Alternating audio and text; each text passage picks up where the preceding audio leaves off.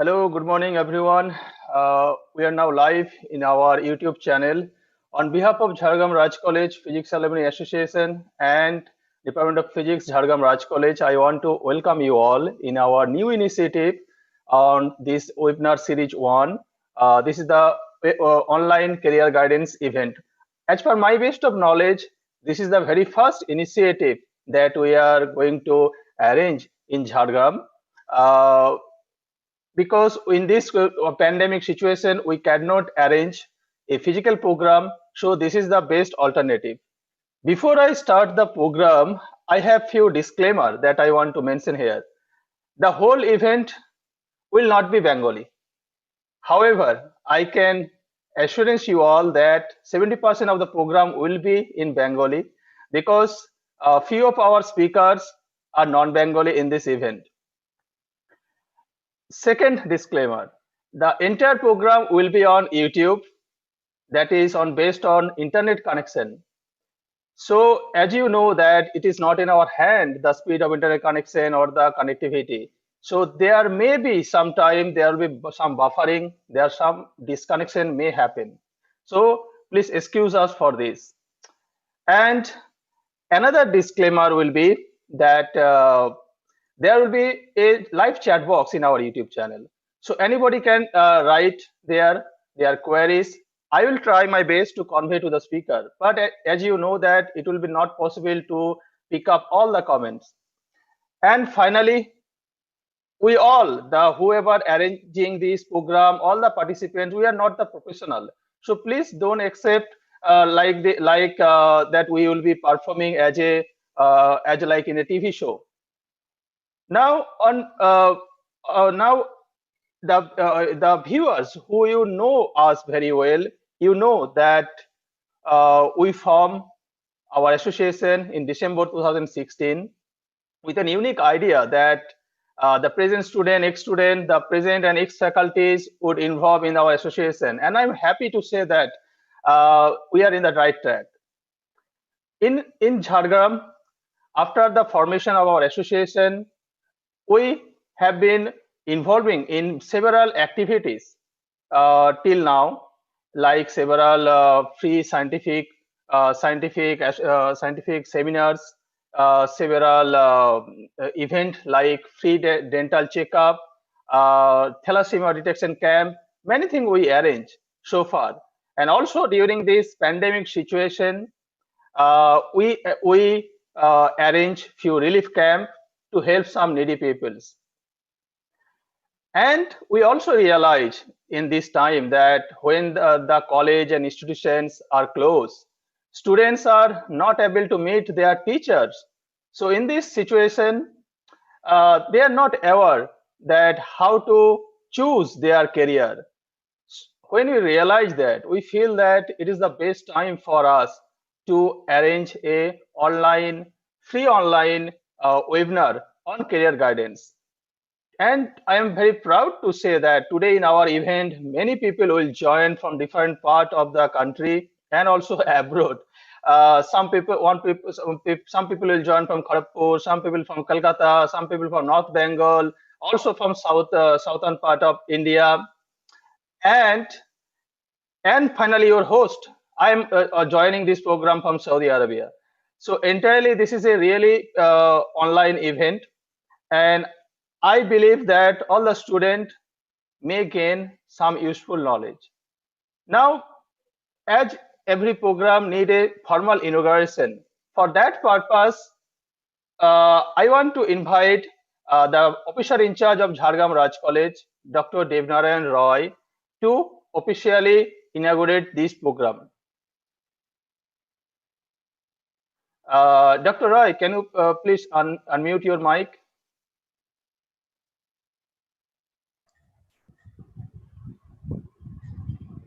Yes, please go on. সকলকে শুভ দ্বীপ্রহর।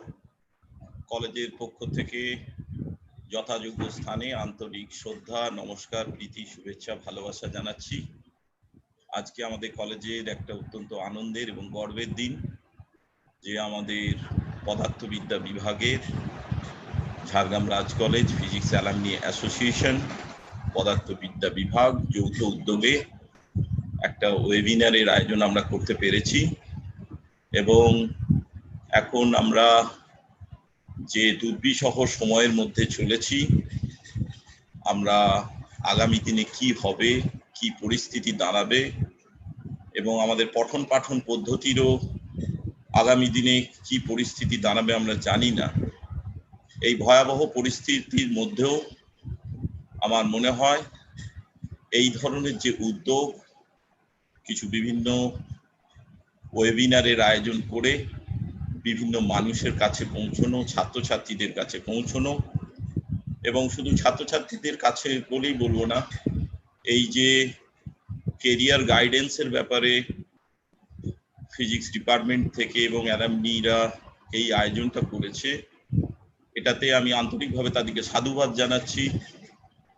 আমি এই কলেজে দায়িত্ব নেওয়ার পর থেকে দেখেছি যে ঝাড়গ্রাম ফিজিক্স অ্যালামনি অ্যাসোসিয়েশন বিভিন্ন সময় বিভিন্ন ধরনের সেমিনার, ওয়ার্কশপ প্রতি বছরই ওনারা করে থাকেন এবং এবছরও আমি দেখেছি এই কোভিড প্যান্ডেমিক সিচুয়েশনের মধ্যে বিভিন্ন গ্রামাঞ্চলে গিয়ে সবর যোদ্ধা সম্প্রদায়ের মানুষ, দরিদ্র দুস্থ মানুষ, তাদের কাছে গিয়ে তারা ত্রাণ পৌঁছে দিয়েছেন এবং এই প্রোগ্রামও একটা নয়, একাধিক গ্রামে গিয়ে ওনারা করেছেন।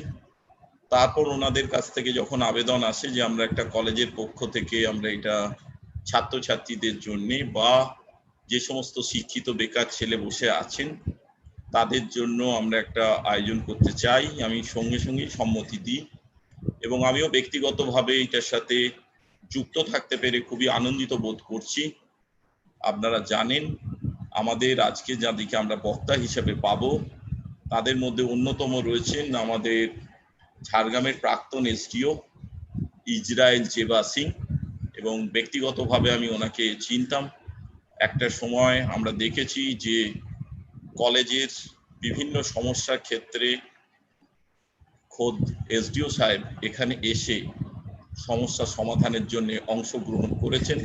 I am really grateful to him for his participation and his willing to participate in the program. We must enrich our knowledge through his deliberation. Not only that, আমাদের সাথে আমরা পেয়েছি ডক্টর সজল ধারাকে, উনি অ্যাসিস্ট্যান্ট প্রফেসর খড়গপুর IIT, উনিও স্বনামধন্য ব্যক্তি, ওনার মতন মানুষও আমাদের সাথে আছেন। এই শিক্ষাবিদকে পেয়েও আমরা খুবই আনন্দিত এবং এনারা তো মূল বক্তা হিসেবে থাকবেন। এর বাইরেও আমাদের ঝাড়গ্রামের আমরা পেয়েছি দেবরাজ ঘোষকে, উনি আমাদের প্রাক্তন ছাত্র এবং WBPS, উনিও তার অভিজ্ঞতার কথা শোনাবেন। আমার মনে হয় এই ধরনের অনুষ্ঠানের মাধ্যমে যারা এটা শুনছেন প্রত্যেকেই উপকৃত হবেন, কারণ আমরা নিশ্চিত নই কার কখন চাকরি হবে, কিভাবে হবে। তবে হয়তো এই চাকরি পেতে গেলে বা পড়াশোনার পরবর্তী পদক্ষেপে নিজের কেরিয়ার তৈরি করতে গেলে, ভবিষ্যতে নিজের পায়ে স্বাবলম্বী হয়ে দাঁড়াতে গেলে এই ধরনের যে অনুষ্ঠান, এখানে যারা বক্তা তাদের যে বক্তব্য, অবশ্যই তার দ্বারা আমরা অনেকটাই সমৃদ্ধ হব। আমি Jhargram Raj college physics alumni অ্যাসোসিয়েশনের উত্তর আরও শ্রীবৃদ্ধি কামনা করি।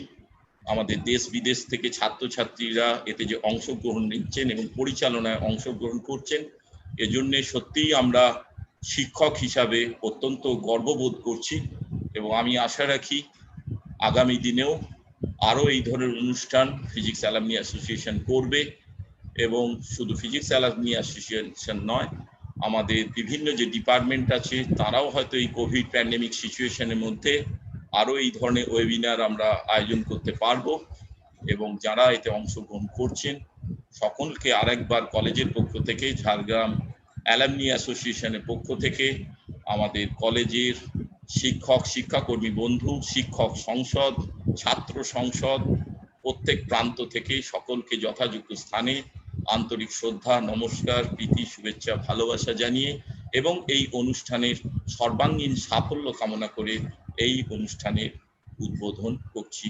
নমস্কার। Thank you, Dr. Roy, for your opening speech. And we are also honored to have you in our program. Now, as you know that in any program, we need a team leader who can organize all the program, who can communicate with the people, and who work behind the scene. And he's the best person to introduce the speaker and to tell about the entire event that we are going to arrange today. For that purpose, I want to request our convener of this program, Dr. Sandipan Mallik, to take the mic and to express your views about this program. Very good afternoon to all of you. It gives me great pleasure to inform you that Jhargram Raj College Physics Alumni Association, in corresponding Department of Physics, Jhargram Raj College, is going to organize a series of webinars on different technical as well as non-technical topics. These webinars are completely free of cost and will be delivered from all over the world. Today, we are going to conduct our very first event of the webinar series entitled Career Guidance, where highly experienced resource persons are going to show the those who are getting trouble to find proper direction after completion of their 10th, 12th or undergraduate examination.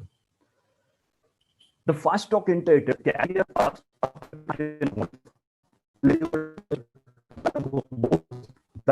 George Telegraph Centre, 1 p.m. The second strategies IAS Exam led by our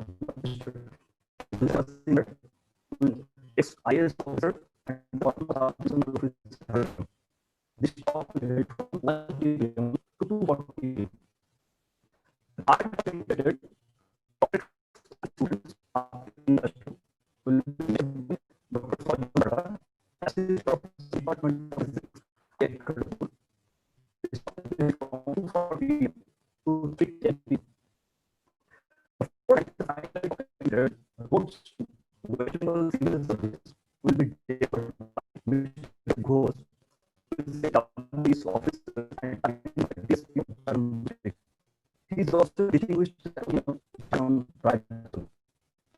The talk will be from 3 p.m. to 4 p.m. Will be and they will never present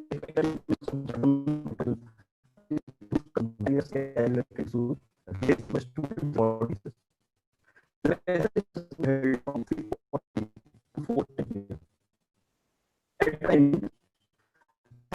Mark by President of JRCPAA. We believe that all students need to receive career guidance services at least once before appropriate decision points in order to support the decision-making process for taking the right further steps. We also believe that our spectators of this program will enlighten you in every aspect by their deep experiences in their corresponding domain. We apologize as due to lack of participants allowed to ask the questions to the speakers. All of the participants are free to post their questions at the chat box during YouTube live event or can post the message box of the JRCPAA official website. Please do not forget to mention your name and email when you are putting your query. We will try to resolve your issues by communicating with you. E-participation certificates will be email ID for all these candidates will next day.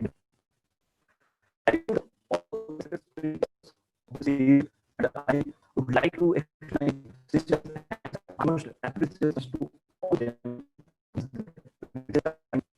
I welcome the students and other audience, and I am thankful to them for attending this program. I want to thank this for the Department of Physics, our faculty of Jhargram Raj College, and all the committees of JRCPAA, and all the members for the time support success. It's a sincere to subscribe and regarding our event. Thankful to Jhargram News Flash for media coverage as a media partner of this event. Please stay tuned and enjoy the program up to the end. Thank you very much to all of you. Thank you so much.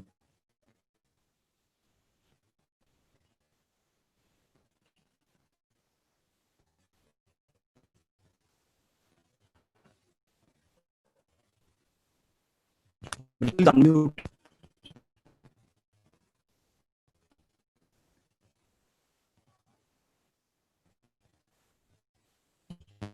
Please unmute.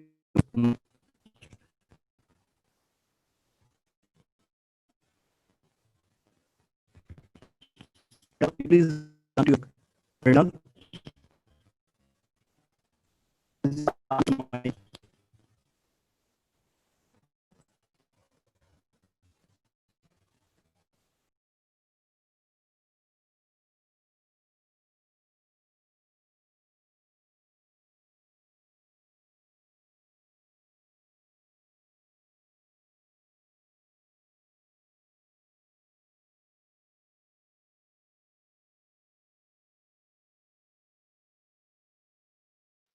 Hello?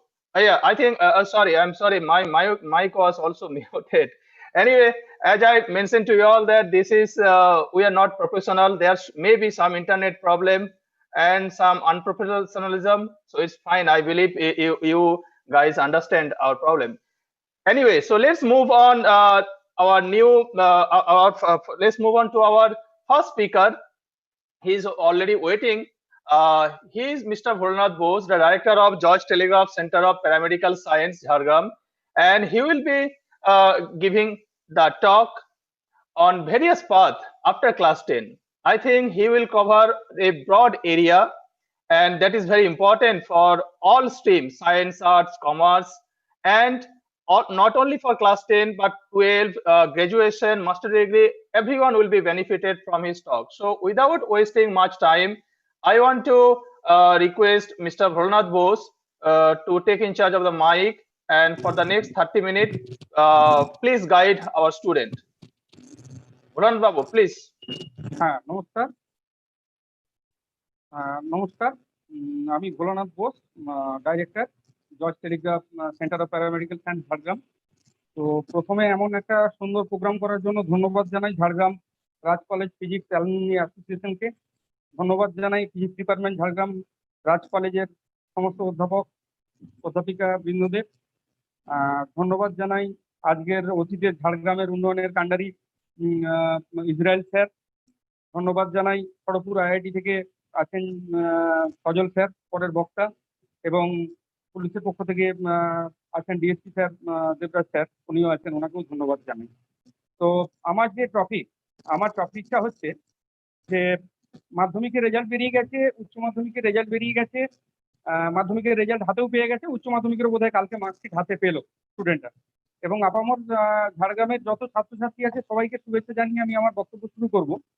যে আমরা যে জিনিসটা জানি যে primary level মানে class 1 to 4 পর্যন্ত একটা ভিত, মানে পড়াশোনার ক্ষেত্রে একটা ভিত তৈরি হয়। ভিতটা কিরকম, যে ওইটা যদি ভিত হয় তাহলে বাড়িটা ঠিকঠাক ভাবে দাঁড়াবে। তো সেই জায়গায় আমরা সবসময় কেয়ার দিই যে 1 to 4 পর্যন্ত ক্লাস যেটা থাকবে আমাদের বেঙ্গল মিডিয়ামের স্টুডেন্টদের, তারা যেন একটু ভালো করে পড়াশোনা করে। কিন্তু 10th লেভেলটা একটা ওয়ান টাইপ অফ পিলার, ঠিক আছে? এবং এখানে আপনাদেরকে ডিসিশন নিতে হবে যে আমি কি করব, মানে কোন রুটে যাব, আমি কোন রুটে গেলে আমি সাকসেস হব, আমি কোন রুটে গেলে একটা জব পাবো, ঠিক আছে? মাধ্যমিকের পরে আমি কিভাবে নিজের ভবিষ্যৎটা তৈরি করব, সেটা একটা বড় প্রশ্নচিহ্ন হয়ে দাঁড়ায়। অনেক গার্জেন আছেন, অনেক স্টুডেন্ট আছেন যাদের কাছে একটা বড় প্রশ্নচিহ্ন হয়ে যায়। অনেকে আবার সময়ের অভাবে বা একটু মানসিক চিন্তায় একটা ভুলভাল ডিসিশন নিয়ে নেন, যেটার জন্য হয়তো পরে সেটা আফসোসও করতে হয়।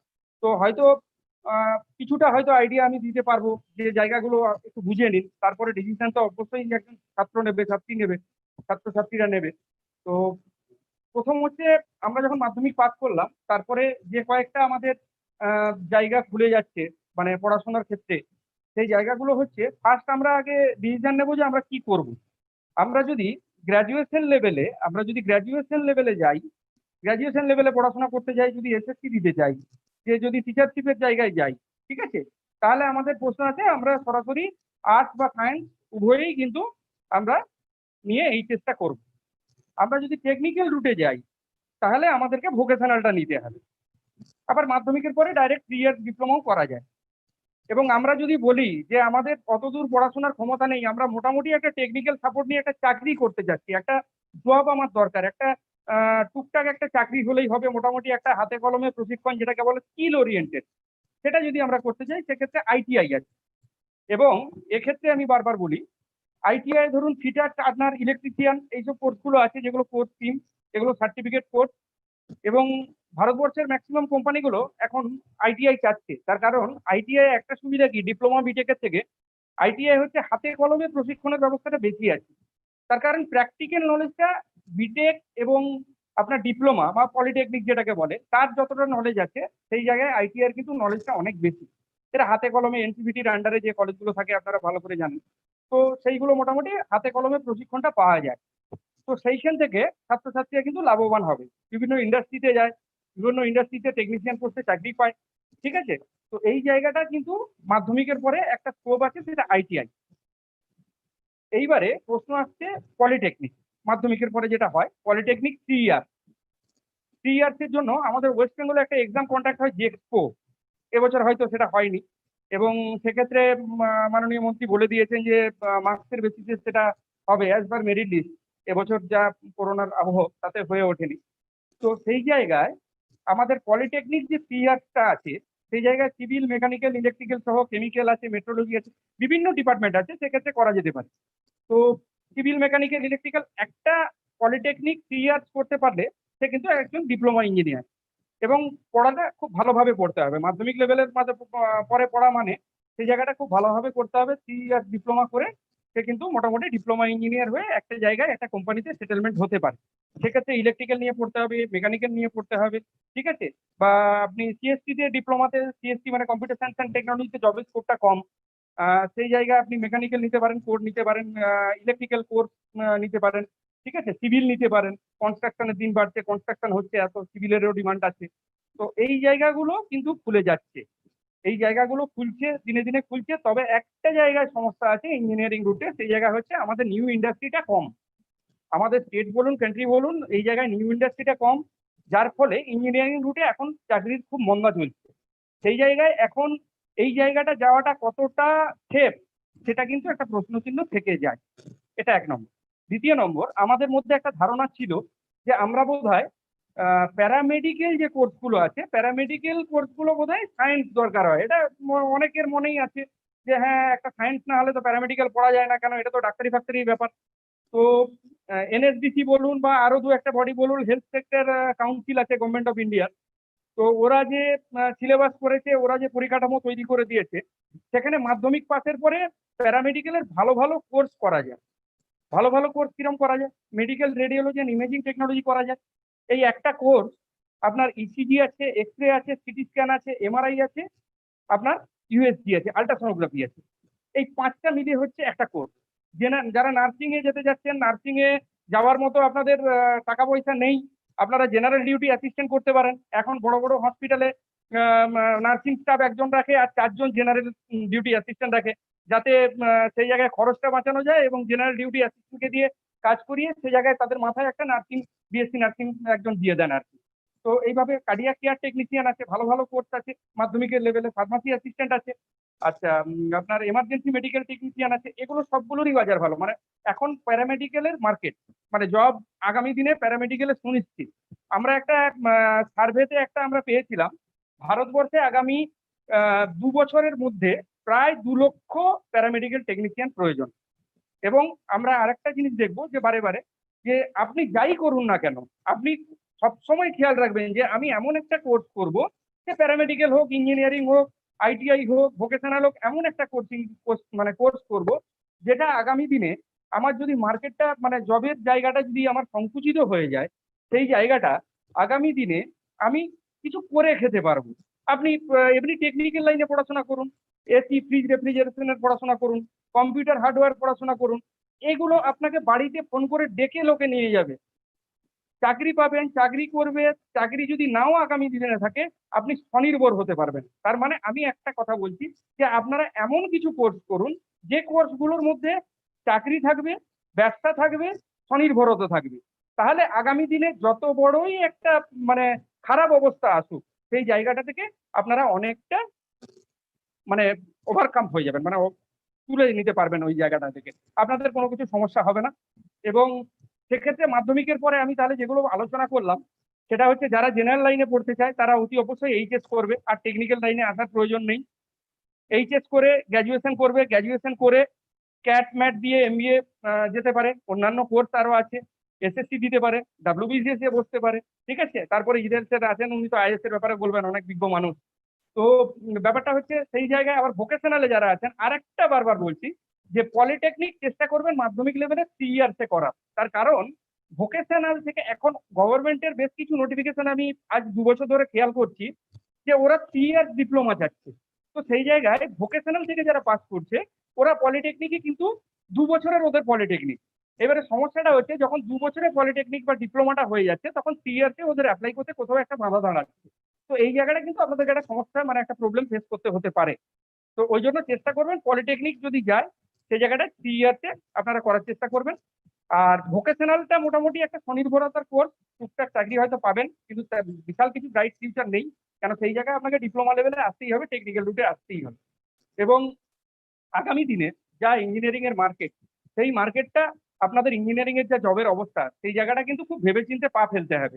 যে আমি আজকে আমার ধরুন একটা মধ্যবিত্ত ফ্যামিলি, নিম্ন মধ্যবিত্ত ফ্যামিলি, আমাদের যা ইনকাম, আমাদের যে ফ্যামিলির রোজগার, সেই রোজগারটা নিয়ে একটা জায়গায় আমি ইনভেস্টমেন্ট করবো 2 লাখ 2.5 লাখ টাকা, সেই ইনভেস্টমেন্টটা যদি কোনো না জব পাই ভবিষ্যতে, সেটা কিন্তু খুবই বাজে অবস্থা দাঁড়াবে। এবং দ্বিতীয় নম্বর, এর পরে আমি মাধ্যমিক লেভেল হয়ে গেল, এরপরে আমি আসছি। এবং আরেকটা কথা বলি, জেনারেল রুট, যেটা আমি মাধ্যমিকের কথা বলছিলাম, যে আপনারা যারা এসএসসি দেবেন, এটা মনে মনে আছে আমি স্কুল টিচার হব, বা আমি মাস্টার ডিগ্রি করে আমি প্রফেসর হবো, আমি স্পেশালি স্কুল টিচারশিপটাই বলছি। আজকে ধরুন 6-7 বছর একটা প্রবলেম হয়ে আছে, কোনো একটা এসএসসি অ্যাপয়েন্টমেন্ট নেই, এটা কিন্তু বছরে বছর বিএড করে করে করে করে বাড়ছে। এবং এটা একটা জায়গায় যখন সামনের বারে যখন নোটিফিকেশন হবে, তখন কিন্তু প্রচুর ক্যান্ডিডেট হবে, সেই জায়গায় কিন্তু কম্পিটিশনে টিকে থাকাটা খুবই টাফ, মানে খুব খুব খুব টাফ। তার কারণ আজকে 6-7 বছরে যত হাজার হাজার বিএড পরীক্ষার্থী বেরিয়েছে, হাজার হাজার গ্র্যাজুয়েশন, মাস্টার ডিগ্রি, জেনারেল ক্যান্ডিডেটটা বেরিয়েছে, ওরা কিন্তু সবাই একসঙ্গে পরীক্ষায় বসবে একটা নোটিফিকেশন পেলে। অতএব ভেবে দেখতে হবে আগামী দিনে যে গভর্নমেন্টের ভ্যাকেন্সি কতটা আছে, আর আমার কতটা ভ্যাকেন্সি ফিল আপ করা যাবে, কতটা আমার ক্যাপাবিলিটি আছে যে আমি ওই জায়গাটা ওই এক্সামটাতে উত্তীর্ণ হতে পারবো, এটা কিন্তু দেখে ডিসিশন নেবেন। এখনো যদি জেনারেল কলেজে আপনারা পড়েন, সেই জায়গায় আপনারা আসুন, এসে অন্য কিছু কোর্স করুন, ওটার সঙ্গে সঙ্গেই অন্য কিছু কোর্স করুন। প্যারালালি একটা মানুষকে এখন একটা নিয়ে থাকলে চলবে না, আরো 2-1টা কোর্স কিছু করতে হবে, যে না আমার এটা যদি কোনো জায়গায় কোনো খারাপ অবস্থা আছে, সেই জায়গাটা যেন আমি একটা নতুন জায়গা ধরতে পারি। এটা হলো মাধ্যমিক লেভেল। এবারে আসছি 12th লেভেলে। 12th লেভেলে আবার বলছি, যারা ধরুন মাধ্যমিকের পরে আপনারা হায়ার সেকেন্ডারি পড়বেন, যাদের লক্ষ্য আমার গ্র্যাজুয়েশন করে আমি অন্য কিছু করতে চাই, তারা গ্র্যাজুয়েশনের পরে আপনি আবার বলছি WBPS দিতে পারেন, ম্যানেজমেন্ট পড়তে পারেন, ঠিক আছে। আপনারা ফ্যাশন ডিজাইনিং করতে পারেন, অনেক কোর্স আছে। কিন্তু 12th এর পরে যারা জেনারেল স্টুডেন্ট, তাদের কাছে আমি একটা কথা বলবো যে আপনারা সবসময় চেষ্টা করবেন কম্পিটিটিভ এক্সাম দিয়ে একটা ভালো নিজেকে প্রিপারেশনের মধ্যে রাখা। তার কারণ হচ্ছে জেনারেল রুটে চাকরির কিন্তু ভরসা খুব কম, মানে সেই জায়গাটা খুব অবস্থা খারাপ। তো সেই জায়গাটা খুব ভালো করে পড়াশোনা করে খুব ভালো করে প্রিপারেশন নিলে তাহলে কিন্তু আপনাদের ঠিক আছে, নাহলে কিন্তু অন্য কিছু একটা ভাবতে হবে। এবারে 12th এর পরে আমরা যেটা আসি সেটা হচ্ছে ইঞ্জিনিয়ারিং রুট। ধরুন আপনি বিটেক করবেন, ওয়েস্ট বেঙ্গল জয়েন্ট বা AITPL দিয়ে আপনাকে বিটেক করতে হবে। বিটেক করার পরে, বিটেক করার জন্য আপনি জয়েন্টের র্যাঙ্ক মাস্ট, আমাদের ওয়েস্ট বেঙ্গলের যেটা নিয়ম, এবছর কোভিডের জন্য কি করবে জানা নেই, তো জয়েন্টের রেজাল্টও বোধহয় বেরিয়ে যাবে। তো সেই জায়গাটা আপনার বিটেক করুন, আপনি যাই করুন না কেন, একটা জিনিস আবার বারবার বলছি, ইন্ডাস্ট্রির অবস্থাটা দেখুন, ইন্ডাস্ট্রির অবস্থাটা দেখে ডিসিশন নিন। অনেক টাকার ব্যাপার, একটা বিটেক করতে এখন মিনিমাম 4 লাখ টাকা, 4.5 লাখ টাকা, 5 লাখ টাকা খরচা হয়। কলকাতার মার্কেটে তো আরো অনেক বেশি, কলকাতার কলেজগুলোতে। তো সেই জায়গাটা ভেবে চিনতে পা দিন। খুব ভালো যদি লাগে সাবজেক্টটাকে তবেই সাবজেক্টে যান, নাহলে নিজেকে ইঞ্জিনিয়ার বলার মতো প্রফেশনে যাবেন না, তার কারণ ওটা কিন্তু ভবিষ্যতের দিকে একটু ঝুঁকি আছে। এবং সেক্ষেত্রে আবার একটা কথা আমি এটা বলবো যে অস্বীকার করার উপর নয়, ভালো করে যদি পড়াশোনা যেটাতেই করবেন, ব্রিলিয়ান্ট স্টুডেন্ট যদি হন, সে জায়গায় আপনার ভবিষ্যৎ আছে, সে জায়গায় আপনি আর কোথাও আটকাবেন না। কিন্তু তার মধ্যেও তো দেখবেন যারা মাঝারি স্টুডেন্ট আছে, যারা পেছনের লেভেলের স্টুডেন্ট আছে, তারা কি করবে? তারা হয়তো নিজেদেরকে একটা মানে ভাববে যে আমি একটা ইঞ্জিনিয়ার হবো, কিন্তু ইঞ্জিনিয়ার হওয়াটা নয়, যদি খুব ভালো করে প্রিপারেশন থাকে, খুব ভালো মনে দৃঢ়তা থাকে আপনার, তাহলে কিন্তু আপনি যান, নাহলে কিন্তু আপনি অন্য ধরনের কোর্স করার চেষ্টা করুন। এই এইচএস এর পরে আপনি জেনারেল গ্রুপে পড়ে আরেকটা পাবেন, বিবিএ, বিসিএ, হসপিটাল ম্যানেজমেন্টের মতো বিভিন্ন কোর্স আছে, ঠিক আছে? তো বিবিএ আর হসপিটাল ম্যানেজমেন্ট এটা আর্টস লেভেল থেকেই পড়া যায়। আর আপনার বিসিএটার জন্য আপনার এইচএস এ ম্যাথস লাগে। তো বিসিএ করে আপনি এমন কিছু হাই ফাই লেভেলের জব পাবেন না, তার জন্য এমসিএ করার দরকার আছে। আর বিবিএ করেও হাই ফাই লেভেলের জব পাবেন না, তার জন্য আপনাকে করতে হবে আপনার এমবিএ। সেখানে একটা প্রবেশিকা পরীক্ষা হয়, ক্যাট বা ম্যাট যা হয়, বা আমাদের ওয়েস্ট বেঙ্গল WBPS আন্ডারে জি-ম্যাট বলে একটা এক্সাম হয়। তো সেইগুলো দিয়ে আপনি এমবিএ করতে পারেন। তো দিয়ে একটা ভালো জায়গায় মোটামুটি চাকরি পেতে পারেন। আর ইঞ্জিনিয়ারিং এর যেটা ব্যাপারটা দাঁড়াচ্ছে, কম্পিউটার সায়েন্স বলুন, আপনার ইলেকট্রিক্যাল ইঞ্জিনিয়ার বলুন, BTech in electrical engineer, BTech mechanical engineer, chemical engineering, আরো যারা যারা যা যা আছে, অনেকগুলোই তো স্ট্রিম আছে বিটেকের। তো প্রত্যেকটাই মানে কোরের দিক থেকে ভালো, মানে কোনো জায়গা খারাপ নয়, কিন্তু ওই যে বারবার বলছি, ইন্ডাস্ট্রি কম, ঝুঁকিটা বেশি। খুব ভালো করে পড়াশোনা না করলে ইঞ্জিনিয়ারিং রুটে যাওয়াটা কিন্তু একটু ঝুঁকি আছে, এটা কিন্তু ভাববেন।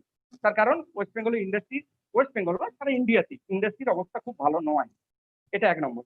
দ্বিতীয় নম্বর, ইঞ্জিনিয়ারিং হোক, নার্সিং হোক, যে কোনো জায়গায় যখন অ্যাডমিশন হতে যাবেন, বারবার একটা কথা মনে রাখবেন যে ফার্স্ট গিয়ে সেই কলেজের অ্যাফিলিয়েশন দেখবেন, অ্যাপ্রুভাল দেখবেন, সেই কলেজের ফ্যাকাল্টি লিস্ট, প্রসপেক্টাসে ফ্যাকাল্টিদের নাম দেওয়া থাকবে, সেই নামগুলো ডিপার্টমেন্টে গিয়ে মেলাবেন। তার কারণ কোনো লজ্জার ব্যাপার নয়, কিন্তু কোনো ভয়ের ব্যাপার নয়, আপনি ওখানে অ্যাডমিশন হচ্ছেন, এটা মনে রাখবেন। এটা গভর্নমেন্টের ক্ষেত্রে বলছি না, আমি প্রাইভেট ক্ষেত্রে বলছি। তার কারণ প্রসপেক্টাসে একরকম থাকে, একরকম হয় কিছু কিছু ক্ষেত্রে, সবার ক্ষেত্রে সেটা নয়। সেইটা খুব মানে দৃঢ়তার সঙ্গে আপনি নিজে যাচাই করে নেবেন, প্র্যাকটিক্যালে দেখবেন ল্যাবে ইকুইপমেন্ট কেমন আছে, ঠিক আছে, যাকে এইচওডি বলে দেখানো হচ্ছে কিনা, সেই এইচওডি আছে কিনা, এগুলো ভালো করে পরখ করে তারপরে আপনি অ্যাডমিশনের ডিসিশনটা নেবেন। এটা হচ্ছে ইঞ্জিনিয়ারিং। এরপরে আসছি মেডিকেল। মেডিকেলে আপনি জানেন এখন তো মানে খুব ভালো অবস্থা, নিট দিয়ে যদি এমবিবিএস হতে পারেন, মানে শূন্য পদের সংখ্যা বেশি, প্রার্থী কম, সেই জায়গাটা মোটামুটি এখনো কেউ বসে নেই, বসে থাকবে না। মোটামুটি এখন আমাদের ডাক্তার অপ্রতুল, মানে যা অবস্থা, মানে খুব ক্রাইসিস। তো সেই জায়গাটা নিট দিয়ে পাওয়াটাও খুব বড় ব্যাপার। তার কারণ এই জায়গায় হচ্ছে নিটটা দিয়ে আপনি যে কিছু চাকরি টাকরি করবেন, সেই জায়গাটা একটা কিন্তু খুব মানে মানে নিটের যে প্রিপারেশনটা, সেটা কিন্তু ভেরি টাফ, এবং সেই জায়গাটা পাওয়াটাও খুব টাফ। অতএব সেটা তো হলোই। আর আপনি যদি ডাইরেক্ট ম্যানেজমেন্ট কোটায় অ্যাডমিশন নিতে চান, সেটার অ্যামাউন্ট তো জানেন, ডোনেশন প্লাস প্রায় অনেকটাই, না বলাই ভালো, ওটা মানে বেসরকারি ব্যাপার আর কি। তো সেই জায়গাটা আমার মনে হয় যে ফ্যামিলির কন্ডিশন দেখে একানো উচিত, এবং খুব ভালো যদি ব্রিলিয়ান্ট থাকেন, ভালো করে কোচিং নিয়ে নিটে বসে ভালো করে র্যাঙ্ক করে যাওয়া উচিত। তবে এই জায়গাটাতে এমবিবিএস এ আপনি যদি নিটের ভালো করে কোচিং নিতে পারেন, আপনার সাকসেসটা 100%, মানে এই জায়গায় আটকানোর আপনাকে কেউ নেই, কেউ আটকাবে না আপনাকে, একবারে 100% আপনি সাকসেস হবেন, কেউ আটকাতে পারবে না। এরপরে আসছি নার্সিং। নার্সিং এটা এখন আমাদের খুব ট্রেন্ড হয়ে গেছে ওয়েস্ট বেঙ্গলে। আমাদের ওয়েস্ট বেঙ্গলে নার্সিং কলেজ কম, এবং চাহিদাটা প্রচুর। প্রত্যেক স্টুডেন্ট চায় ওয়েস্ট বেঙ্গলে ভর্তি হতে, কিন্তু চান্স পায় না, মার্কসের একটা হেরফের থাকে, মার্কসের মেরিট লিস্ট থাকে। এবং আমাদের ওয়েস্ট বেঙ্গলে বিএসসির জন্য একটা রাজ্যের জয়েন্ট এন্ট্রান্স একটা পরীক্ষা নেয়, জেনপা বলে, সেই জায়গায় একটা কোয়ালিফাইও করার ব্যাপার আছে, ব্যাপার থাকে। তো সেই জেনপাটা এবছর তো জানেন একটা তো প্রবলেম হয়ে আছে, প্রবলেম ক্রিয়েট হয়ে আছে, 2-3টা কোশ্চিনও আমার কাছে এসেছে। তো সেই জায়গাটা আমি টাচ করে গেলাম ওই জন্য। তো হয়তো এবছর হয়তো মেরিটের মাধ্যমে অ্যাডমিশন নিতে পারে, সেটা তো গভর্নমেন্ট একটা ডিসিশন নিতে পারে হয়তো। তো সেই জায়গাটা বিএসসি নার্সিং এবং জিএনএম দুটোরই মোটামুটি আছে আমাদের চাহিদা। আমাদের রাজ্যে স্বাস্থ্য বিভাগে ভ্যাকেন্সিও প্রচুর এবং নিয়োগও প্রচুর চলছে। আগামী দিনের ভবিষ্যৎ ভালো, তার কারণ এই জায়গাটায় কোনো অবস্ট্রাগল কিন্তু থাকবে না আগামী 3 বছর। তবে জিএনএমটা হয়তো একটু সমস্যা পড়তে পারে, তার কারণ ব্যাঙ্গালোর, উড়িষ্যাতে এত বেঙ্গলের স্টুডেন্ট গিয়ে অ্যাডমিশন দিচ্ছে। তো সেই জায়গাটা যখন পাস করে ক্যান্ডিডেট বের হবে, তখন রাজ্যে কিন্তু অনেকটাই ভ্যাকেন্সি ফিল আপ হবে। সেই জায়গায় জিএনএম এর কিন্তু একটা সমস্যা। আবার জিএনএম এর একটা প্লাস পয়েন্ট হচ্ছে এইচএস আর্টস থেকে যেহেতু করা যায়, সেহেতু এখানে একটা সুযোগ থাকে আর্টসের জন্য, মানে যারা কলা বিভাগে পড়েন তাদের জন্য একটা সুযোগ থাকে যে হ্যাঁ আমি একটা মেডিকেল রুটে নার্সিং এ যেতে পারবো। তো সেই জায়গাটা আরেকটা বারবার করে বলি, যারা আপনারা ওয়েস্ট বেঙ্গলে যারা ভর্তি হচ্ছেন তাদের কোনো চিন্তা নেই, তারা ওয়েস্ট বেঙ্গল নার্সিং কাউন্সিলের আন্ডারে কলেজ আছে, আপনারা দেখে নেবেন। যারা বাইরে যাচ্ছেন বারবার সাবধান করছি, আপনারা দরজায় টোকা মারলেও একটু ভালো করে ভেবে দেখবেন। তার কারণ যেই কলেজটাতে অ্যাডমিশন হবেন ওটা ইন্ডিয়ান নার্সিং কাউন্সিলের অ্যাপ্রুভেল আছে কিনা। আইএনসির অ্যাপ্রুভেল যদি নাই, আইএনসির অ্যাপ্রুভেল যদি না থাকে, সেক্ষেত্রে কিন্তু অ্যাডমিশনের জন্য দ্বিতীয়বার আপনি ভাববেন। তার কারণ অনেক কলেজ আছে বেঙ্গালোরে যারা কেএনসির অ্যাপ্রুভেল, আইএনসির অ্যাপ্রুভেল নেই। এই জায়গায় কিন্তু ভয়ঙ্কর বিপদে পড়বেন। ওয়েস্ট বেঙ্গল কিন্তু এটাকে অ্যালাউ করবে কিনা ডাউট আছে, অ্যালাউ হয়তো করবেই না। সেই জায়গাটা কিন্তু একটু সমস্যায় আপনারা পড়ে যাবেন। হয়তো কেউ বলছে হ্যাঁ নার্সিং এ ওখানে অ্যাডমিশন হয়ে যাবে, ওখানে হয়ে যাবে, না। আপনি ভালো করে কলেজে যাবেন, কোনো বুকিং করার দরকার নেই, কলেজে সিট আছে, কলেজে যাবেন, কলেজে গিয়ে আপনারা খোঁজ নিন, ভালো করে তাদের পেপারস দেখুন, ইন্ডিয়ান নার্সিং কাউন্সিলের সাইডে দেখুন যে হ্যাঁ ওই কলেজটার নাম আছে কিনা, তারপরে আপনারা ডিসিশন নিন। এখানে দু রকমের নার্সিং বারবার বলছি, যারা সায়েন্সের স্টুডেন্ট আছেন তাদের জন্য বিএসসি নার্সিং, এবং যারা আপনারা আর্টস আছেন তাদের জন্য জিএনএম নার্সিং।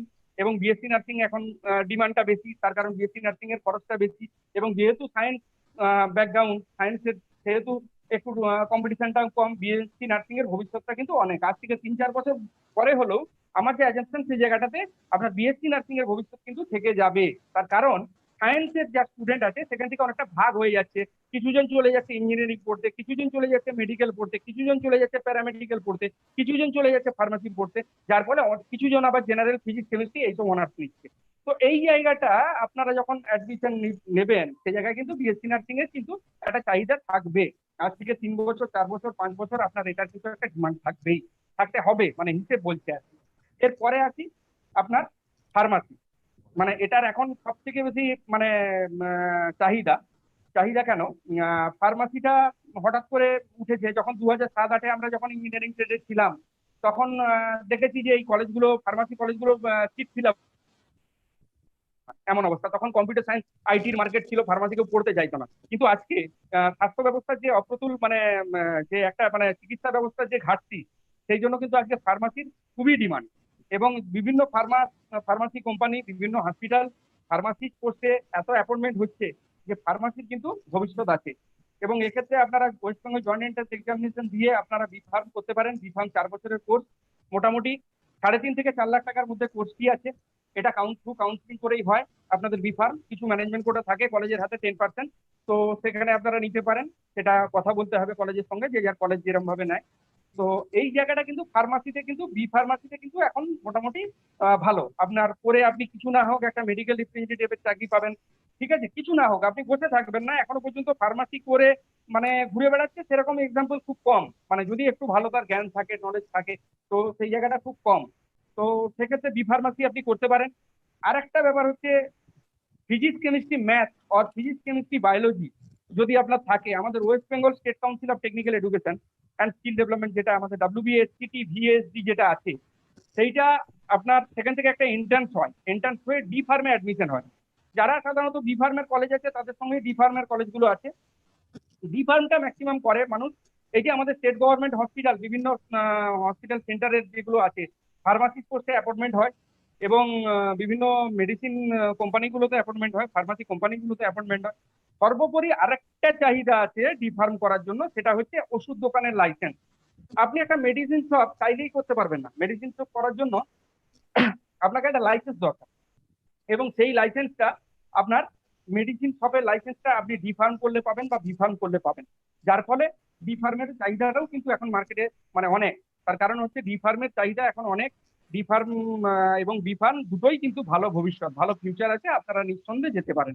আবার বলছি, ফিজিক্স কেমিস্ট্রি ম্যাথ অথবা ফিজিক্স কেমিস্ট্রি বায়োলজি এই দুটো নিয়ে পড়তে হবে। বি ফার্মের ক্ষেত্রে জয়েন্ট লাগবে, কিন্তু ম্যানেজমেন্ট কোটা 10% আছে।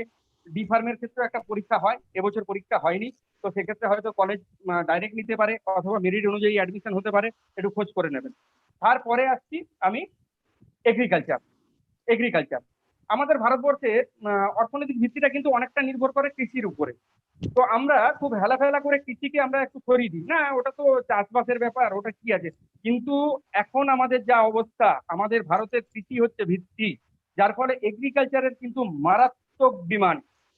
মানে কেউ যদি এগ্রিকালচারে বিএসসি করে এমএসসি করে বা এগ্রিকালচারে বিটেক করে এমটেক করে, তার কিন্তু পোয়াবারও এবং তার ক্ষেত্রে ভবিষ্যৎ কিন্তু খুব উজ্জ্বল, খুব উজ্জ্বল, মানে ভাবা যাবে না। এবং এগ্রিকালচারে এখন খুব ডিমান্ড, মানে কল্যাণী থেকে শুরু করে আপনার উত্তরবঙ্গ থেকে শুরু করে স্টুডেন্ট চান্স পায় না, 91 92 কাট অফ মার্কসে রয়ে যায়, স্টুডেন্ট চান্স পায় না।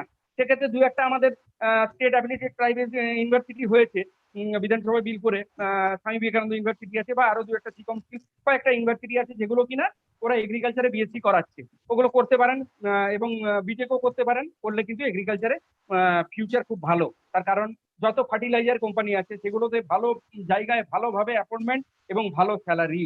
এবং শুধু তাই নয়, আমাদের স্টেট গভর্নমেন্টের যে এগ্রিকালচার ডিপার্টমেন্টে যে অফিসিয়াল পোস্টগুলো আছে, এডিও থেকে শুরু করে যে সমস্ত পোস্টগুলো আছে, সেগুলোতে আপনি অ্যাপয়েন্টমেন্টের একটা বড় জায়গা পেয়ে যাবেন। মানে কৃষিকে বাদ দিয়ে আপনার কিছু হবে না। দুটো জিনিস আপনারা মনে রাখবেন, আপনার কিছু থাক না থাক, কৃষি আর স্বাস্থ্য, এই দুটোকে বাদ দিয়ে আপনি আর কিছু করতে পারবেন না, যেদিকেই যান। এরপরে থার্ড আসি প্যারামেডিক্যাল। প্যারামেডিক্যাল আমি এর আগেও বলেছি, মাধ্যমিকের পর আমাদের একটা ভুল ধারণা ছিল, অনেকেরই ভুল ধারণা আছে মাধ্যমিকের পর প্যারামেডিক্যাল করা যায় না। কিন্তু মাধ্যমিকের পরে প্যারামেডিক্যালের ভালো ভালো কোর্স আছে, ডিপ্লোমা এবং সার্টিফিকেট লেভেলে, এবং সেখানে জবও ভালো আছে। মানে আপনার শূন্যপদ বেশি কিন্তু কর্মী কম এখনো, মানে এখনো অবধি, এবং আগামী 2 বছর 3 বছর এটা থাকবে। তো সেই জায়গায় কিন্তু প্যারামেডিক্যাল করতে পারেন। এইচএস এর যারা সায়েন্স নিয়েছেন, বায়োলজি কেমিস্ট্রি থাকলেই হবে। সেক্ষেত্রে আপনার BMLT, diploma in medical laboratory technician, renal dialysis technician, operation theater টেকনিশিয়ানের মতো কোর্স করতে পারেন। গ্র্যাজুয়েশন লেভেলে বিএমএলটির মতো কোর্স করতে পারেন। তো আপাতত ভাবে যাদের আর্থিক সঙ্গতি কম, যারা আমরা নিম্ন মধ্যবিত্ত বা গরিব ফ্যামিলির লোকজন আছি, তা আমরা ডিপ্লোমা সার্টিফিকেটে যাব। তার কারণ আমার মনে হয় যে প্যারামেডিক্যাল পড়ার পরে এরপরে হায়ার স্টাডিজে যাওয়ার দরকার নেই। প্যারামেডিক্যাল যদি আপনি ভালো করে পড়তে পারেন, এটা এতটাই হাতে কলমে প্রশিক্ষণ যে আপনার একটা জব সুনিশ্চিত। পড়াশোনাটা একটু ভালো করে করতে হবে, তো সেই জায়গাটায় জব সুনিশ্চিত। এবং এরপরে যদি আপনার মনে হয় যে না আমার একটু ফিনান্সিয়াল ক্যাপাবিলিটি আছে, আমি একটু ভালোর দিকে যেতে পারি, তাহলে আপনি গ্র্যাজুয়েশন লেভেলে যেতে পারেন, বিএমএলটি করতে পারেন, ফিজিওথেরাপি করতে পারেন, ব্যাচেলার অফ ফিজিওথেরাপি যেটা আছে এগুলো করতে পারেন। এইগুলো মোটামুটি প্যারামেডিক্যালের একটা ভালো দিক। মানে প্যারামেডিক্যালের আপনি যাই করুন না কেন, প্যারামেডিক্যাল এতটাই হাতে কলমে প্রশিক্ষণ, এতটাই টেকনিক্যাল দিক যে এই জায়গাটাকে কিন্তু আপনাকে সাকসেস করিয়েই ছাড়বে। এবং দিন যত যাবে মানুষের রোগ জ্বালা মানে বাড়বে, ভগবান না করুক, এটা আমাকে বলতে হচ্ছে আর কি। তো মানুষের যার ফলে আমি বারবার একটা কথা বলছি না যে আপনার স্বাস্থ্য ব্যবস্থার উপরে জোর দিন, এটা কিন্তু খুব এসেন্সিয়াল হয়েছে। আজকে করোনা এসেও কিন্তু আমাদের দেখিয়ে দিয়েছে যে আপনারা অন্য কিছু ছাড়া বেঁচে যাব, কিন্তু আমাদের গ্রোসারি, আপনার ওষুধ দোকান, হাসপাতাল, ডায়াগনস্টিক সেন্টার, এগুলো ছাড়া কিন্তু আমরা বাঁচবো না। তার মানে এগুলো আমার সব দিনই চলবে, এগুলো সাকসেসফুলি রান করবে, কোনো জায়গায় কোনো সমস্যা হবে না, কোনো জায়গাতেই কোনো অবস্ট্রাগল আসবে না। এবং আপনারা একটা জিনিস জানেন ভালো করে, আরেকটা জিনিস আপনাদের বলে দিই, ব্যাচেলার অফ হসপিটাল ম্যানেজমেন্ট একটা কোর্স আছে, এটা আপনারা করতে পারেন। এটা গ্র্যাজুয়েশন এইচএস আর্টসও করতে পারবে, এইচএস সায়েন্সও করতে পারবে, ওরপর এমএইচও করা যায়, মাস্টার হসপিটাল অ্যাডমিনিস্ট্রেশন করতে পারবেন।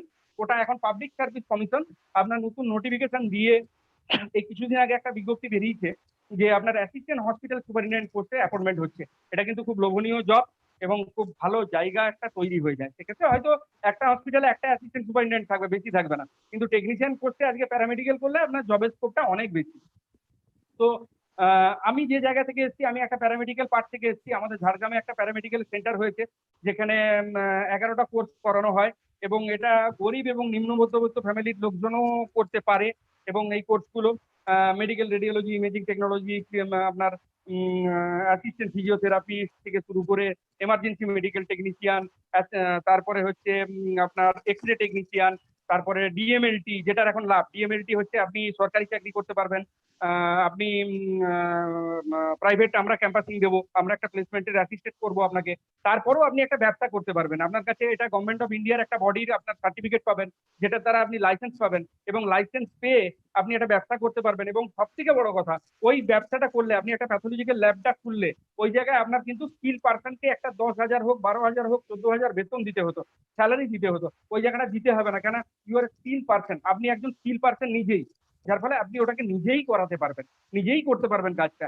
যার ফলে এই জায়গায় কিন্তু অনেক বেশি। অপারেশন থিয়েটার টেকনিশিয়ান, ওটাও একটা ভালো কোর্স। রেনাল ডায়াগনস্টিক টেকনিশিয়ান, এটাও একটা ভালো কোর্স। এবং এই একমাত্র ওভারঅল ওয়েস্ট বেঙ্গলে আপনার ঝাড়গ্রাম সেন্টারেই যেটা মানে এসসি এসটি ওবিসি এবং জেনারেল যাদের বিলো ইনকাম একটা ইনকাম সার্টিফিকেট দিতে পারবে, তাদের একটা বড় ধরনের স্কলারশিপ দেওয়া হচ্ছে। এটা কিন্তু অন্য কোথাও নেই, ওয়েস্ট বেঙ্গলের অন্য কোথাও নেই। আমাদের যে জর্জ জানেন 100 বছরের অর্গানাইজেশন জর্জ টেলিগ্রাফ, সেটা 100 বছরের অর্গানাইজেশন, এটা কিন্তু অন্য কোথাও নেই, যেটা আমাদের ঝাড়গ্রামে আছে।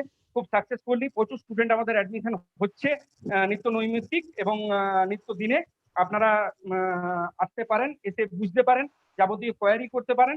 এবং সব থেকে বড় কথা, যে সমস্ত কোর্সগুলো আমি বললাম, আপনার polytechnic, vocational, medical, nursing, engineering, এই ব্যাপারগুলো নিয়েও যদি কথা বলতে চান, কোনোদিন আপনি আসতে পারেন আমাদের জর্জ টেলিগ্রাফে, একটু ফোন করে আসবেন, আমরা আপনাকে গাইডেন্স করে দেবো যে কোন রুটটায় গেলে ঠিক হবে, কোন কলেজে গেলে ঠিক হবে, কিভাবে একটা কলেজকে বেছে নেবেন, কিভাবে তার স্ট্রাকচার দেখবেন, কি কোন রুটে গেলে আপনার ঠিক হবে, এগুলো সব বেছে দেবো। আশা করছি কিছুটা আমি দিশা দিতে পারলাম। স্যারেরা ওয়েট করছেন, বিশেষ করে আমার থেকে মানে অনেক অনেক অনেক গুণী স্যার, ইসরায়েল স্যার ওয়েট করছেন। তো থ্যাংক ইউ। আমার আবার বলছি, Jhargram Raj college physics alumni association যে কাজটা আজকে করলো, সেটা মানে ওয়েস্ট বেঙ্গল কেন ভারতবর্ষে এটা খুব কম মানুষজন করে, এটা খুব কম অর্গানাইজেশন করে। আমি ভীষণ ভীষণ মানে খুশি যে ঝাড়গ্রামের মানুষের জন্য, পশ্চিমবঙ্গের মানুষের জন্য, ভারতবর্ষের মানুষের জন্য ওনারা একটা দুর্দান্ত কাজ করলেন। ধন্যবাদ, নমস্কার। ধন্যবাদ ভোলানাথ বাবুকে। আপনি অনেকগুলো ইস্যু কভার করলেন, তো টাইম শর্টের জন্য আমরা বেশি কোশ্চেন নিতে পারবো না, কিন্তু আমাদের রেজিস্ট্রেশন প্রসেসের সময় একটা কোশ্চেন এসেছিল, আমার মনে হয় এই কোশ্চেনটা আপনাকে জিজ্ঞেস করার দরকার। সেটা হচ্ছে, কিছুজন জানতে চাইছে যে এইচএস এর স্টুডেন্ট, তারা মেনলি তারা জানতে চাইছে যে মাইক্রোবায়োলজি নিয়ে যদি তারা পড়াশোনা করতে চায় তাহলে তাদের ফিউচার কি, ওই ব্যাপারে আপনি কিছু আলোকপাত করতে পারেন? হ্যাঁ স্যার, ফিউচার আছে। মাইক্রোবায়োলজি নিয়ে বিএসসি করতে পারে বা এমএসসি করতে পারে। এমএসসির পরে বিভিন্ন আপনার ফার্মা কোম্পানি আছে যেগুলোতে আপনার কোয়ালিটি কন্ট্রোলের কাজটা ওরা করতে পারে। কোয়ালিটি কন্ট্রোল 1 নম্বর। দ্বিতীয় নম্বর, রিসার্চের জায়গা একটা আছে। 3 নম্বর হচ্ছে টিচিং এর জায়গা আছে। তারপরে আপনার সর্বোপরি আপনার বিভিন্ন ল্যাব, যে আপনি বিভিন্ন ল্যাবের যে সেট আপ, সেই বিভিন্ন ল্যাবে পরীক্ষা নিরীক্ষার জায়গায় এস্টাবলিশমেন্ট হতে পারে। এটা একটা ভালো কোর্স এবং ভালো দিকে যাওয়া যায়, এটাতে নিঃসন্দেহে যেতে পারেন, এই জায়গায় ডিমান্ড আছে। আচ্ছা, ধন্যবাদ আপনাকে, ধন্যবাদ। আপনি থাকুন সাথে আমাদের। Well, after this first talk, we are now waiting for the second talk, I think, which will be most exciting in our event today. This is the time for the second speaker. Before introducing him, I must want to say something about him. I believe, and you all must agree on this, that he is the most famous person in this panel today. He will speak about IAS exam preparation, but surprisingly, not the students, some other people who are very aged, who have no job preparation. They also eagerly waiting to hear his voice, just hear his voice. He is so much famous in Jhargram. He is our ex-SDO of Jhargram, and presently he is the director of Officers IAS Academy, Chennai. His name, Mr. Israel Jebasingh. And most important, that he is not only as a former IAS officer, he is not only as a director of one academy, IAS coaching academy, but I must say that he is as like a hero. That kind of craze he has in Jhargram. So without wasting much time, I want to invite him. To take charge of the stage for his talk. But before starting his talk, I have one question.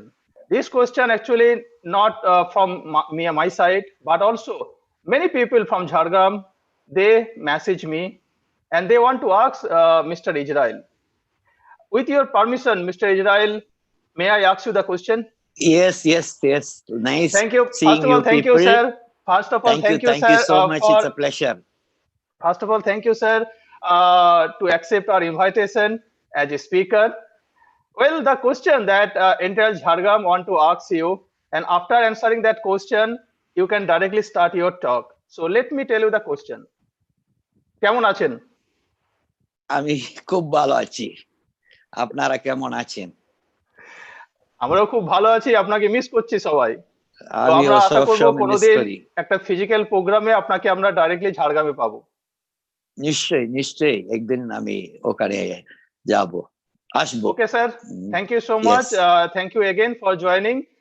Now I don't want to waste much time because everyone is waiting to hear about IAS exam preparation and most importantly your voice. So please take the charge and for next 1 hour is yours. Please, sir. Thank you, thank you, thank you. Good afternoon to all of you. সবাইকে নমস্কার। এতদিন পরে আপনাদেরকে দেখে খুব ভালো লাগলো। আমি সব সময় ঝাড়গ্রামকে মিস করি, মনে করি। আমি জানি আপনারা সবাই আমাকে ভালোবাসেন, আমিও আপনারাকে সবাইকে ভালোবাসি। নিশ্চয়ই একদিন আমি আসবো, ঝাড়গ্রামে আসবো। আমার বাংলা এত ভালো নেই, অনেক বছর হয়েছে, সেই জন্য আমি ইংরেজিতে বলবো। So this presentation I'm going to make will be in English. However, during doubt session, if you have doubts, you can definitely ask in Bangla because I can understand Bangla, I can read Bangla, I read Ananda Bazar Patrika also, but definitely my spoken Bangla I've forgotten. Karan onek bachar hoye geche. Okay, now today my talk is going to be how to prepare this civil service examination or IAS examination. Now, once you have heard about me that I'm going to talk on this issue, or even before that, when I was working in Jhargram, my most memorable moments, my first posting was Jhargram. So I always love Jhargram and people of Jhargram. So you would have all thought that I should have been very intelligent. I should have been very good in my 10th, 12th, college. I should have been a gold medalist. So all these thoughts you would have had. But today, let me open up. I wanted to be a doctor when I was not having IAS in mind during my school days. My 10th standard, when my marks were low, then I thought 11th and 12th, I'll somehow work hard and get into IAS. So again, 12th standard, I wrote, the day of the results, marks were not that good, which will get me a medical seat. It was a dream, not only for me, even for my parents. So my mother started crying and my father is a very, very positive man. So he was also internally worried because my marks were less. Kintu, what he told is, see, don't worry. If not doctor, why can't you become IAS officer? Who can become control all doctors? Everyone will be under you. So at that time, he told just to console me, console my mother. Then he also forgot. I also forgot. Life went on, joined engineering, a private engineering college, not IIT or premium colleges and all. From a private engineering college, I did one mechanical engineering.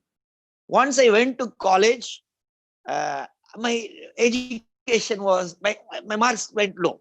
People who have seen me in Jhargram will remember I'm a good person also, but a bad person also. I'm like a rowdy going here and there. All that rowdyism started when I was in college. So college time, I wasted my time. I had arrear. Arrear means I failed in few subjects also. After that, once the college got over, I was without job for 1.5 years. In almost for 1.5 years, I was running around for a job. I couldn't get any job. Then I went for one Ambattur estate, one small company. Ambattur is a place in Chennai, one small company. That company also rejected me, telling you don't have the technical knowledge. So after 1.5 years, finally, one miracle happened for me. One college, one small college in Chennai, engineering college, they told, okay, we can accept you, provided you do not only teaching, but you should also do lab job, means lab assistant work. So I thought, okay. And my monthly salary, you know what was that? 2,750 per month.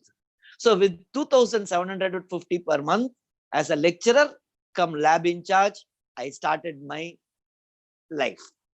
Life was very difficult because many of my college mates used to get 10 times of my salary. Many went abroad to USA. But I was, because I didn't do my engineering properly, I was just every day, almost 3 years. I used to go almost 1 hour journey from Chennai, it's outskirts of Chennai, just for getting 2,750 per month. At that time, the social recognition, today all of you know RA Israel Jebasingh. That day no one knew because I was an ordinary person. So I wanted to come up in life. So then that day when 12th standard result, Amar Baba bole na, what, and that came to my mind. Why not IAS? So wrote the civil service examination. When I started writing, everyone, including my relatives, except my parents, all others told, no, this exam don't write. This exam is meant for the intelligent persons. Only the gold medalists can clear this civil service examination. So don't waste your time. However, I thought, why can't we write? Okay, nothing wrong in trying. That's what my parents also told. So I thought, okay, at least let us try. Wrote the civil service examination. And to my surprise, everyone's surprise, I got All India 294 rank and got into Indian Railway Traffic Service. And I was posted in Assam. I do not know, some relation with Eastern area. First, my railway job was in Assam. Then again, I wrote and got All India 59th rank and got our precious West Bengal. So I was thinking always how people like me could clear this civil service examination, because I was not great intelligent during my school or college. When I went to Mussoorie, Mussoorie is the place where they train the IAS, IPS, IFS, IRS, all officers are trained in Lal Bahadur Shastri National Academy of Administration in Mussoorie. When I went there, 80% of the officers who got training with me, they were not from IITs. They were not from AIMS. Very few were there. But 80% were very, very average students like me. They were from government schools, government college, very humble background. They were not gold medalists.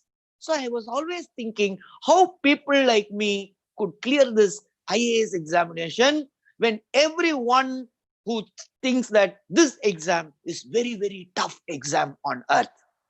So this thinking was always back of my mind. I was always thinking how people like us could clear this exam, 80%. So during Bharat Darshan, as part of IAS training, we are taken on Bharat Darshan. Bharat Darshan is one where across India we'll move around from Kashmir to Kanyakumari. Once that Bharat Darshan got over, then as part of Bharat Darshan, we'll be meeting the Prime Minister, President. So Prime Minister will host us breakfast or lunch. So we went to 7 Racecourse Road. At that time, Dr. Manmohan Singh was the Prime Minister. So he gave us a big speech. The next day was the presidential visit, Rashtrapati Bhavan visit. And we were very fortunate. At that time, the Rashtrapati was Dr. Abdul Kalam. So he gave a very lengthy speech, 2-hour speech. Once the speech got over, one of my friend, who's also an IAS officer, he asked him, "Sir, I want to be a successful IAS officer. Can you give me some tips?" So then Dr. Kalam told, "See, forget about IAS. Anything you want to be successful, follow 2 mantras. And those 2 mantras, if you follow, you'll be successful." And he told where he got those mantras, how he got those mantras. So Dr. Abdul Kalam was he was telling that he was from a very humble background economically. He stayed in a place called, he was born in a place called Ramnath district. And it's a in an island called Rameshwaram. So that time he used to go to school, and every day morning he used to distribute newspapers so that he can get some money. With that money, he can support the family. Some money, small money. Of course, his father was also earning, but money was less. So he used to do this. And evenings, he used to go and sit in seashore. Rameshwaram is an island. So there he used to see the birds flying. So gradually an interest started in him. I should also fly. One day I should fly.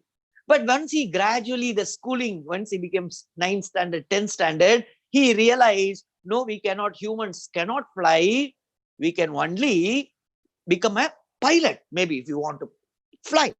So then he started dreaming, I should join Indian Air Force and join as a pilot. Then after that, he completed his 12th standard. Then, because his dream was to become a pilot, so he joined aeronautical engineering.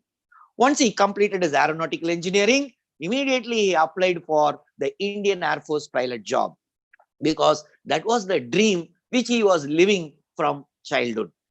So they called for an interview to a place called Dehradun. So Dehradun, many of you will know, but those who do not know, it is somewhere around 4 or 5 hours from Delhi. It's the foothill of Himalayas. He joined, he went for a 4-day interview process. And once the interview got over, then they finally told, now within half an hour, we'll put the success list. So 8 candidates will be in the success. So he was eagerly waiting. So Dr. Kalam told us, see, I was sweating a lot, because that was the day I was waiting for all these years. So internally, so much tremor inside me. And finally, they pasted the success list. So Dr. Kalam went, he saw the first name, whether there is Abdul Kalam, no. Second Abdul Kalam, no. Third, fourth, fifth, sixth, seventh, and eighth also, no Kalam. So Kalam told, I started crying.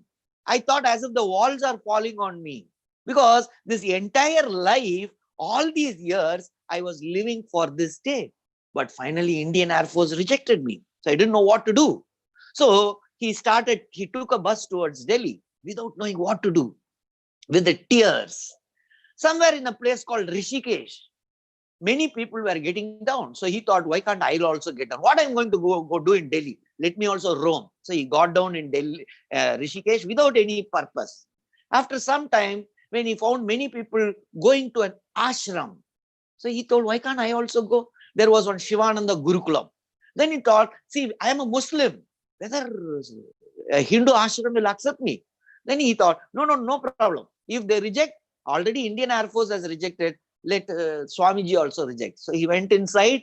Swami Shivananda asked him, so what is your name? So he told, my name is Abdul Kalam. So he told, welcome, Mr. Kalam. And he asked him to sit. So Dr. Kalam went inside. At that time, of course, he was not doctor. So Kalam went inside and he was seated along with them, others. Then Swamiji gave a sermon for 1 hour. Once the sermon got over, when others were leaving, he called Abdul Kalam, please come. So Abdul Kalam went there. He told, see, you are worried. I think you have lost something big in your life. I can read from your eyes. Don't worry. Your destiny is different. However, from today, I'll give you 2 mantras. If you want to be successful, you have to follow these 2 mantras. First thing is, whenever you want to do something in life, think as if nothing else is there in life. As if that is the only thing, only purpose in your life. And second thing, if Abdul Kalam does, he should be different from others. If Abdul Kalam does, that work should be different from others. It should not be like others. Then Abdul Kalam told, yes, I felt so happy. Something of new energy came inside me because I was with so much worry. But Swamiji told, my destiny is different. Then I came to Delhi. Then you know his story. He joined DRDO, ISRO. And you see, throughout his life, he was different from others. He was completely dedicated for his job. And somewhere in 2002, when they wanted a president who's not from any political party, Abdul Kalam was the choice. He became the Rashtrapati. In 2005, 1 year before I reached you people, I think 2006 I reached Jhargram. So 2005, when he was talking to us, he told, in case if I had cleared that Air Force, I'll be one officer. But today, I am the Rashtrapati, the Army Chief, Navy Chief, Air Force Chief. They all come and salute. And that is because of those two mantras. And he told, in case if I had not become a president, if I had become just a sweeper in this Rashtrapati Bhavan, still I would have followed those two mantras. I would have swept it so nicely, added some flower pots, so that everyone will think, hey, Kalam, that sweeper has cleaned. That is why flower pots are there. So when he was telling this, I realized why people like me could clear this civil service examination. The reason is very simple. Without knowing these two mantras, I was following, and that is the reason I could clear this civil service exam or IAS exam, which is the toughest exam. I was really desperate. I was really having nothing else in life. I was just getting 2,750 per month when most of my batchmates were getting 10 times or 20 times more than. I used to feel shy when I used to go to some marriage ceremonies, relatives, because they'll ask what your son is doing. No answer, just getting 2,750. So I was desperate. I wanted to get into civil service. Nothing else was there in life at that point of time. And the second thing, yes, one good thing I did is, instead of be like a cowherd, I started going and asking people who cleared the civil service exam. When I went and heard from what I heard from them, that was totally different from what we hear from others. So the path for me was very easy. So when they told, this is how you have to study, path became easy, and that is why I could clear this civil service exam. Now, I will say how you can use these two mantras for clearing the civil service exam. Now, since many of you are freshers, some of you are from different colleges, schools, everyone. So I thought, let me tell the basics first. Who can write this exam? First of all, you need a degree. What is the minimum age to appear for this exam? First of all, you should know that even though we call it as an IAS exam, this exam is the entry for 24 top services of our country. IAS, IPS, IFS, IRS, IRPS. Like the 24 services are waiting for you. If you clear this exam, then according to your rank, yes, you can get into any of these services. So this is called as the civil service exam conducted by the Union Public Service Commission or UPSC. What is the minimum age? Minimum age is 21 years. Maximum age varies from community to community. If you belong to general community, then 32 years. OBC, 35 years. Scheduled caste, scheduled tribe, 37 years. How many times you can write this exam?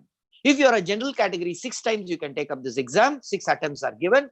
OBC, 9 attempts. Scheduled caste, scheduled tribe, any number of attempts between the age of 21 and 37. Now, a degree is required. Now, either a degree percentage, how much percentage you have to get appear for this exam?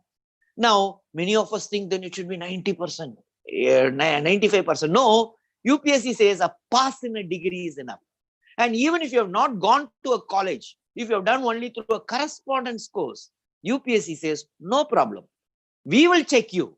You don't need to worry about your college. Even if you have not gone to a college, just because of some economic reason you have done through correspondence course, still you are eligible to write this civil service exam. I have many of my students in Officers AIS Academy who have cleared. Now, they've done through correspondence course also. So, just a degree is enough. Okay, what are the stages to clear this exam? There are 3 stages. The first is called the preliminary exam. Pratham, first. Okay. Second is mains examination. And the third is the interview. The prelims exam is normally held every year in the month of June. So June first week, normally they hold.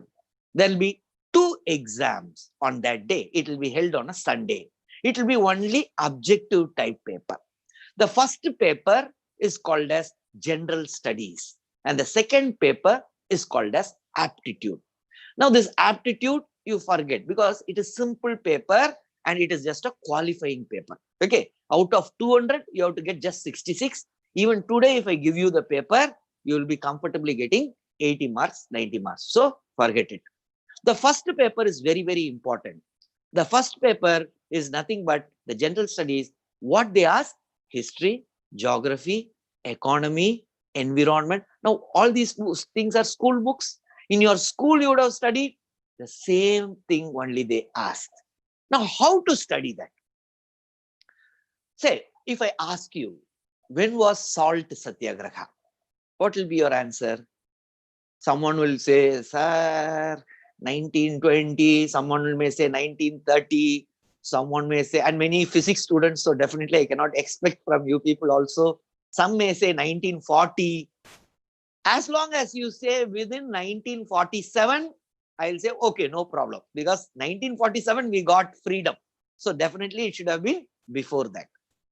In civil service exam, they won't ask when was salt satyagraha. Okay, so don't worry.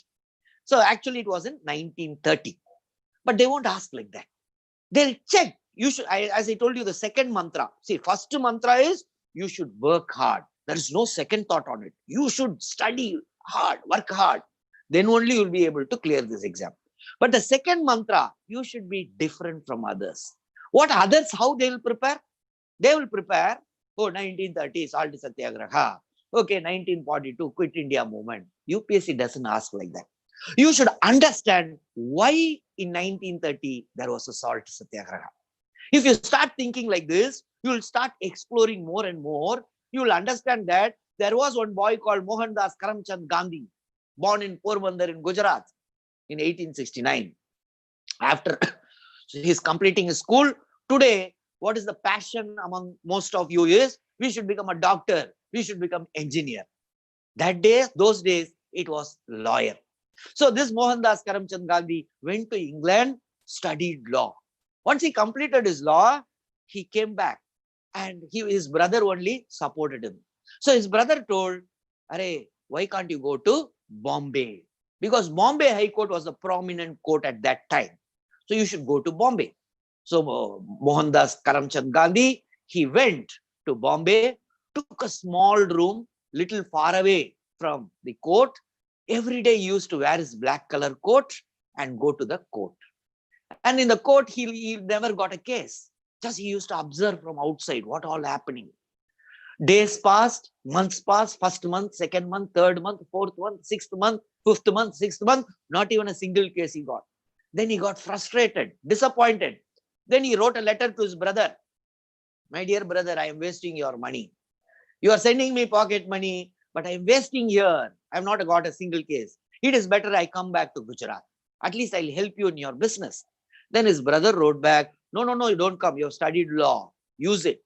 You carry this letter to my friend. My friend has some case. You go and meet him. He'll give you a case. So Mohandas Karamchand Gandhi, he was not father of nation at that time. He was so excited. He rushed to his friend's place, his brother's friend. His brother's friend saw him. Hey, you're looking young. Can you fight the case? He told, sir, I am London educated. Oh, London educated? Okay. This is the case. Okay, how much you want the fees? So Gandhiji was shy. He didn't know how much to ask. He told, okay, 30 rupees. Oh, 30, okay. He gave. Gandhiji was so happy, took that money, put it in his pocket, went to this room, studied day and night. Okay, for 3-4 days about that case. He was thorough. The day of hearing came. When he went to the court, there the other lawyer, the prosecution lawyer, he was talking. Gandhiji was observing silently. And once his turn came, the judge told, yes, Mohandas Karamchand Gandhi, it is your turn. So he went to the center. First time, after 6 months, now he's coming to the center. All these years he was observing from side, but now center. Suddenly he started shivering. His legs were shivering. He couldn't talk a single word. His brother's friend was seeing, what, this fellow is not talking anything. He was also seated there. So he was thinking, what has happened? So then Gandhiji started, my lord. Then nothing was coming out. He forgot total, everything he forgot. He had a stage fear. Then after a few minutes, all were seeing what he is going to tell. He told, "My lord." Again, nothing was coming out except "my lord." Then the judge told, "Yes, your lordship is here. Please continue." Then Gandhiji finally told, "My lord." The man, after a few years, when he told "do or die," the entire India was shaking in 1942. The same man was shivering in front of a court few years before.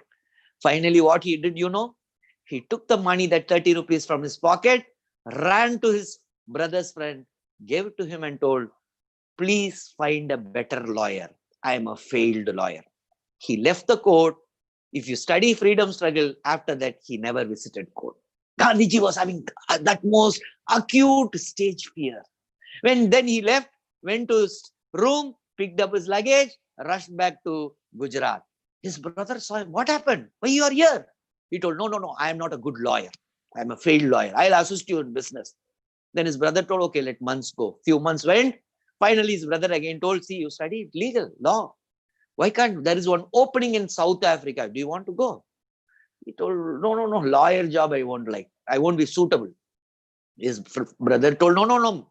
One of my friends told that it is not, that you don't need to argue and all. Only paperwork. Oh, paperwork means I'm excellent. I've studied in England. So he took a ship to South Africa, went there. Then he started his work. There, the truth, the Mahatma in him woke up. When he saw the injustice done to the blacks, the Mahatma in him woke up. Then he realized, no, this is not our life. Then he started the new tool called Satyagraha. Then after that, yes, Gandhiji started becoming prominent, because now he is no longer that shy Gandhiji. Now he's a Mahatma inside. He has read so many books. After that, if you see his life, yes, throughout, he was doing a lot of freedom struggles against the white people in South Africa. Finally, in 1915, he thought, yes, our motherland is also not free. Britishers are exploiting there. Let me go there. So he came to India. After that, he toured our country. Finally, in 1917, in a place called Champaran in Bihar. Bihar is Kache, West Bengal ke Kache Ache. So Bihar ek place ache eta Champaran. He launched the first Satyagraha movement there. So first Britishers were taken back, because Satyagraha you cannot fight back. When someone fights, then Britishers can do that lathi charge.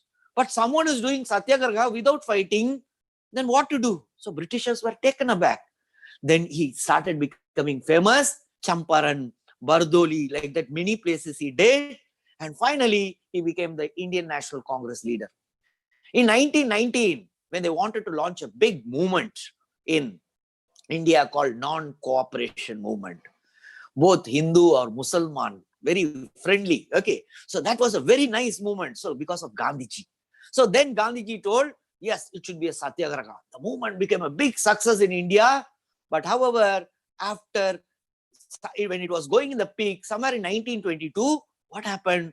Yes, there was one in a place called, Uttar Pradesh, in a place called Chauri Chaura. Some policemen were taken inside, logged and burnt by the freedom fighters. The news went to Gandhiji. Gandhiji told, no, this is not Satyagraha. 22 people have been killed. Immediately, let us stop this. His close Congress people told, no, one incident, we should not stop the entire movement. He told, no, I am guilty. And after that, it was stopped. Next 8 years, he was away. He was trying to purify himself, thinking, I am responsible for those 22 deaths. Finally, in 1929, one young man, Nehru, Jawaharlal Nehru, now he became the president of Congress, and he hoisted our tricolor flag in the banks of river Ravi in Lahore. At that time, the Congress session was held there.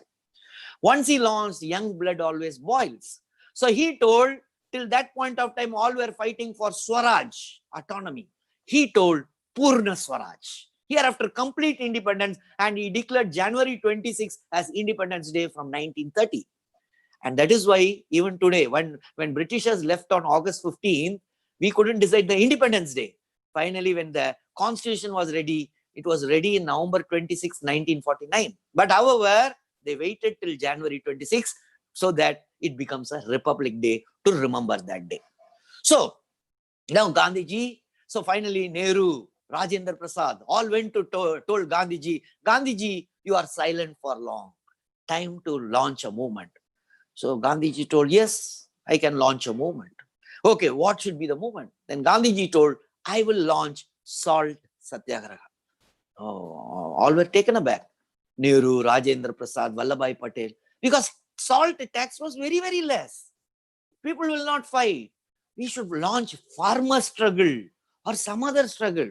But Gandhiji told, no, if you want me to lead that, then it should be salt satyagraha. Then they told, this old man will not listen to us. Anyhow, he's important. Let him decide. Okay, we support you. Finally, yes, that news came out in newspaper. Next day, the Lord Irwin, who was the viceroy, read it.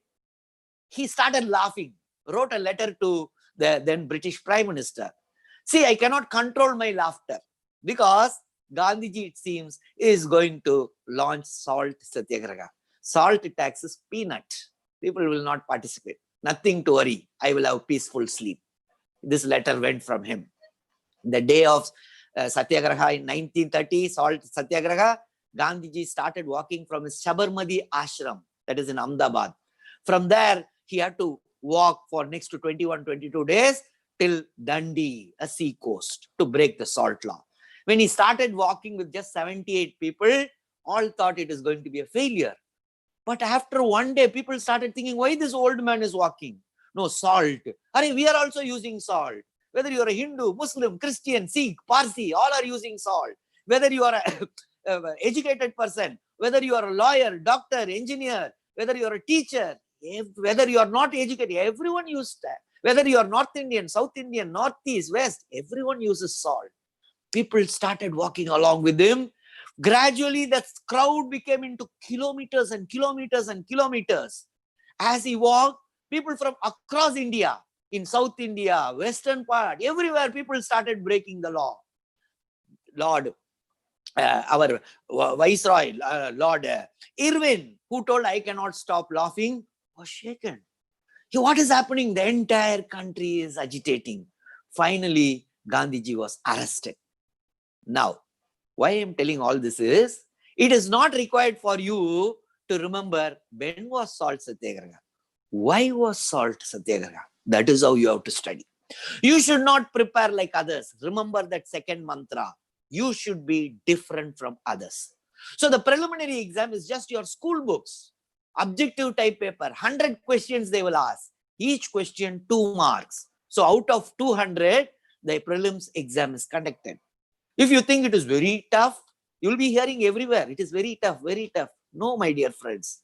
If you work hard, yes, it will be very tough if you don't work hard. If you work hard and prepare with understanding rather than just memorizing, yes, you can comfortably clear. Now, you will, if I, out of this, there is a prescribed syllabus. Your school books are enough to clear the prelims. And of course, every day you have to listen to All India Radio News. Your newspaper is a must. Okay. So you can read the Hindu newspaper. It's a very good newspaper. It is more or less tuned to our civil service exam, the informations. So Hindu newspaper is good, means current affairs, All India Radio News, Hindu newspaper. In addition, you should also study the, study the school books. School books are enough. NCERT books. Now NCERT means CBSE students study that books. Now you may ask, sir, I didn't study CBSE. I am state board only. Can I clear this exam? I also didn't study CBSE school. I studied in state board only. Okay. So don't have that excuse. Now you at college level, if you are able to read school books, it is easy. School children are reading those books. So it will be much easy for you. And to clear the preliminary exam, how much marks you have to get? See, for doctor, to get into a doctor, you need 99. To IIT and all 99, 98. How much do you think to clear the so-called toughest IAS exam, to clear the prelims? 50% is more than enough. Last year, the cutoff out of 200 was 98 marks. Out of 200 means 49%. I'm talking about general category. So general, OBC, SC, ST are little less only. So if out of 200, if you're getting around 100 marks or 105 marks, comfortably you will clear the preliminary exam. But you have to work hard. The second stage, so preliminary exam is held in June and normally, but this year because of Corona, they have postponed it to October 4th. Normally held in June, prelims result will come in July middle. Once the results are out, yes, September, October, the mains exam will be there. So the mains exam, now, whatever you studied in prelims, history, geography, economy, environment, current news, those things, now you have to write it. Preliminary was a objective type. You have to shade it. Whereas mains is writing. There are around 7 papers plus 2 language papers that you leave it. That is just qualifying. 7 papers, which is called as general studies. General studies, you know, history, geography, economy, environment. In addition, yes, you should also choose one optional subject. That can be your degree subject or any other subject. See, my degree subject was engineering. But engineering, as I already told you, I was not confident in mechanical engineering. I took public administration. Like that, you can choose any subject, sociology, history, geography. And many of you, physics, yes, you can choose physics if you are confident. If you are not confident, go for easy subjects like history, geography, public administration, anthropology, sociology, psychology. These are all easy subjects. Just 4 or 5 months are enough. In addition, one essay paper is there. So 4 general studies paper, 4 means history, geography, economy, all these things put together 4, 1 essay paper, 1 optional subject. Now, now how to clear the mains exam? Now, as I already told you, you should be different from others. So you go and talk to people who are writing many years but not able to clear the mains exam. You should not follow them because that is why they are not able to clear. But you ask them how to clear mains exam. Then say, oh, mains is very tough, boss. Mains is difficult. Your English should be very good to clear the mains examination. You should use a lot of quotations. You should use big introduction, conclusion in your answers. Lot of the main thing is your English should be extraordinary. You should give historical perspective, social perspective, world perspective in every answer. Now, if that is true, they would have cleared the exam. So these are all not required.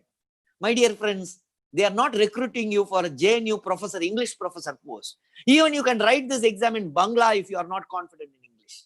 Any language, Hindi, Bangla, Tamil, Telugu, any Indian language, you can write the mains exam. Then what they check in mains exam? See, mains exam, why they have a mains exam? Because when we work in IAS, as an IAS or IPS, IR, any service. See, if you get into IPS, do you think every day you will be run with the gun like Ajay Devgan? What is that movie? One famous IPS movie was there. I forgot. Singham, I think. Don't think every day will be like a Singham running with guns. That is movie. In reality, you will be taking decisions. That decision will be on files. If you would have come to my office in Jhargram when I was working, or Jhargram or Medinipur, everywhere, there will be a lot of files. Every day, 100, 150 files we have to clear. Once we go back to office, to Bangla office, okay, you know that Jhargram office, Bangla office, so you see, there also there will be files waiting for me. And each file, it will be 150 pages to 200 pages. Is it practically possible to read 200 pages and all files, 150 files a day and clear it? But how then we are clearing? Because we are taught in Masuri. We are taught where to find a mistake. You cannot read 150 pages. You should know where to find a mistake. Okay. And how to write it precisely. Are you understanding? Precisely. You should not beat around the bush. Say, you should write reports precisely. That is why they are having a mains exam, whether you are writing precisely. Precisely means like a simple manner. Let us assume there is some religious riot and you are a district collector in West Bengal. Okay. In say Medinipur or caste riot. I know caste riot doesn't happen in Bengal, but just let us take it. Caste riot somewhere. Now, amader Mukhyamantri Didi apnaderke bolchen ekta report pathao, send a report. you are the district collector. Now, so now you want to impress the chief minister. So you're a district collector. Okay, whether you will write, sir, this caste problem is not, surname, madam, caste problem didn't start now. It has started in Vedic age itself. During ancient India, Rigveda time, caste problem started. After that, so many people fought for it. Lord Ripon fought for it. Ishwar Chandra Vidyasagar fought for it. Raja Ram Mohan Rai fought for it. But it didn't stop. Then our Dr. Ambedkar fought for it. Gandhiji fought for it. Now, these are all historical perspective you want to impress. Then let's give global perspective. And recently, it is not only in India, in USA, it is called the racial thing, black, white. So there it is continuing. If you send such a report, what chief minister will think of you? Will she be impressed by your report? What she'll say? Hey, keep pagol. Yes or no? Who's this useless fellow? Who gave them IAS? Yes or no? Won't she think? Then how the report should have been? How you should have written a report? When the riot started, how many got affected? How many hospitalized? How much police force is there? Any peacekeeping meeting you have done? Very simple, 5 point or 6 point. This is how, when you are writing, this is what is checked in your mains exam, whether you are able to write precisely. So don't go for this lengthy introduction, conclusion. No, you should be precise, direct to the point, answer to the question. Mains exam is very, very simple. Now, how much marks you have to get clear the mains exam? Again, 48%, boss. 48% is nothing. Out of 100, 48 or 49. So total 1,750 marks. That 49% if you get, you are very good. You'll get an interview call. The last stage, the third stage, the interview. Now, you have to meet the lion in its den. Because prelims and mains, you can write it in Calcutta. Prelims, I think you can write in Medinipur. Mains, you can write Medinipur or Kharagpur. Mains, you can write it in Calcutta. But interview, first time they'll call you to Delhi. You'll go to UPSC. Okay. So there, 5 of them will be seated. And each one will be interviewed for half an hour. Now, like mains exam, you have to apply for the second mantra. First mantra, hard work. No second thought. Don't forget those 2 mantras, Abdul Kalam's mantras. Second mantra, you should be different from others. So you go and talk to people who are repeatedly clearing mains, but not able to get the interview, clear the interview. You ask them, Dada, Didi, why, how to clear? Okay, then what they'll say? If you want to get interview good marks, you should have English.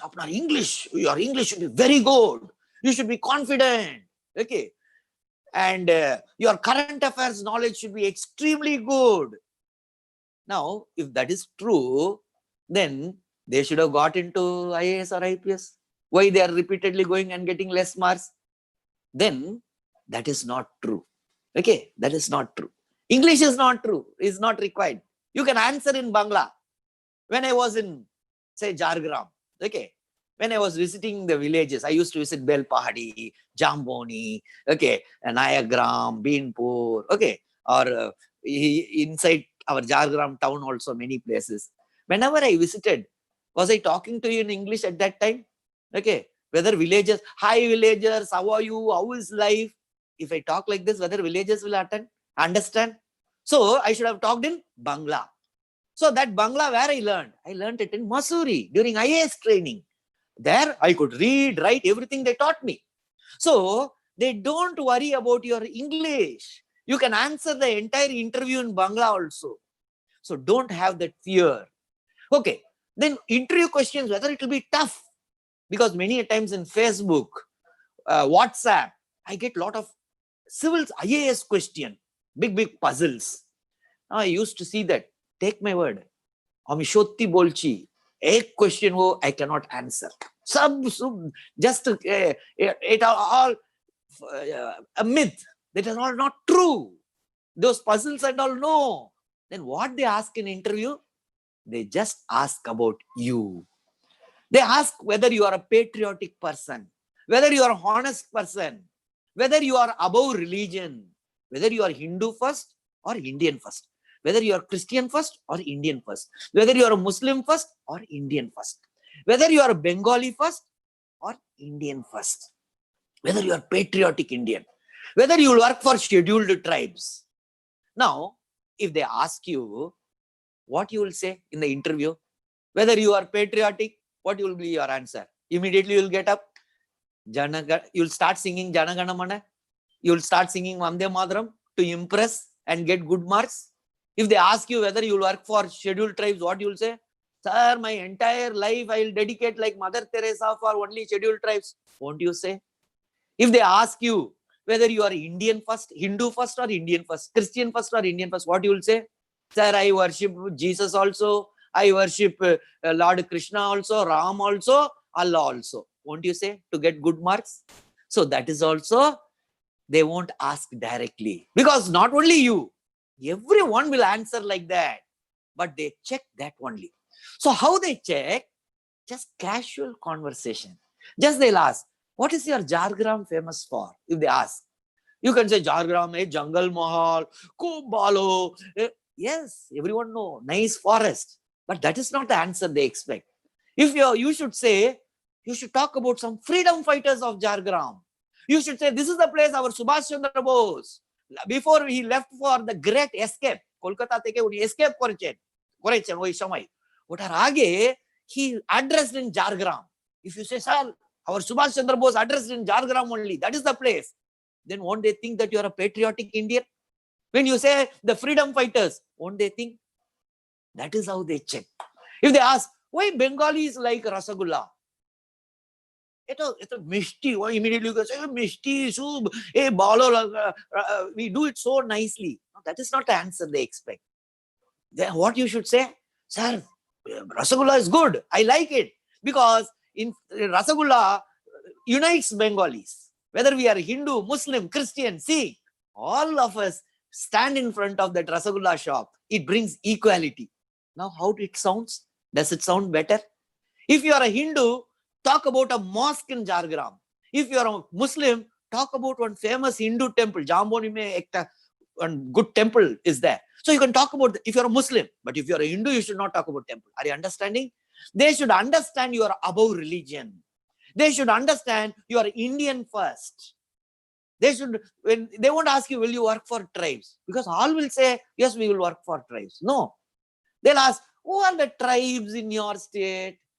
Then you'll say, sir, Loda. Okay, what they eat, what is the staple food, what is their livelihood, where they work, then will you be able to say whether it's a patriarchal society, matriarchal society? Now, if you do not know that, then how you will be working your entire life like Mother Teresa? So first you should know the people around you, people who are suffering. You should talk for communal harmony. Hindu, Muslim, Sikh, Christian unity. That is what they check in the interview. They won't ask you directly. They always ask indirectly. If you do like that, easily you can get the highest mark in interview. Last 3 years, continuously, All India first interview marks are from Officers ACE Academy. Now, when I went for interview also, see, my interview marks were very, very high. I went for 2 interviews. First time IRTS, second time I got IAS. Both time interview, my marks were very high. Now, what they ask? Simple questions. So they ask, what is your Sri Perumbudur famous for? Do you know Sri Perumbudur? Sri Perumbudur is known for our ex-Prime Minister Rajiv Gandhi's assassination, that place. So they wanted to see how I answer. Ami kibabe reply kurchi. So they wanted to check that. So what they if I had answered, Sri Perumbudur is the place where Rajiv Gandhi was assassinated by LTTE. Sri Perumbudur is the place where our Prime Minister was ex-Prime Minister was assassinated by the terrorist LTTE. Both are different. If I talk by LTTE, then they'll think, okay, this fellow has a Tamil feeling. But if I tell by a terrorist LTTE, our ex-Prime Minister, then they'll feel he's an Indian feeling. So when they asked me, I told, sir, this is the place where Lord Ramanujam was born. He was a great Vaishnavite saint. In fact, Sri Perumbudur is known for Lord Ramanujam. He was a great Vaishnavite saint. He did a lot of reforms for the people. His body is still preserved in our temple in Srirangam. His body is still preserved in Srirangam. Now, I am a Christian, but I was telling in our temple in Srirangam, he is our Ramanujam. Then can you understand what will be my marks? So that is why I could get the highest mark. So friends, now I've told you there are 3 stages: prelims, mains, interview. Each stage, if you understand, this is a very, very easy examination, but you have to work hard. See, this exam you can comfortably clear provided you work hard. See how the ranks are given. Your mains and interview mark are combined. Mains is for 1750.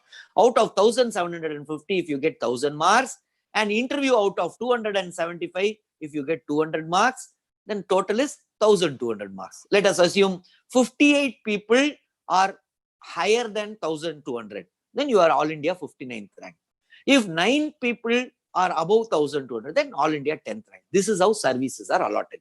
After that, based on your rank, if you are in top 100 ranks, you will get IAS. After that, foreign service, then police service, then revenue service. However, if you like, no, I want to be foreign service first or police service first, yes, you can put it as a first choice. Then they will give you, even if you are top 10 ranks, but if your first choice is IPS, yes, definitely they'll give you. So this exam, if people like me could clear, you can also clear. This is a one where you have to work hard. Okay, so I think I have clarified what is this preliminary exam, main exam, and interview about the civil service. Now I hope I think I have, the time is, yes, I'm on time. Yes, it's good. So now you can ask me questions. If you have any doubt, you can ask me. You can ask me in Bangla, but however, ami Ingrejite reply korbo. Kintu apnara Banglate, you can ask me. Okay, Mr. Israel, thank you so much your talk, and I am very happy that you provide 2 examples, and that are very important, I believe, who are preparing for the IAS exam, and it will be a good lesson for them and how they will study and how they will think how to prepare for the exam, particularly for the main exam. So now we have many questions actually we received during the registration process. We cannot take all the questions, but we will take few questions only. But before that, we have few students with us right now in Zoom, so they want to ask you directly the question. So, yeah, I have a lot of students from Jhargram. I forgot to. Yes. A lot of you, school children also are in touch with me since those days. So I have an influence in Jhargram. Many are getting motivated by me. Still, you have much influence in Jhargram. Thank you. And many people want to see you physically. I hope in some other day in future we can able to arrange some program like that. And we must invite you. Ami Jhargram ashbo, ami wo shop miss kori. Okay, I just like that. I'm not telling. Every day I think about Jhargram. That was my first posting, and till today Jhargram shop ami miss kori. Thank you so much, and thank you so much. It much appreciated about your feeling. So now I want to few days before, I think some people from Jhargram were struck in Chennai during lockdown. Yeah. We know so when news came immediately, I supported them just because they are from Jhargram. Okay, amader Jhargramer lok. Okay, so yeah, we know. We all know your feeling about Jhargram, and thank you so much again on behalf of Jhargram, whole Jhargram. I want to thank you for your time today. Well, first I want to unmute Sayoni Maiti. Sayoni, are you there? Yes, sir. Can you hear me? Yeah, I already unmuted you. You can now ask your question directly to Mr. Israel. Yes, sir. Hello. Yes, you can ask your doubt, Sayoni. Good afternoon, sir. My name is Shantani. Shantani, yes. Shantani, yes. Thank you very much for taking my question, sir. Yes, sir. Sir, my question is how to prepare for this paper GS4, that is Ethics, Integrity and Aptitude. Ethics paper is the Ethics paper is the easiest paper. You should not by heart from anything. You should use your own examples, school example, college example. Okay, you should, what they check, whether you have a communal, that we don't have any communal hatredness. You are a person who likes all religion, honesty, integrity, compassion towards weaker section. Now, these are all you should repeatedly write with your own. You should not say, I did that. Never do that. In school, my school teacher taught me one day. Okay, that displayed honest. That way you have to approach. And therefore, case studies, I have written in Quora. In fact, whatever you're asking, I have written it in detail. You can go to Quora page of Israel Jebasingh. There I would have given some case study how to write a case also. So ethics is the easiest paper. It is not a tough paper. Very, very easy paper. Oh, okay, sir. I will definitely check it. Sir, the second question is, if I'm not comfortable with my own graduation subject, so can I take any other subject as optional, because it is the most important part in mains? Nishchay. Already I Mr. told Israel, you, I want to add one question, supplementary question, because this is related to this question. Many other people ask me this question. They are saying that, as you also mentioned in your talk, that some other subject like public administration, history, geography, it's much easier compared to math, physics like subject. So some students asking me who are right now in class 12, they are asking that if that is the case, then should we take arts humanities subject during our graduation? Then it will be a good advantage for us for the civil service examination. Now, yeah. So it's a very relevant question. First of all, see, the first part of the question is whether you have to take your own degree subject. Not necessary. If you are not confident, don't take. If you are confident, that is much better. Karon, apni 3 bachar, you have done it, you have studied, then that is easy for you. But if you are not confident, then go for easy subjects. Now coming to the second part. Is it easy? Public administration, sociology, psychology is easier than physics? No. For some students who do not have that scientific bend, it may be easy for public administration. So it is not that UPSC is not going to give some extra marks for public administration, anthropology, and less marks for physics and maths. No. If you are good in physics and maths, you can choose physics or you can choose maths. But if you are not good, if you are not confident, then you can study. For me, art subjects were easy. Public administration was easy. For someone else, it may be anthropology. Someone else, it may be botany. So you can choose any subject you want. Don't worry. Okay. It is not necessarily degree. Now coming to the another part, then why unnecessarily I have to do engineering? Why I have to do medicine? Why not directly one art subject, say public administration or sociology? My advice is no. Why? See, you should always have a backup. One, when you come for civil service preparation, your mind should not be without any stress. If you say you have taken sociology, then what you will do? If I don't get ki hobe, then life is gone. Won't you think like that? Rather, if you have done engineering or medicine, something, at least you will have, okay, in case if I don't clear, at least I have an engineering or medicine. I'm not telling engineering, medicine alone, law, any subject, but physics, mathematics, something you have that in mind, whether my degree will give a backup plan. Okay, so that without stress, you can prepare. But whether you do engineering, whether you do sociology, all are equal. So if you are very confident, no, I am going to clear, yes, you can choose directly sociology, political science, international relation, like that. However, my advice always will be have one backup plan. So that I'm not telling you are going to go to your backup, so that you will confidently study civil service without any stress you will feel. Otherwise, shop shamai, you'll be like, ki hobe, in case if I don't get. So to remove that feeling, a backup is always better. Well, thank you. Santani, you may have any other question? Yes, sir. Yes, this is the final question from you. Last question. Yes. This is the last question, sir. When we are starting preparing this, so there we have to write long questions in main exam, which is very much different from our state civil service. So shall I start practicing from the beginning of my strategy of preparation? See, Yes, long answers from the beginning, just 2-line introduction, then directly to the points. You should not beat around the bush. I told you the example, na?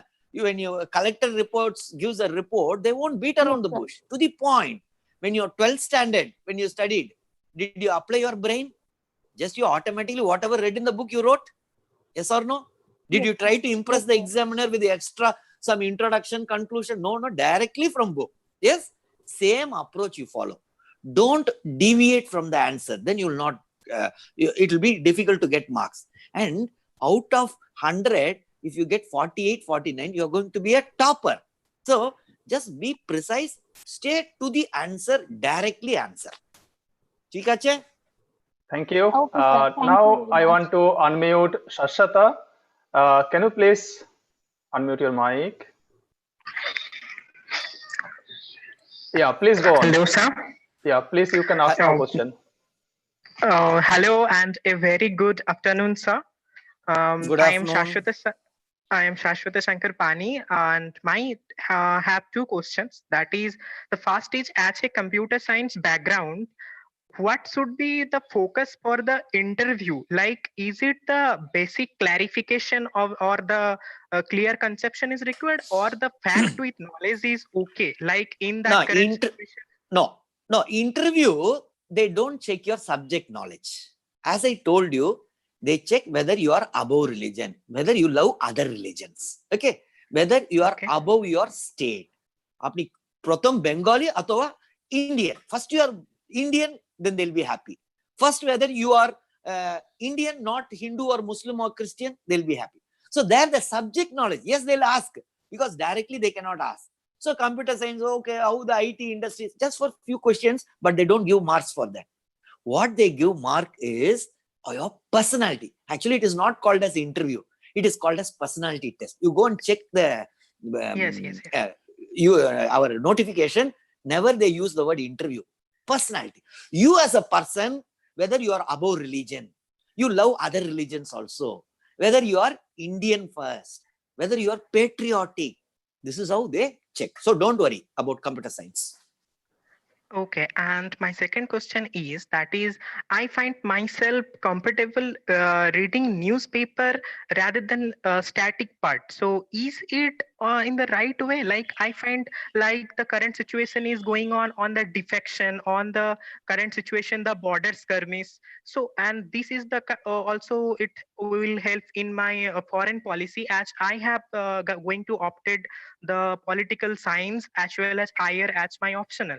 So is it okay that I am going through the dynamic part with the Hindu, the Indian Express, C. Raj Mohan, or I have to focus on the books?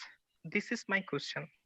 No, for current affairs, especially for the mains, yes, the dynamic part is very important. The newspaper part is very, very important. Because the questions are asked in that way only. Yes. So is it required to focus on certain books, on especially the foreign relation? See, for foreign relations and all, you should have the basic, some spectrum one guide is there, international relations. If you want, you can study, but they ask the dynamic part only. Static part, what they'll ask in is constitution, modern India, art and culture, then your economy, some concepts like inflation. So, okay, so without static, you won't be able to write the dynamic part. So other than this, ethics, totally your original answer. Whereas this international relation, it will be current affairs, dynamic part only they ask. But you should know that India's punch shield, non-aligned movement, that basic static data you should know. The information. Yes. Thank you, sir. Thank you so much. Thank you. Shashato. Two more students is waiting. I just want to ask them. Theek ache, sir. Sanjay, can you please unmute your mic? Yeah. Hello, Sanjay. Good afternoon, Sanjay. Good afternoon. Sir আমি বাংলাতেই বলছি, আমার question ছিল, আমি 2 বছর ধরে is এর preparation নিচ্ছিলাম, বাট ফিনান্সিয়াল প্রবলেমের জন্য আমাকে অফিসে জয়েন করতে হয় কলকাতায় এসে। বাট আমি সেই হিসাবের জন্য আমি আইএস এর প্রিপারেশনের সুযোগটা বা সময়টা বের করতে পারিনি। বাট আমার গোল আছে যে আমি আইএস অফিসার হতে চাই।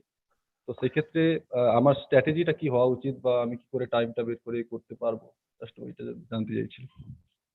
See, ঠিক আছে আমি বলবো। See whether working people can clear কিভাবে সময় পাবে। See, when I was working in first time when I was working in college, then only I wrote this civil service exam. At that time I used to work for the teaching job also will be there, then lab job used to be there, and my travel time used to be 1 + 1 2 hours. In that I got all India 294 rank. Again when I got all India 59th rank, I was working in a place called Lamding in Assam as an IRTS officer. As an IRTS officer, the day starts at 5:30 a.m. Early morning, we have to start the job to get the data on goods train everywhere. Around 6:30 a.m., the conference call starts, telephone conference. So that will be 1 hour. Then, because that is the planning for the entire day, goods train movement. Around 9 o'clock, run to office. Till evening 8 or 9, I have to be in office. Once I come back, at least once in 15 days, there will be a derailment because that is a hill section, Lamding, Badarpur section and all. So some derailment, goods train will happen. Immediately I have to rush 3-4 days. Work will be there, day and night. With this, I got all India 59th rank. Why I am saying this is, if you are desperate, you will find time. I am not intelligent, but I wanted civil service. So when I was in working only, I cleared. So you can also clear, nothing wrong in working. In fact, it is not only me in Officers IAS Academy. There are a lot of officers in Officers IAS Academy. One is Rangarajan sir. He is our associated director. He got all India 46th rank in his very first attempt. Okay. Now, you know, he was also working. He was working in ICICI Bank. He got in the first attempt 46th rank. So we should be desperate. We should find time. How you can find time? Get up at 4 a.m. till 7:38, 4 hours are there. Then you go to office, study Hindu newspaper in office if time permits. Then whatever you studied in the early morning, write it in small card, which you can revise whenever you find time in the office. Then evening when you return, study for 1 hour. Then 5-6 hours you are getting. Go to bed around 9:30, get up at 4. You should be desperate. You should find ways. If you want IAS, you will get it. So you should want it desperate. ঠিক আছে? Yes. Thank you. The last student, Surjo, can you please unmute your mic? Good afternoon, sir. Good afternoon. My question is that in our state, the state PSC, that is WBPS, is the objective in nature in the main syllabus or main question, and the IAS is the descriptive. So in the case of WBPS, I have to gather more knowledge, and I have to find the more questions. And in case in this contradiction, is it possible to continue this for the preparation for both IAS and WBPS? The WBPS is the objective in nature and the IAS is the descriptive in nature? Nishchay. Even IAS also preliminary is objective type. Okay. I know Mains that. is descriptive. Okay. Now, see, I know many WBCS officers who got into IAS. After getting WBCS, they were working and got into IAS. So it is possible. Nishchay, you can prepare. But what you think is, first if you want, okay, first let me target WBCS, get a job. Then you do. But preparation wise, subject wise, not much difference. Here, it is more the approach differs. Okay, that approach, right approach. I told you know how to approach the prelims, mains, and interview. See, whatever in 1 hour possible, I could tell. Okay. If you if I had more time or you had no more time, I could have told in more detail also. But this is the right approach. So first, I'll suggest you prepare for both. In your IAS also, you have a prelims, which is an objective type. Thank you, Mr. Israel. I know time is running out, but one more question I want to ask you, because many people are messaging us.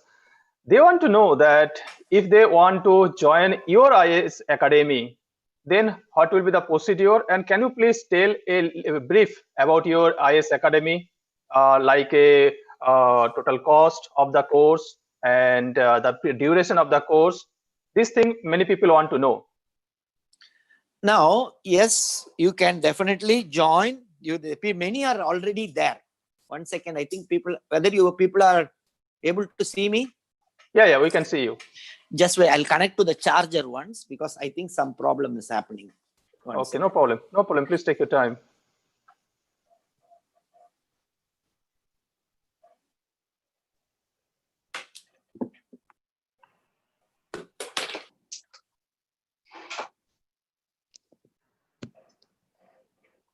Yeah.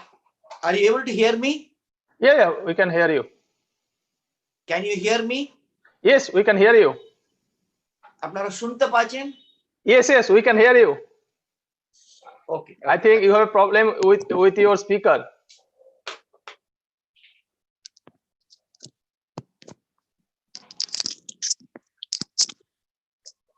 Can you hear me now? Yeah, we can hear you. You are loud and clear.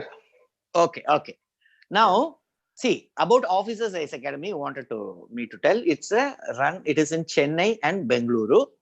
Here, one difference from other thing is, here, most of us who are teaching here, we are all officers. I was in West Bengal.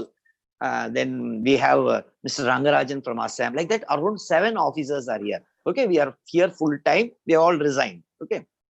Now, here it is a run like a school. Now, 2 ways students can come. I will get students from Jhargram also. If Jhargram student comes, definitely I'll give a lot of concessions, so don't worry. Okay. And if someone is really poor, we'll support without fees also. But they should be really poor.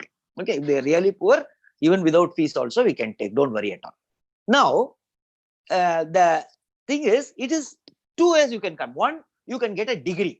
For you have a degree, then come to Chennai. Or there is a 3-year program also. You can take a college in Chennai, say Loyola College for boys, or girls, there is Stella Maris, Debraj. A lot of good colleges are there in Chennai. So 3-year, along with your degree, you can keep preparing in Officers IAS Academy, or you can complete your degree and come to Officers IAS Academy. We have hostels also. Okay, we have students from I have students from Northeast, Bihar, UP, Bengal, Jhargram students are here. Every state we have. Now you can get more details in our website. Just go to Officers IAS Academy website, you'll get all the details. Okay, thank you. I know we don't have much time today. When you are busy also in your academy, you are having also one program, as I know from your recent Facebook post. No, that is going on. See, whatever doubt, I have all time with me for Jhargram. Okay, but you see, you have your own schedule. But for me, that program is going on. Nothing for me. Yeah, actually, we have our next speaker also waiting. Program. Yes. But I want to request you that maybe in future we may arrange some physical program, and that time maybe we can invite you for that program. And if the time match with your schedule, then I hope you will join there, because many people want to see you in Jhargram. And finally, many people actually requesting us for your message to the people of Jhargram. See, Jhargram is one. Can I tell in English or I mean Bangla? You can mix or whatever you are comfortable. Okay. See, Jhargram is one place that is my first place. Okay. Now, I always think, why Jhargram? Because when I came to West Bengal, and it was a Jhargram I chose. Many will not know. They asked us at that time, Buddha Babu government. Okay. So we were 4 of us. So each one was asked which subdivision they have to go. They gave some preference. I chose Jhargram. I do not know why I chose Jhargram. I was at that time in North Bengal. Jalpaiguri as a probationer. So after that, I chose Jhargram because only reason I thought Naxal affected district, so there is some scope for that. In fact, many told me, why you are going to a tribal area, Naxal affected district? Moreover, you are not a Bengali also, so you are an outsider then. But I thought, okay, let us go. Okay. But after coming there, I always feel, see, I worked hard. Okay, I worked hard, you know. But still I feel it was all possible because of the love people of Jhargram had on me. See, I love Jhargram, naturally, no doubt on that. But it was just possible. See, I was not transferred at all by then government. Why? Because people of Jhargram loved me. Definitely that is the reason. See, I could go in and out. I remember once when I know initially one encroachment drive I did. The next encroachment drive in the main road, when we were about to launch, when we did the miking, next day I remember we didn't remove. People themselves removed the whatever problem because they loved me. Okay, so definitely I miss Jhargram, and Jhargram is all, every day I think about Jhargram. Jhargram is part of me in my mind, and definitely I want to come one day. And see, always Bengalis. I also like now. I mean, English macho kabo, rasagula kabo. So I will definitely come there. And whatever Israel Jebasingh is, see, the main identity still now. See, even though I am from Tamil Nadu, see, West Bengal is my home, second home. Because see, IAS is a birth, new birth. I am IAS 2004 batch. That is the new birth. Okay, any service, IPS, it's a new birth. That is why they give always a term. 2004, 2001, 2020, like that. So in the new birth, I was born in Jhargram. Okay, and I was born in West Bengal. So Bengal is always part of me, and definitely I miss Bengal. I will definitely come to Bengal and definitely will come to our Jhargram and meet you all people. I'm looking forward. Yes, a time will come. Definitely, I'll come. Thank you, Mr. Israel, once again. The work that you did during your SDO period here in Jhargram, that's why people love you too much. And I must say that you are really people's SDO. I cannot remember any other SDO who has that much craze in among common people. I hope in some other day we can have a much more time because 1 hour is not enough, I know. And I have to move to the next speaker because we are bound to the time. So thank you once again, Mr. Israel. Thank you. Please. And definitely I will visit. Definitely I will visit. Sure. And it is not Israel Jebasingh is great. Yes, I worked hard, but I could work hard because of your love. Okay, that is, I'm telling you honestly, the way you loved me helped me to tackle all pressures. And it was easy for me because I also loved you people. So definitely, I mean, एक दिन निश्चय Jhargram में आशबो. Okay, thank you. Okay, thank you, Mr. Israel. Please stay with us. Bye, bye. I'm going to mute your mic. Thank you. Okay, now I'll sign out then. Thank you so much. Thank you so much. Thank you. We'll contact you later. Thank you.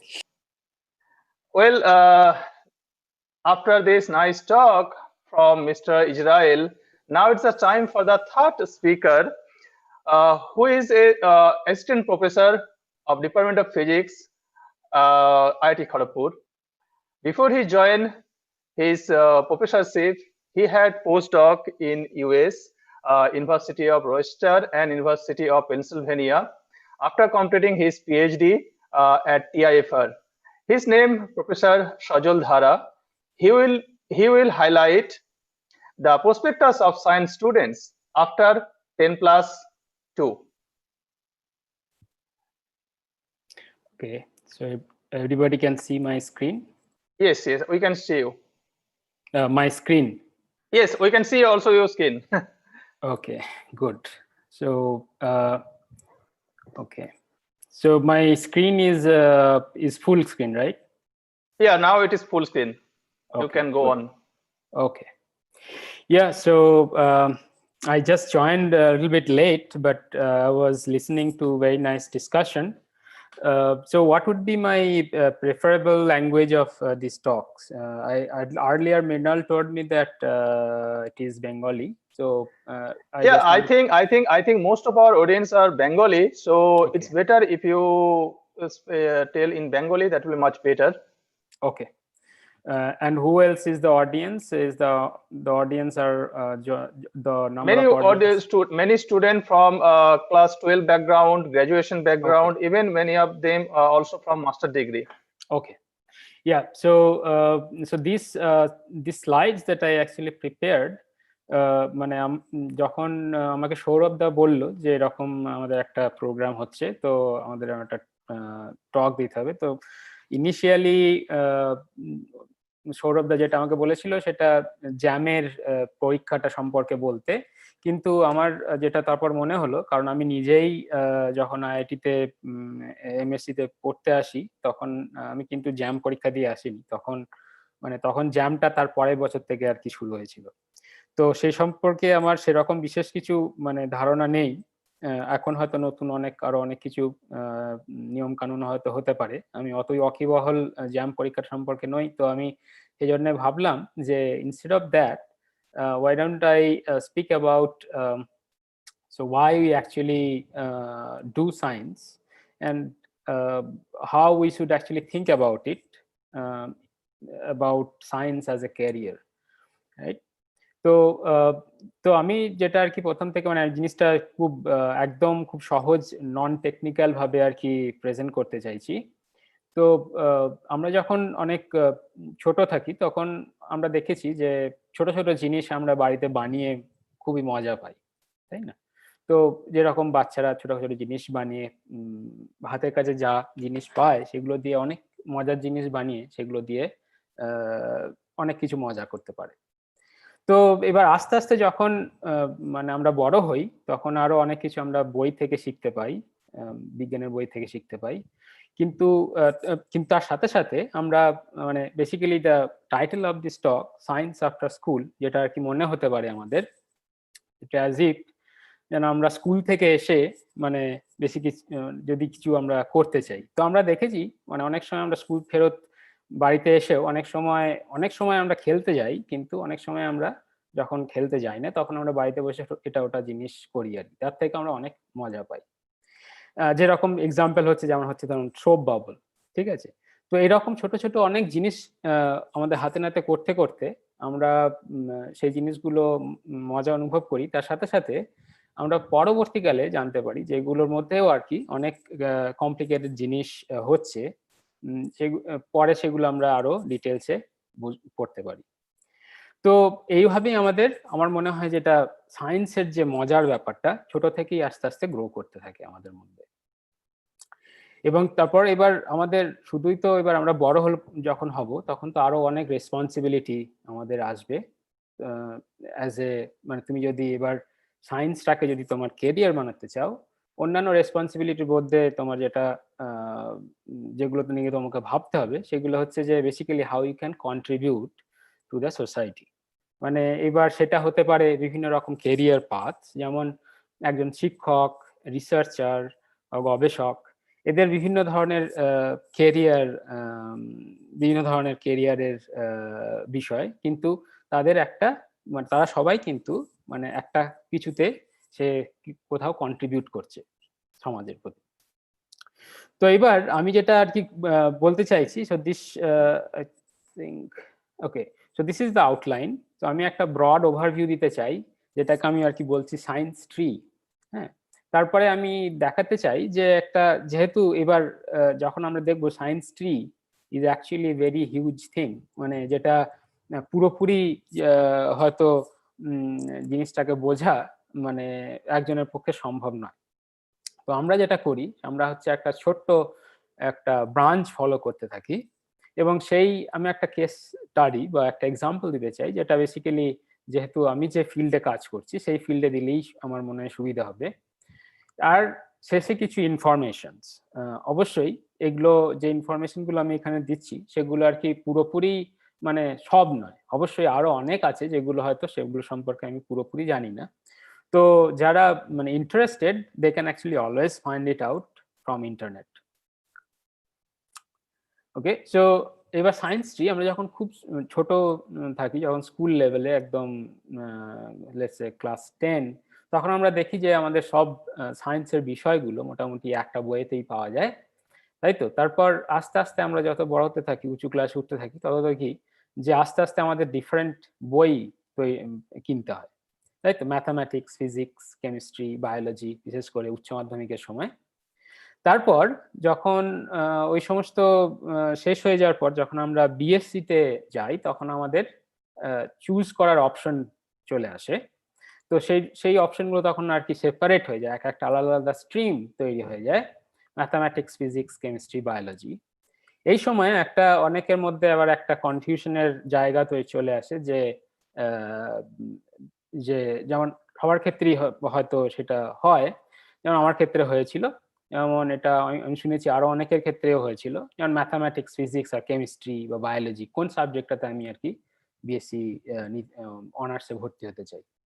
তো এই যে প্রথম থেকে আমি যে মানে এটা বললাম, ঘটনাগুলো বলছিলাম, সেগুলো মানে বেসিক্যালি দ্যাট ডিসাইডস মানে তোমার মানে কোন দিকে ইন্টারেস্ট, এবং তোমাকে বেসিক্যালি দেখতে হবে যে তুমি কোনটাতে বেশি মজা পাও, রাদার দেন তুমি মানে ধরো একটা ফ্যান্সি বা এরকম একটা জিনিস নিয়ে তুমি চিন্তা করছো যেটা হয়তো তোমার ক্ষেত্রে সম্ভব নয়, সেরকম একটা সাবজেক্ট না নেওয়াই ভালো, যেটা তোমার মানে ইন্টারেস্ট আছে, যেটা যে জিনিসটা জানো তুমি বেশি কনফিডেন্ট, সেই সাবজেক্টটার দিকেই তোমার চয়েস করা উচিত। সো অনেক ক্ষেত্রেই এই কনফিউশনটা আসে বিএসসির সময় পার্টিকুলারলি। তো তারপর বিএসসির সময় আমরা তখন থেকেই দেখতে পাই যে এক একটা টপিক মানে আমাদের এইচএসসি যেগুলো এক একটা টপিক ছিল সেগুলো তখন আবার এক একটা বই হয়ে যায়, তাই তো? তো যেরকম ফিজিক্সের যদি আমি ধরি, যেহেতু আমি ফিজিক্স সম্পর্কেই জানি, আমি যেহেতু অন্যান্য ফিল্ডগুলোকে দেখতে সময় পাই মানে আমার হয়নি, সৌভাগ্য হয়নি, তাই ফিজিক্স সম্পর্কে আমি বলবো। তো ফিজিক্সের অনেক রকমের ভাগ থাকবে, ঠিক আছে, যেটা আমরা এইচএসেই দেখেছি। এবার সেইগুলো আবার আলাদা আলাদা করে তোমার সেগুলো আলাদা আলাদা they actually create their own branch, own stream. যেমন ফিজিক্সের ডিফারেন্ট স্ট্রিম কি কি হতে পারে, যখন আমরা বিএসসির পরে যখন আমরা যাব তখন হতে পারে তোমার অপটিক্স হতে পারে, তখন হতে পারে তোমার কোয়ান্টাম মেকানিক্স হতে পারে, কনডেন্স ম্যাটার ফিজিক্স হতে পারে, কসমোলজি অ্যান্ড গ্র্যাভিটেশন হতে পারে, অ্যাস্ট্রোনমি অ্যান্ড অ্যাস্ট্রোফিজিক্স হতে পারে, হাই এনার্জি ফিজিক্স হতে পারে, এরকম অনেক ধরনের ব্রাঞ্চ আছে। আবার এই এক একটা ব্রাঞ্চ যেগুলো বললাম সেগুলো আবার themselves have lot of branches inside. তো এটা বেসিক্যালি মানে যত তুমি মানে হায়ার স্টাডির দিকে যাবে তখন সেগুলো এক একটা টপিক আলাদা আলাদা ব্রাঞ্চ, কারণ হচ্ছে সেগুলো এত ভাস্ট যে মানে basically even each of this branch, আমার কি পয়েন্টারটা দেখা যাচ্ছে? হ্যাঁ, পয়েন্টার দেখা যাচ্ছে, পয়েন্টার দেখা যাচ্ছে। হ্যাঁ হ্যাঁ, তো সরি, তো ইচ অফ দিস ব্রাঞ্চেস মানে এগুলো ইটসেলফ আর ভেরি ভাস্ট। যেমন আমি এবার আমার মানে এক্সাম্পলটা দিচ্ছি, যে এই পুরো যে ট্রিটা আমি দেখাচ্ছি এখানে, তার মধ্যে এবার মানে একটা পার্টিকুলার পাথওয়েজ যেটা আর কি মানে আমি নিয়েছিলাম, সেটা হচ্ছে মানে এটার আলটিমেটলি এখন এই জায়গায় আছে, সেখানে আমি জাস্ট দুটো ব্রাঞ্চ দেখতে পাচ্ছি, যে দুটো আবার তাদের মধ্যে ওভারল্যাপ রয়েছে। এই ওভারল্যাপ জিনিসটা আবার খুব ইন্টারেস্টিং। দেখো এখানে যত জিনিসগুলো আরো অ্যাডভান্স লেভেলে যাচ্ছে তত সেগুলো ডিফারেন্ট ব্রাঞ্চেস এর মধ্যে ওভারল্যাপ কিছু কিছু জায়গা রয়েছে, যেগুলো মানে হচ্ছে তোমার ফিজিক্সের সাথে কেমিস্ট্রির একটা ওভারল্যাপ আছে, আবার কেমিস্ট্রি বায়োলজি ফিজিক্সের মধ্যে ওভারল্যাপ আছে, ম্যাথামেটিক্সের সাথে অফকোর্স সব সাবজেক্টেরই মোটামুটি কিছু না কিছু ওভারল্যাপ আছে। আবার যখন তুমি এখানে সাব ব্রাঞ্চেস গুলো দেখবে সেখানেও তাদের মধ্যে অনেক ওভারল্যাপ আছে। তো এবার এরকমই আমি একটা ব্রাঞ্চ ফিজিক্সের একটা ব্রাঞ্চের দুটো ব্রাঞ্চের কথা বলছি, যেটাতে বেসিক্যালি আমরা এখন কাজ করছি। একটা হচ্ছে কনডেন্স ম্যাটার ফিজিক্স, একটা হচ্ছে অপটিক্স। তো অপটিক্স যখন তোমরা বিএসসি বা বিএসসি সময় পড়বে যে লাইট সম্পর্কে, মানে বেসিক্যালি লাইটের বিভিন্ন রকম ল নিয়ে যেটা যে টপিক, সেটা হচ্ছে অপটিক্স। তো সেখানে মানে অনেক সময় এটা মনে হতে পারে বিএসসি পড়াকালীন বা এমএসসির সময় যে হয়তো interference, diffraction, light as an electromagnetic wave, এই সমস্ত কিছু জানার পর মনে হয় যেন যে আর কি জানার বাকি আছে। আসলে তখন কিছুই জানা হয় না অপটিক্স সম্পর্কে, এবং যত আরো অ্যাডভান্স লেভেলে যাওয়া যায় তখন দেখা যায় অনেক কিছুই যেগুলো আছে যেগুলো এখনো অজানা। আবার কনডেন্স ম্যাটার ফিজিক্স এমন একটা সাবজেক্ট যেখানে তোমার আমরা সলিড সম্পর্কে জানতে পারি, বিশেষ করে এটাও অনেক রকমের ব্রাঞ্চ আছে। এটা হচ্ছে সফট কনডেন্স ম্যাটার ফিজিক্স বলে আর একটা ব্রাঞ্চ আছে। আমি যে কনডেন্স ম্যাটার ফিজিক্সের কথা বলছি সেখানে মেইনলি আমরা ইলেকট্রন কিভাবে মেটেরিয়ালের মধ্যে প্রবাহ হয়, কিভাবে মেটেরিয়ালের property basically is determined by electrical properties, সেগুলো আমরা জানার চেষ্টা করি। তো এবার তার ওভারল্যাপ, এই দুটো সাবজেক্টের ওভারল্যাপও কিছু আছে যেখানে আমরা optics, we can actually use it, optical technique to study condense matter system.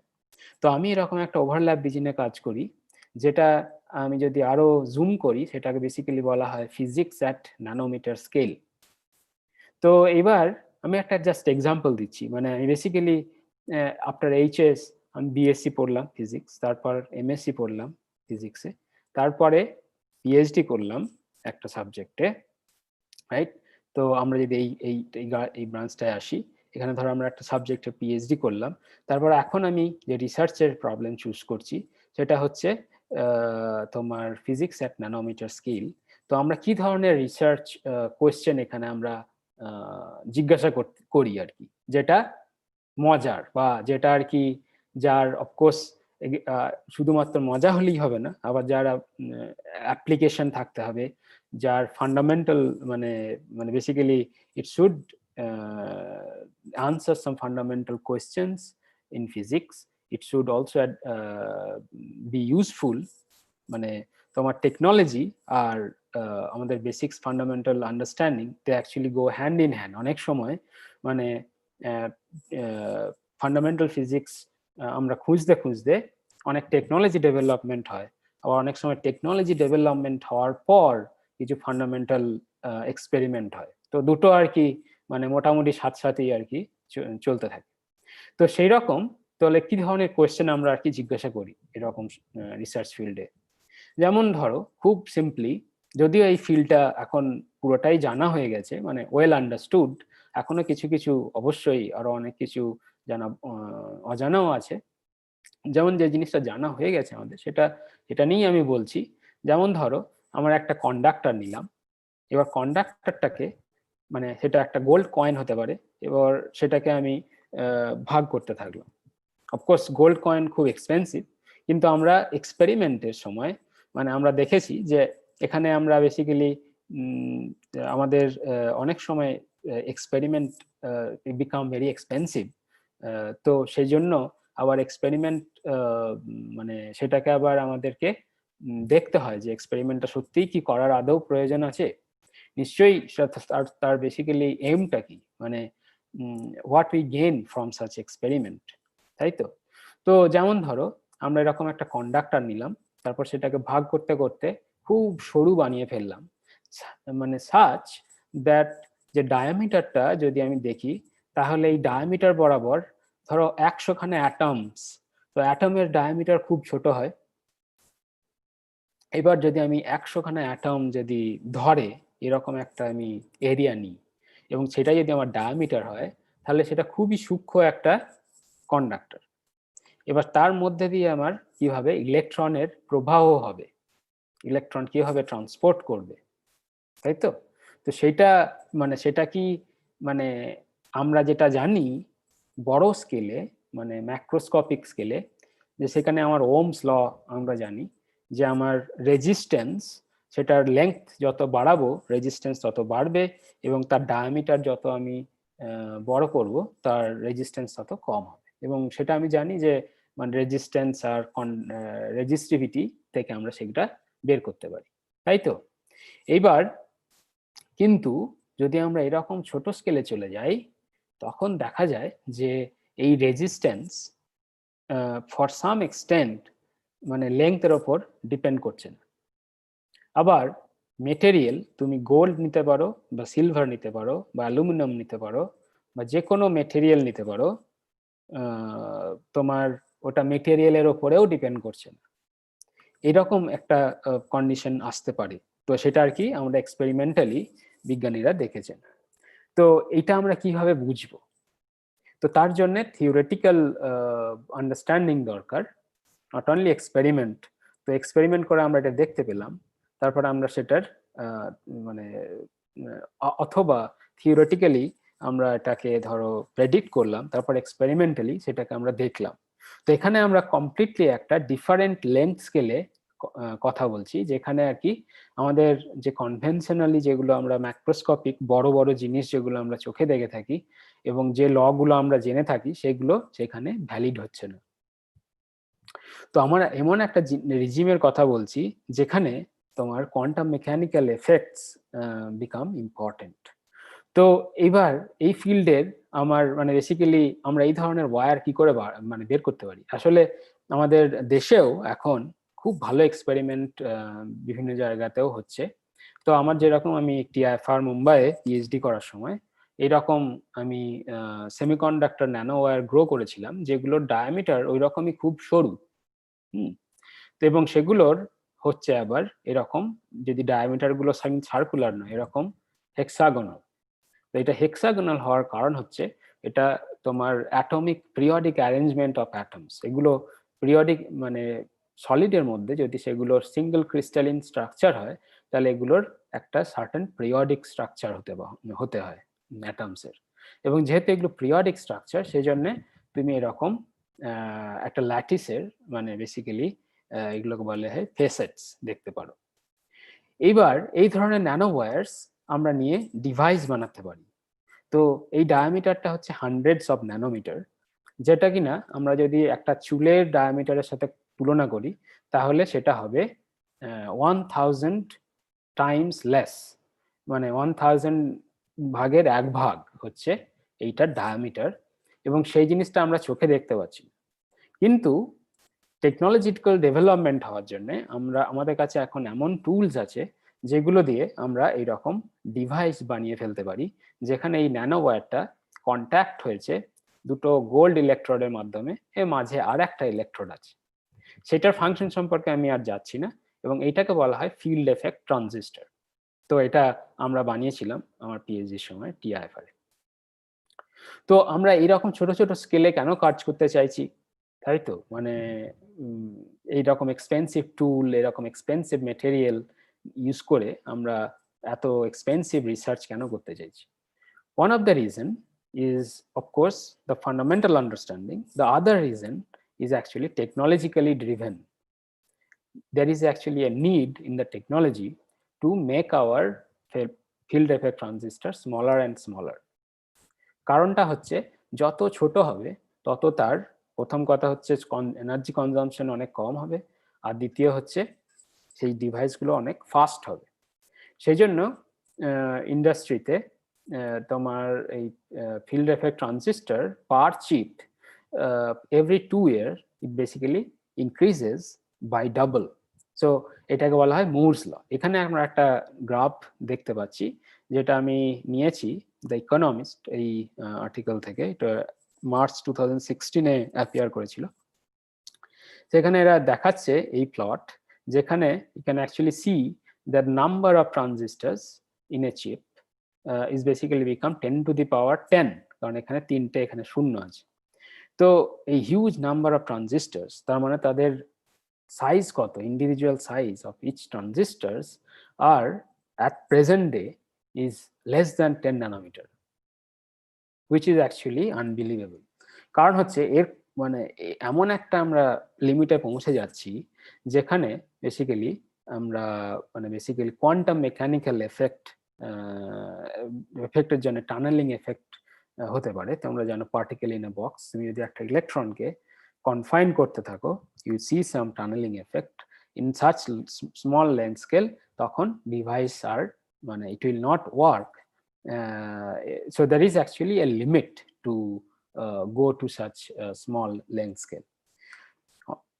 Additionally, ওটা not only that it would be very difficult যে ওটা ওই অত ছোট লেন্থ স্কেলে যাওয়া, not only that it will also be a very very expensive process to make such very very small structures. And তো এই টেকনোলজিগুলো ডেভেলপমেন্ট হয়েছে এবং তার ফলে আমরা দেখতে পাচ্ছি যে আমাদের আইফোন বা আমাদের স্মার্টফোন বা আমাদের যে ছোট ছোট ল্যাপটপ বা ভারী মানে খুব হালকা ওজনের ল্যাপটপ, যেগুলো খুব ফাস্ট এবং পাওয়ারফুল, তাই তো, এবং সেগুলো সম্ভব হতে পেরেছে এই ধরনের ইন্ডাস্ট্রিয়াল ডেভেলপমেন্টের ফলে।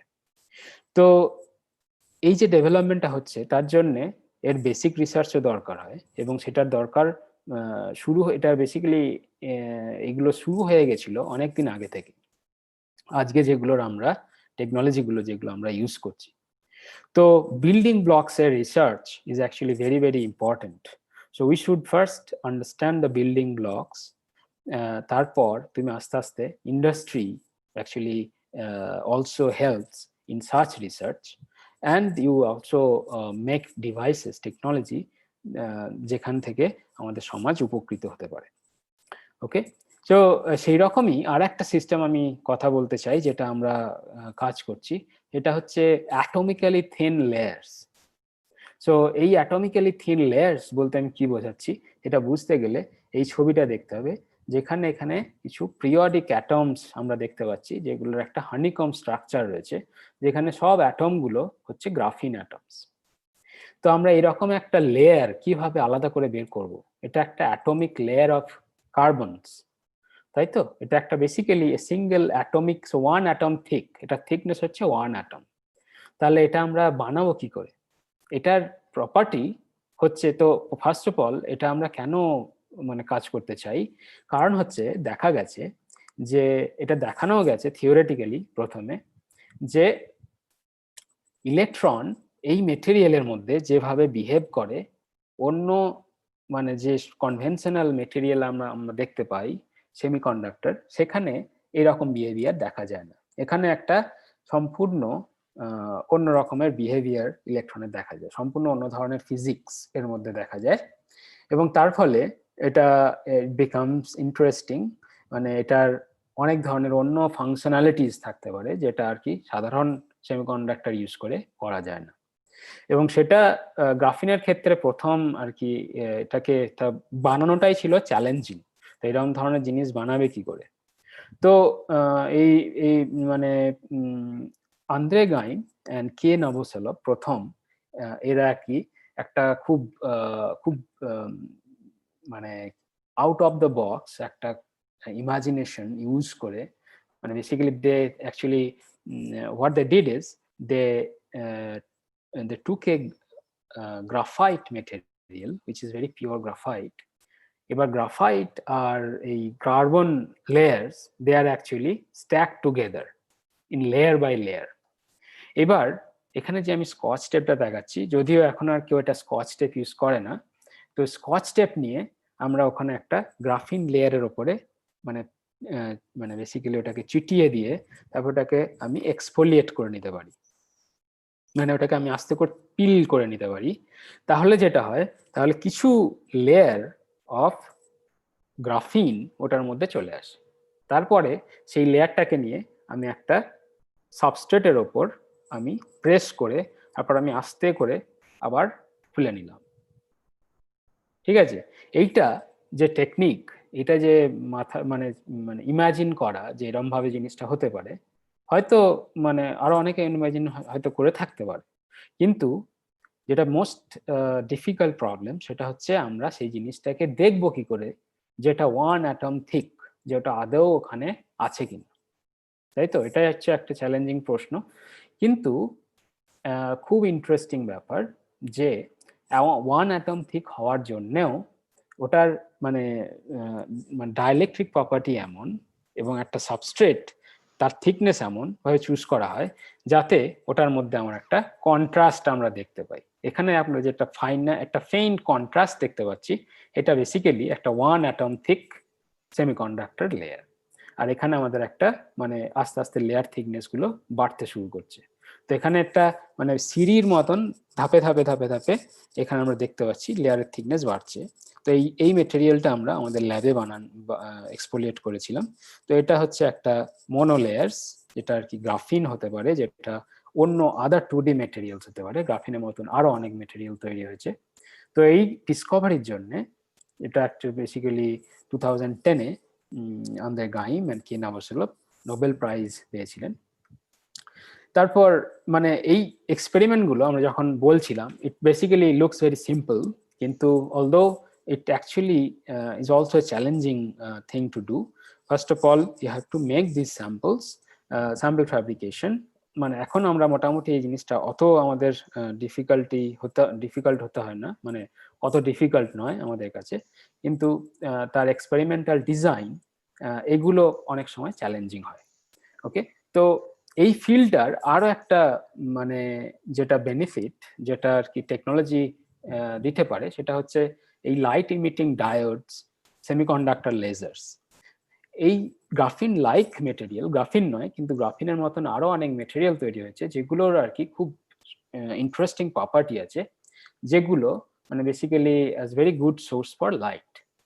আর এটার আর আমরা এটাও জানি যে লাইট এমিটিং ডায়োডস এলইডি কিভাবে মানে এটা basically revolutionized our society nowadays. Semiconductor laser, for example, it actually helped us to, for example, our communication, right? আমাদের যে এলইডি আর সেমিকন্ডাক্টর লেজার যদি না থাকতো, তাহলে আমরা যে আজকে বসে আমরা যে এরকম ইন্টারনেটের থ্রু দিয়ে আমরা মিট করছি, সেটা সম্ভব হতো না। কোয়ান্টাম অপটিক্যাল ডিভাইসেস, এটা হচ্ছে এটা নেক্সট মানে future technology that can actually come through such research activity in this area. তো এগুলো হচ্ছে আমাদের future direction for research in this field. তো এই ছবিটা নিয়েছি, এটা হচ্ছে আমি যেখানে পোস্ট ডক করতাম ওখানে আমাদের গ্রুপেরই তখন ওনারা যে গ্রুপেরই কাজ করেছিল, তো ওখানে বেসিক্যালি 2D মেটেরিয়াল থেকে ওরা দেখিয়েছিল কোয়ান্টাম এমিশন। তো বেসিক্যালি এটাকে বলা হয় single photon emission from defect in this 2D materials. Okay, তো এইবার আমি খুব একটা খুব কি বলবো, একটা খুব সংক্ষেপে 4-5টা স্লাইডে আমি জাস্ট একটা ন্যারো ব্রাঞ্চ ফিজিক্সের দেখালাম। এবার এরকম অসংখ্য মানে অসংখ্য বলবো না, কিন্তু মানে অনেক ব্রাঞ্চ আছে যেগুলো হয়তো আমিও অতটা পুরোটাই হয়তো ওয়াকিবহাল নই। তো বেস্ট ওয়ে মানে আমাদের যদি ডিসাইড করতে হয় কেরিয়ার, আর সেটা যদি তোমার মনে হয় যে আমি গবেষণা করতে চাই বা আরো অ্যাডভান্স স্টাডি করতে চাই, তাহলে তোমাকে আর কি এক্সপ্লোর করতে হবে বিভিন্ন ধরনের রিসার্চ এরিয়া, তুমি কোথায় সেটাতে ইন্টারেস্টেড হচ্ছ। তো সেজন্যে তোমার একটা খুব ভালো একটা ওয়েবসাইট, যেটা আমারই এক বন্ধু রাজিবুল ইসলাম ইনস্টিটিউট ফর কোয়ান্টাম কম্পিউটিং, এখানে ওর নাম দেওয়া আছে কাজী রাজিবুল ইসলাম। তো ওর সাথে আমার টিআইএফআর এ কিছুটা ওভারল্যাপ ছিল। এখন ইউনিভার্সিটি অফ ওয়াটারলুতে ফ্যাকাল্টি। তো ও আর আরো কিছু সায়েন্টিস্ট মিলে, মানে তারা এখানে সব লিস্ট আছে, আরো এখানে লিস্টটা পুরোটা এখানে আমি দিতে পারিনি। তো বিভিন্ন জায়গার বিভিন্ন দেশের তারা কাজ করছে, এবং তারা বাংলাতে আমাদের বিভিন্ন ধরনের বিজ্ঞানের আর্টিকেল, মানে যারা খাতায় কলমে কাজ করছে, এক্সপেরিমেন্ট করছে, থিওরি করছে, তারাই এই আর্টিকেলগুলো এই ওয়েবসাইটটাতে মানে লেখে। এবং সেটা এই যে এখানে আমি লিংক দিয়েছি একটা বিজ্ঞান.org.in, এই ওয়েবসাইটটাতে গেলে তোমরা এইরকম একটা ওয়েবসাইট সম্পর্কে জানতে পারবে, যেখানে আর কি এখানে অনেক কিছু জানা যায়, বিজ্ঞানের খবর, বিস্ময়ের জগৎ, পদার্থবিদ্যার কিছু বিষয়, অঙ্ক নিয়ে ভাবনা, প্রযুক্তি বিজ্ঞান, জীববিজ্ঞান, দৈনন্দিন জীবনের রসায়ন, এরকম অনেক টপিকস এবং আলোচনা এবং আর্টিকেলস, মজার মজার আর্টিকেলস, ব্লগ পাওয়া যাবে। এবং এটার এখন প্রিন্ট, যেহেতু এটার উদ্দেশ্য ছিল যে বাংলা ভাষাতে আমাদের মানে বেসিক্যালি বিজ্ঞানের যেগুলো ডেভেলপমেন্ট হচ্ছে সেগুলো আর কি স্কুলের ছাত্রদের মধ্যে নিয়ে আসা, এবং সেটা যেহেতু সব জায়গাতে ইন্টারনেটের কানেক্টিভিটি অত সম্ভব হয় না বিভিন্ন রিমোট জায়গাতে, সেই জন্য ওরা এখন প্রিন্ট ভার্সনও বের করে। তো এগুলো সাধারণ এক্সাম্পল কিছু কিছু প্রিন্ট ভার্সনের, তো এগুলো মনে হয় কলকাতাতেও পাওয়া যায়, জানি না আমি মেদিনীপুরেও পাওয়া যায় কিনা, হয়তো কোথাও খোঁজ করলে বা অর্ডার দিলে হয়তো সেও এনে দিতে পারে কোনো দোকানে। ওকে, তো আর একটা জিনিস যেটা আমার মনে হয় খুব ইম্পর্টেন্ট, সেটা হচ্ছে যে যদি তোমরা এরকম ইন্টারেস্টেড হতে থাকো, তাহলে you can also go for outreach program, মানে এরকম যদি কোনো স্কোপ পাও কোনো জায়গাতে ল্যাব ভিজিট, সেখানে আর কি এই জিনিসগুলো খুব মানে হেল্পফুল হয়। তো এরকম আর কি, এটা আমাদের একটা আইআইটি খড়গপুর ফিজিক্স ডিপার্টমেন্টে আমাদের গ্রামের স্কুল থেকে এসছিলেন। আমি যেখানে আর কি পড়াশোনা করেছিলাম সেই গ্রাম থেকেই স্টুডেন্টরা এসছিলেন, সঙ্গে আমার দুজন টিচারও এসছিলেন। তো তাদেরকে আমরা এই ল্যাব ভিজিটটা করিয়েছিলাম ফেব্রুয়ারি মাসে, তার একটা ছবি। তো এবার কিছু ইনফরমেশন। তো বিএসসি, তো আই থিঙ্ক আমার কত টাইম আছে এখন? মোটামুটি শেষের দিকে। হ্যাঁ, শেষের দিকে একটু তাড়াতাড়ি করলে ভালো হয়। হ্যাঁ, আচ্ছা আচ্ছা, হ্যাঁ ঠিক আছে, ওকে। হ্যাঁ, তো আমার মোটামুটি শেষের দিকে চলে এসেছে। তো এখানে এগুলো জাস্ট কিছু ইনফরমেশন আছে যেখানে আর কি এগুলো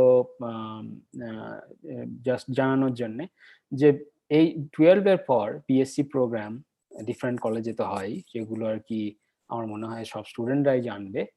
এবার ইনস্টিটিউট, মানে কিছু কিছু ইনস্টিটিউট থাকে যেখানে BSMS, integrated MSc, engineering physics, integrated PhD programs, এগুলো থাকে। আবার এখন কিছু কিছু জায়গাতে, যেমন আইজার কলকাতায় 5 ইয়ার বিএসএমএস ডুয়েল ডিগ্রি প্রোগ্রামও হয়, যেগুলো আর কি 12 এর পর এগুলোতে অ্যাপ্লাই করা যায়। তো এই সমস্ত ইনফরমেশন গুলো আছে আইজার কলকাতা, অনেক, আমার মনে হয় এটা সব আইজার গুলোতেই আছে আর কি। তারপর টিআইএফআর, সেখানেও অনেক ধরনের প্রোগ্রাম হয়। বিএসসির পরও মানে পিএইচডি তে জয়েন করা যায়, ইন্টিগ্রেটেড পিএইচডি তে। আবার এখানে যেরকম কিছু কিছু জায়গায় মানে তোমার বিএসএমএস প্রোগ্রামও থাকছে, আবার ইঞ্জিনিয়ারিং ফিজিক্সও থাকছে। তো এইগুলো আমার মনে হয় যে basically students who are interested they can actually check in the website and find more information about it. এখানে কিছু কিছু আমি ডিফারেন্ট স্কলারশিপস, যেগুলো আর কি ক্লাস 12 এর পর অ্যাপ্লাই করা যায়, এরকম কিছু স্কলারশিপের লিস্ট এখানে দিয়েছি, সেগুলোর আমি পড়ছি না। যারা interested they can actually go and find out over the internet. Some of the exams, of course, BSc, after BSc, JAM R JEST পরীক্ষা হয়। তারপর তোমার CSIR net, JRF, after MSc, এই এক্সাম গুলো দিলে তুমি মানে পিএইচডির জন্য অ্যাপ্লাই করতে পারো। আবার পিএইচডির জন্য বিভিন্ন জায়গায় তাদের নিজেদের অ্যাডমিশন টেস্ট হয়। আবার আর একটা অপরচুনিটি থাকে এমএসসির পরে ডাইরেক্টলি যারা আর কি চাকরি জয়েন করতে চায় তাদের জন্য অনেক অপরচুনিটি থাকে, বিএআরসি, সিএসআইআর, ডিআরডিও, এন্ড আর একটা ইন্ডাস্ট্রিও থাকে যেখানে ওএনজিসি যেমন একটা অপশন। ওকে, সো আমার মোটামুটি টক শেষ। I'd like to thank acknowledge professor Prasun Dutta, IIT BHU. তো কিছু কিছু ইনফরমেশন আমি প্রসূনের কাছ থেকে পেয়েছি। আর প্রফেসর সমরেশ দাসও আইআইটি দিল্লিতে অ্যাসিস্ট্যান্ট প্রফেসর, এন্ড ওরা আমাকে কিছু কিছু ইনফরমেশন যেগুলো আমি দেখালাম তো ওরা আমাকে পাঠিয়েছে। তো এই দুজন আবার ইনসিডেন্টালি দুজন আবার আমার এমএসসির ব্যাচমেট, এবং এগেন তারা এই দুজন এখন ডিফারেন্ট ফিল্ডে কাজ করছে। They are actually lying in different branches just like our science tree. Okay, thank you Professor Dhara for some useful information and nice talk. Because as you know that we are running behind the time, so we may not take the questions from the students. I already informed the student because the present ASP of Jhargram, he is our next speaker, and you know that today is the very busy schedule for him due to the Eid. So no problem. That's the reason I want to move to him. Okay, but please join. Please stay with us. Actually, thank you again for your nice talk. Thank you again for nice talk. In some other day in future, maybe if we arrange a physical program at Jhargram Raj College, that time we want to invite you, and I hope you will accept our invitation that time. I also actually visited Jhargram Raj College, I think 1 year ago. Okay, so Minal, I also have to leave. So thank you for the invitation, and Sure. it was really a nice experience to prepare this Thank you. talk. Okay. Thank you again. Okay. Bye. See you.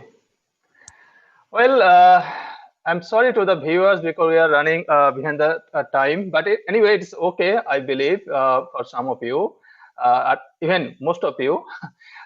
So our next speaker, he's the final speaker today. He is not only a guest, but also a alumni of our college. When I was a college student, he was 1 year senior of me. His name Debraj Ghosh. He is now present DSP DNT Jhargram, and he will speak today mainly on West Bengal Civil Service. So I don't want to waste much time. I want to invite Debraj da. Please take charge of the mic, and please. Hello. Yes, we can hear you, Debraj da. Please go on. Okay. Thank you, Mrinal, and Jhargram Raj College Physics Alumni Association. একটা খুব ভালো programme arrange করার জন্য আমার অসংখ্য ধন্যবাদ। আর এখানে আমাকে আমার ব্যাচমেট ফিজিক্সেরই ছিল অমিত, ও আমাকে একদিন বলল কি এরকম একটা প্রোগ্রাম হচ্ছে, তো আমিও খুব ইন্টারেস্টেড ছিলাম এটা পার্টিসিপেট করার জন্য। প্রথমেই বলি আমি এখানকারই ছেলে, মানে এই জঙ্গলমহল এলাকারই ছেলে।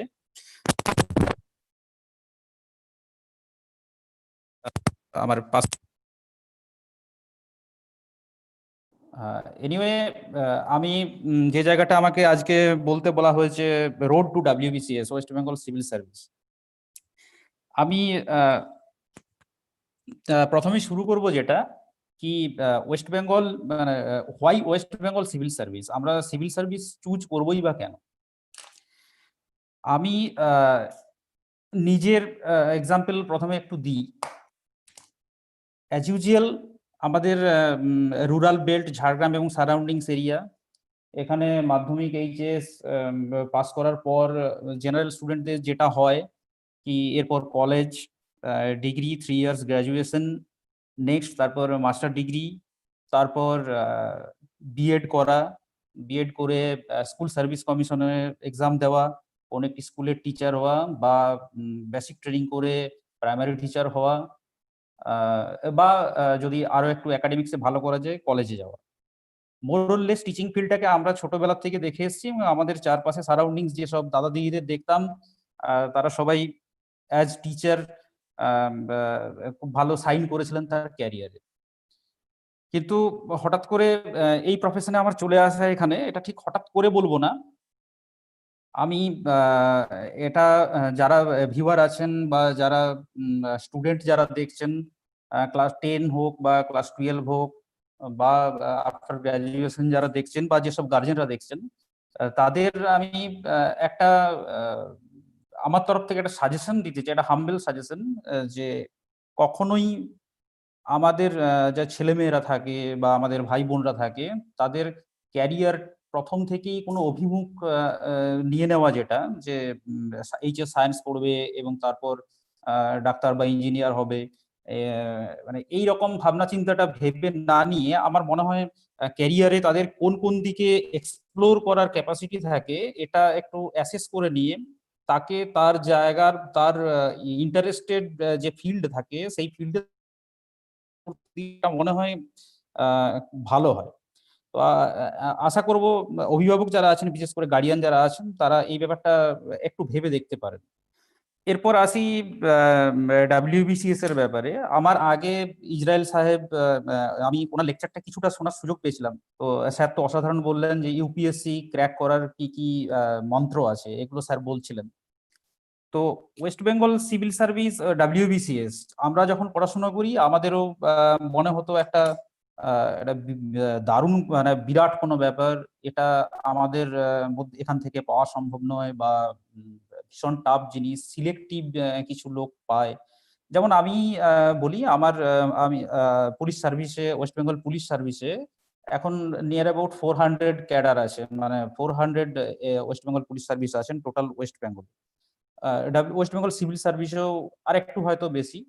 কিন্তু ওয়েস্ট বেঙ্গল গভর্নমেন্টের যে অ্যাডমিনিস্ট্রেটিভ সার্ভিস, টপ লেভেল যে অ্যাডমিনিস্ট্রেটিভ সার্ভিস, সেটা কিন্তু ওয়েস্ট বেঙ্গল সিভিল সার্ভিস এক্সামের থ্রু দিয়েই কিন্তু এন্ট্রি নেওয়া যায়। এরপরে আসি, এটা আমি কেন এটা বলছি আপনাদের, আমার মনে হয় যে আমার যেটা মনে হয় যে ওয়েস্ট বেঙ্গল সিভিল সার্ভিস এটা খুব একটা যে মানে বিশাল যে আমরা এটা পারবো না, এটা আসা সম্ভব নয়, এটা এরকম ব্যাপারটা কিন্তু নয়। এটা যে কেউ এখানে যদি তার 3 ইয়ার্স গ্র্যাজুয়েশন কমপ্লিট হয়ে থাকে এবং এজ ওয়েস্ট বেঙ্গল সিভিল সার্ভিসের জন্য এজ 21 থেকে 36 এর মধ্যে হয়, তাহলে যে কেউ কিন্তু এই পরীক্ষায় টেক পার্ট করতে পারে। শুধুমাত্র আমরা পুলিশ সার্ভিসে যদি প্রেফারেন্স থাকে, আমাদের ওয়েস্ট বেঙ্গল পুলিশ সার্ভিসে আমি যেতে চাই, তাহলে কিছু হাইট বার থাকে। এই হাইট বারটা আমাদেরকে কোয়ালিফাই করতে হয়, যেটা মেল ক্যান্ডিডেটের জন্য 1.65 মিটার আর ফিমেল ক্যান্ডিডেটের জন্য 1.5 মিটার। অ্যাপার্ট ফ্রম দিস, বাকি যে স্কিম এবং syllabus West Bengal public service কমিশনের ওয়েবসাইটে যে দেওয়া আছে, এই ওয়েবসাইটে আমরা দেখলেই একটু পাবো, তবু আমি আপনাদের একটু নলেজে দিতে চাই। ওয়েস্ট বেঙ্গল সিভিল সার্ভিসে 4টা গ্রেডে এক্সাম নেওয়া হয়: group A, group B, group C, group D. Group A এটা ওয়েস্ট বেঙ্গল সিভিল সার্ভিস, এখানে মোট 6টা সার্ভিস আছে। মৃণাল, ভয়েস আসছে কি আমার? হ্যাঁ হ্যাঁ, বলো বলো, শুনতে পাচ্ছি, আমরা শুনতে পাচ্ছি, বলো। হ্যাঁ হ্যাঁ, তো গ্রুপ এ তে 6টা সার্ভিস আছে। এই 6টা সার্ভিস হলো West Bengal civil service executive. That means এটা আমার যদি র্যাঙ্ক সাপোর্ট করে, আমি যদি আমার যদি চয়েস থাকে, প্রেফারেন্স থাকে, তাহলে আমি বিডিওর পোস্টিং পেতে পারি। That means block development officer. আপনারা সবাই জানেন মোটামুটি বিডিও প্রতি ব্লকেই থাকেন। ওনার ডেভেলপমেন্টাল ওয়ার্ক যেগুলো থাকে সেইগুলোর উনি ব্লকে এক্সিকিউট করেন। Next assistant West Bengal civil service এক্সিকিউটিভের পরে আমাদের যেটা আছে, assistant commissioner of revenue service in West Bengal revenue service. এটা আগে আলাদা আলাদা ছিল, এখন ইন্টিগ্রেটেড করে দেওয়া হয়েছে। দ্যাট মিন আমরা এক্সাইজ ডিপার্টমেন্ট কি ল্যান্ড রেভিনিউ ডিপার্টমেন্ট, যে গ্রুপ এ লেভেলের অফিসার যারা থাকেন, আপনারা যারা জমি রেজিস্ট্রি করতে যান যে এডিএসআর অফিসে, উনিও কিন্তু যিনি রেজিস্টার থাকেন উনিও কিন্তু group A service. Next West Bengal cooperative service, West Bengal labour service, West Bengal food and supply service এবং West Bengal employment service. That means employment exchange যিনি অফিসার থাকেন, এনারা কিন্তু সবাই ওয়েস্ট বেঙ্গল সিভিল সার্ভিসের গ্রুপ এ লেভেলের officer. Next আছে West Bengal police service. West Bengal police সার্ভিসটা শুধুমাত্র পুলিশের জন্য স্পেসিফিক্যালি করা আছে বলে এটাকে গ্রুপ বি করা হয়েছে। বেতন বা স্যালারি যদি আমি স্ট্রাকচার দেখি, group A that means civil সার্ভিসের যে 6টা সার্ভিস আছে এবং পুলিশ সার্ভিস, এদের স্যালারি স্ট্রাকচার কিন্তু সেম। এনারা সবাই মোরলেস অ্যাট প্রেজেন্ট ডে অ্যাবাভ 60,000 বা সারাউন্ডিং 60,000 একটা ইনিশিয়াল পেমেন্টে ওনারা এন্ট্রি করেন। নেক্সট, আমার যদি মার্কস এবং র্যাঙ্ক সিলেক্ট না করে, বা আমি যখন পরীক্ষা দিলাম, পরীক্ষা দিয়ে আমার যদি মার্কস এই দুটো গ্রুপে না এলো, তখন আমার গ্রুপ সি বা গ্রুপ ডি অপশন থাকে। গ্রুপ সি তে একই রকম ভাবে 9টা সার্ভিস আছে। এখানে joint BDO, child development project officer, that means CDPO, assistant commercial tax officer, ACTO, revenue officer, joint register consumer affairs, এই ধরনের পোস্টিং এ চাকরি পাওয়া যায়। এগুলো গ্রুপ সি তে আছে। এনাদের পে স্ট্রাকচার গ্রুপ এ এবং গ্রুপ বি হচ্ছে একটু কম। পরে আসি আমি গ্রুপ ডি। গ্রুপ ডি তে মোট 3টে সার্ভিস আছে: inspector cooperative service, PDO that mean panchayat development officer এবং রিলিফ এন্ড রিহ্যাবিলিটেশন অফিসার। এদের স্যালারি স্ট্রাকচার আরেকটু কম, গ্রুপ সি এর চেয়ে আরেকটু স্যালারি স্ট্রাকচার কম। কিন্তু এই যে 4টা আমি গ্রুপ বললাম, group A, group B, group C, group D, এই 4টা সার্ভিসেই কিন্তু ওয়েস্ট বেঙ্গল গভর্নমেন্টের টপ লেভেল যে সার্ভিসগুলো আছে সেই সার্ভিসের মধ্যে আসছে। এখন আমি একটু প্রিপারেশনের জায়গায় যাই। প্রথমে কোয়ালিফিকেশন আমি একবার বলেই দিয়েছি যে 3 ইয়ার্স গ্র্যাজুয়েশন থাকলেই আমরা পরীক্ষাটা দিতে পারি। শুধুমাত্র গ্রুপ বি বা পুলিশ সার্ভিস আসার জন্য একটা হাইট বার থাকে, এই হাইটটা কোয়ালিফাই করতে হয়। এই হাইটটা মাপা হবে, মানে আমরা যখন আমরা এখন অনলাইন অ্যাপ্লিকেশন করব তখন শুধুমাত্র দিয়ে দিলেই হয় আমার কত হাইট আছে, কিন্তু এটা বিফোর ইন্টারভিউ এই হাইটটা আপনার মেজার করবে পিএসসি অফিসেই। আপনি যদি এই হাইটের মধ্যে আসেন, কোয়ালিফাই করেন এই হাইটটা, তাহলে আপনাকে ইন্টারভিউতে অ্যালাউ করা হবে, আদারওয়াইজ ইন্টারভিউ অ্যালাউ করা হবে না। তো 1.65 মিটার মেল ক্যান্ডিডেট এবং 1.5 মিটার ফিমেল ক্যান্ডিডেট যদি থাকেন বা এটার বেশি থাকেন তবেই গ্রুপ বি প্রেফারেন্স দেবেন, আদারওয়াইজ না দেওয়াই বেটার। আর একটা যেটা আমরা সবাই আমরা মোরলেস পারি, সেটা হচ্ছে বাংলায় লেখা, রিডিং, রাইটিং এবং স্পিকিং, অর্থাৎ বাংলায় লেখা, পড়া এবং বলা, এই তিনটে আমাদের থাকতে হবে, কারণ বাংলা টেস্ট দিতে হয় আলাদা করে। তো এইগুলো কোয়ালিফিকেশন। তাহলে কি দাঁড়ালো যে ওয়েস্ট বেঙ্গল গভর্নমেন্টের টপ লেভেল এক্সিকিউটিভ লেভেলের সার্ভিস পাওয়ার জন্য আমার মিনিমাম কোয়ালিফিকেশন কিন্তু মাস্টার্স ডিগ্রি বা কোনো স্পেশালাইজেশন বা কোনো আলাদা প্রফেশনাল ডিগ্রি এসব কিচ্ছু দরকার নেই। এখানে শুধুমাত্র আমার গ্র্যাজুয়েশন থাকলেই আমি কিন্তু এই পরীক্ষা দিতে পারি। আর আমাদের যেটা অনেকেরই কম বেশি একটা মিসকনসেপশন থাকে যে এটা এই ধরনের পরীক্ষা দেওয়ার জন্য আমাদের একটা খুব হাই প্রোফাইল কোনো কোয়ালিফিকেশন বা হাই একাডেমিক্স এই ধরনের লাগবে, ভালো কলেজ থেকে খুব ভালো ইংরেজি বলা আমাদের অ্যাটিটিউড দরকার, এরকম কিন্তু কোনো ম্যাটার নেই। আমি নিজে ঝাড়গ্রাম রাজ কলেজের একজন স্টুডেন্ট, আমার বাড়ি এই সারাউন্ডিংস এরিয়াতেই, এই জায়গা থেকে আমার স্কুলিং, আমি এখানেই প্রিপারেশন নিয়েছি, অর্থাৎ এই পরীক্ষার জন্য প্রিপারেশনও আমার নিজেই নেওয়া, মোরলেস নিজে নেওয়া। আমাদের একটা গ্রুপ ছিল, ওই গ্রুপ মোটামুটি গ্রুপ স্টাডি করেই প্রিপারেশন নেওয়া। তো মানে আমি এখন একটু অভিভাবকদের জন্য বলতে চাই যে আপনার ছেলেটি বা মেয়েটি যে গ্র্যাজুয়েশন করতে আসছে, যে কোনো স্ট্রিমেই হোক, সেটা সায়েন্স হোক বা আর্টস হোক, তো এটা ভেবে আপনারা, যদি তার ইন্টারেস্ট থাকে যে আমি গ্র্যাজুয়েশন করব নর্মাল সাবজেক্টে, তো আমি আপনাদেরকে বলবো যে এটা ভেবে চিন্তিত হওয়ার কোনো কারণ নেই কি যে গ্র্যাজুয়েশন করার পরে ও কি করবে। আমাদের চতুর্দিকে আমরা দেখি গ্র্যাজুয়েশন করে মাস্টার ডিগ্রি করে বেকার, কিছু পাচ্ছেন না। তো আপনারা এটা ভেবে নেবেন না গ্র্যাজুয়েশন করার পরে আমার শুধু ওয়েস্ট বেঙ্গল সিভিল সার্ভিস কেন, আমার গভর্নমেন্টের প্রচুর এক্সামিনেশন আছে যেগুলোতে আমি এন্ট্রি নিতে পারি, সেটার জন্য কোয়ালিফিকেশন শুধুমাত্র একটা গ্র্যাজুয়েশন ডিগ্রি। আর যদি কেউ ফোকাসড হয় যে আমি সিভিল সার্ভিসে যাব, আমি গভর্নমেন্টের যে পলিসি এক্সিকিউট করব, গভর্নমেন্টের পলিসি মেকিং এ অ্যাডমিনিস্ট্রেটিভ ডিসিশন নেব, তাহলে তার জন্য ওয়েস্ট বেঙ্গল সিভিল সার্ভিস যদি স্টেটে হয়, বা আমাদের ইসরায়েল সাহেব বলছিলেন ইউপিএসসির কথা, অবশ্যই ইউপিএসসি, যেটা আমরা আইএস আইপিএস এর ডাইরেক্ট রিক্রুট হতে পারি। তো আমি নেক্সট চলে যাই যে ওয়েস্ট বেঙ্গল সিভিল সার্ভিসের প্রিপারেশন কিভাবে নেওয়া যায়।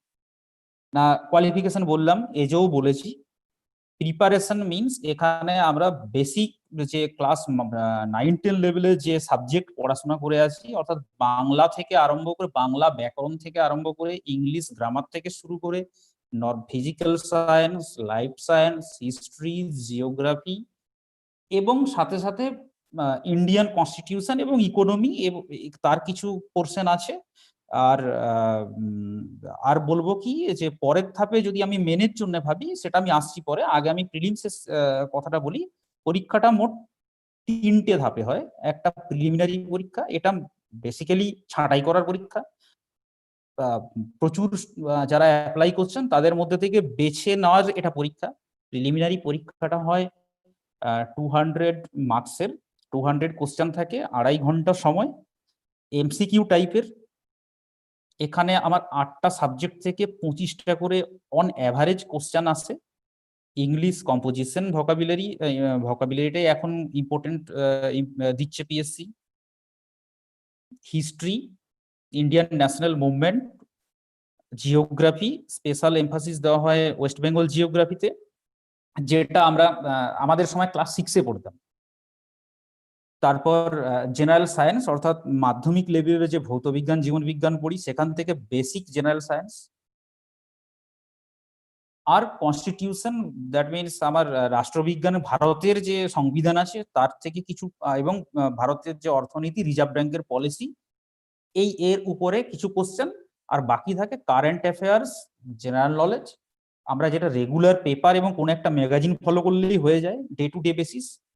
নেক্সট পড়ে থাকে আমার একটাই রিজনিং, অর্থাৎ intelligence test, verbal non verbal reasoning. এই 8টা জিনিসের উপরে 25 নাম্বার করে থাকে।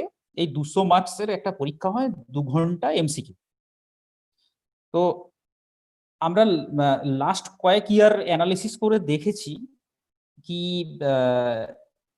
মোরলেস 120-র সারাউন্ডিংস যদি কেউ থাকে তো সে প্রিলিমস কোয়ালিফাই করে যায়। আমি জেনারেল স্টুডেন্টদের কথা বলছি, 120 অন অ্যান অ্যাভারেজ, এটা একটা ভালো মার্কস। নেক্সট চলে আসে কি মেন্স। প্রিলিমস আমি পাস করলাম, পাস করার পরে আমি মেন পরীক্ষায় অ্যাপিয়ার হব। তো এই মেন পরীক্ষার একটু ডেসক্রিপটিভ এবং এমসিকিউ দুটো মিক্সিং করে পরীক্ষাটা হয়। মেন পরীক্ষায় টোটাল পেপার আছে 6টা কম্পালসারি পেপার আর একটা অপশনাল পেপার। তাও যদি আমি গ্রুপ সি এবং গ্রুপ ডি এর জন্য পরীক্ষা দিই তাহলে অপশনাল পেপারটা দেওয়ার দরকার নেই। আমি প্রথমেই বললাম প্রিলিমিনারি 200 মার্কস পরীক্ষা দিলাম, পাস করলাম। আমি পাস করে আমি মেন পরীক্ষা এলাম। মেন পরীক্ষাটা কলকাতাতেই হয়, কলকাতার বেশ কিছু সেন্টারে এই পরীক্ষাটা হয়। তো প্রতিদিন 2টো করে পেপারের পরীক্ষা হয়। পেপার 1 কম্পালসারি পেপার 6টা, আমি একটু সংক্ষেপ ব্রিফলি বলে দিই। Paper 1 Bangla, Bangla 200 marks descriptive পরীক্ষা হয়। এখানে আপনারা শুনলে অবাক হবেন, ভাববেন কি যে WBCS মানে এরকম বিরাট কিছু ব্যাপার, মোটেও না। ওই বাংলা এবং ইংরেজি দুটোতেই যে কোশ্চেনগুলো কোনো ক্যান্ডিডেটকে ফেস করতে হয় সেটা হলো একটা ট্রান্সলেশন, B2 বাংলা হলে E2B, ইংরেজি হলে B2E। একটা প্রেসি লিখতে হয়, একটা প্যাসেজ দেওয়া থাকে, একটা প্রেসি লিখতে হয়, আর একটা রিপোর্ট লিখতে হয়। মোরললেস এগুলোই থাকে। তো এই জিনিসগুলো আমরা কিন্তু ক্লাস 9, 10, 11, 12-এ সবাই মোরললেস প্র্যাকটিস করে আসি। তো এগুলো একটু যদি বেটার প্র্যাকটিস করা যায় তাহলেই বাংলা ইংলিশ সহজেই উতরে যাওয়া যায়। বাজারে বেশ কিছু ভালো বইও আছে যেখান থেকে আমরা হেল্প যথেষ্ট পেতে পারি। তাছাড়া আমার আশেপাশে যেসব স্কুলের মাস্টারমশাইরা আছেন বাংলার বা ইংরেজির, তাদের কাছ থেকে আমরা হেল্প পেতে পারি। বা আমাদের বন্ধু বান্ধব যারা আছে, আমার খুব ভালো বন্ধু ছিল একজন ইংলিশের, তো আমি ট্রান্সলেশন করে বা প্রেসি লিখে ওকে দেখাতাম, ও চেক করে দিত। আমার প্রিপারেশন বাংলা ইংরেজিতে এগুলোই ছিল। মানে সাথে খুব বড় কোচিং সেন্টারে যাওয়া কোনো বিশাল ব্যাপার, এরকম কলকাতায় গিয়ে পড়া এরকম কোনো ছিল না আমার। আমি এই জঙ্গলমহল থেকে প্রিপারেশন নিয়েছি এইভাবে। তো এই গেল বাংলা ইংরেজি 200 মার্কস করে ডেসক্রিপটিভ 400 মার্কস। নেক্সট আছে পেপার 3 অর্থাৎ GS1 paper, general studies first paper. এখানে থাকে হিস্ট্রি এবং জিওগ্রাফি, টোটাল 200 মার্কস, 100-100 ভাগ করে। তো হিস্ট্রি মিনস ভারতের ইতিহাস, অবশ্যই প্রাচীন যুগ থেকে শুরু করে প্রাচীন যুগ, মধ্যযুগ, আধুনিক যুগ এবং ইন্ডিয়ান ন্যাশনাল মুভমেন্ট তো আছেই। আপনারা সবাই জানেন, আমরা ক্লাস 7, 8, 9, 10 ভারতের ইতিহাস ভালো করে পড়াশোনা করছি। জাস্ট এখান থেকেই যে শর্ট কোশ্চেন আমরা মাধ্যমিক এইচএসে করে আসি, ওই স্ট্যান্ডার্ডের বা আর একটু ডিটেল পড়লে যেটা হয় এগুলোর উপরেই কোশ্চেন থাকে। জিওগ্রাফিও ইন্ডিয়ান জিওগ্রাফি এবং special emphasis in West Bengal, মানে ওয়েস্ট বেঙ্গলের জিওগ্রাফির উপরে বেশ কিছু কোশ্চেন করা হয়। তো জিওগ্রাফিও তাই, ওই 9, 10, 11, 12 মোটামুটি একটু ইন ডেপথে পড়াশোনা করলেই হয়ে যায়। তো এটা গেল আমার পেপার 3 200 মার্কস। এটা কিন্তু এমসিকিউ, এখানে কিন্তু নেগেটিভ মার্কিং থাকে, অর্থাৎ আন্দাজে দাগ দিতে যাওয়ার কোনো জায়গা নেই। আমি যতটা জানি ঠিক ততটাই করব। জেনারেল স্টাডিজ 2 অর্থাৎ পেপার 4, এটা কি পেপার? এটা সায়েন্স এবং জিকে, সায়েন্স এবং টেকনোলজিক্যাল যে ডেভেলপমেন্ট গুলো রিসেন্টলি হচ্ছে। একটা ছোট্ট এক্সাম্পল দিই, যেমন আমরা যদি ভাবি যে আমাদের লাস্ট মহাকাশ অভিযান কি ছিল, ইসরো যে লাস্ট মহাকাশ অভিযান করেছিল সেটা কোন অভিযান? চাঁদে গিয়েছিল কি মার্সে গিয়েছিল কি জুপিটারে গিয়েছিল? এই এই ধরনের বেসিক কোশ্চেন থাকে। আর সায়েন্সের ক্ষেত্রে আমি বলি কি, মাধ্যমিক লেভেলের যে ভৌতবিজ্ঞান জীবনবিজ্ঞান বই আছে, এখান থেকে চ্যাপ্টার ধরে যদি কেউ একটু ইনডিপ পড়াশোনা করে, আশা করি সবাই মোরলেস আমরা করে যাই।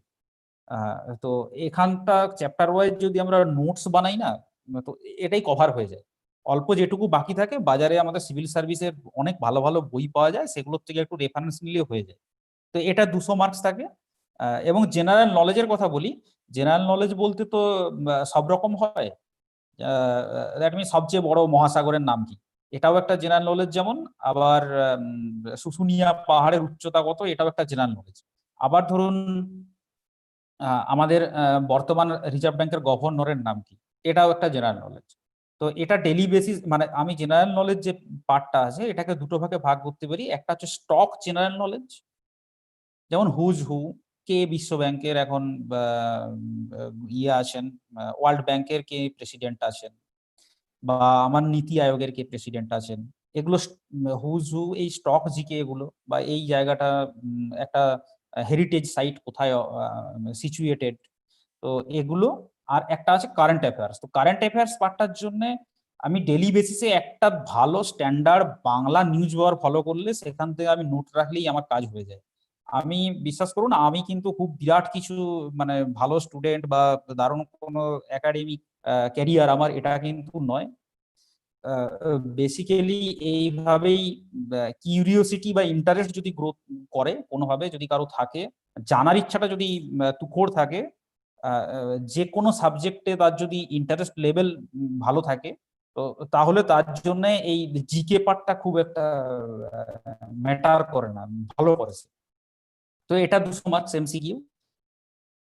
পেপারে যাই, ফিফথ পেপার হলো কনস্টিটিউশন এবং ইকোনমি, মানে ভারতের সংবিধান। দেখুন আমরা আমার তো মনে হয় আমরা ভারতীয় হিসেবে আমাদের কিছু জেনারেল আমাদের যে সংবিধান আছে সেখান থেকে জেনে রাখা জরুরি।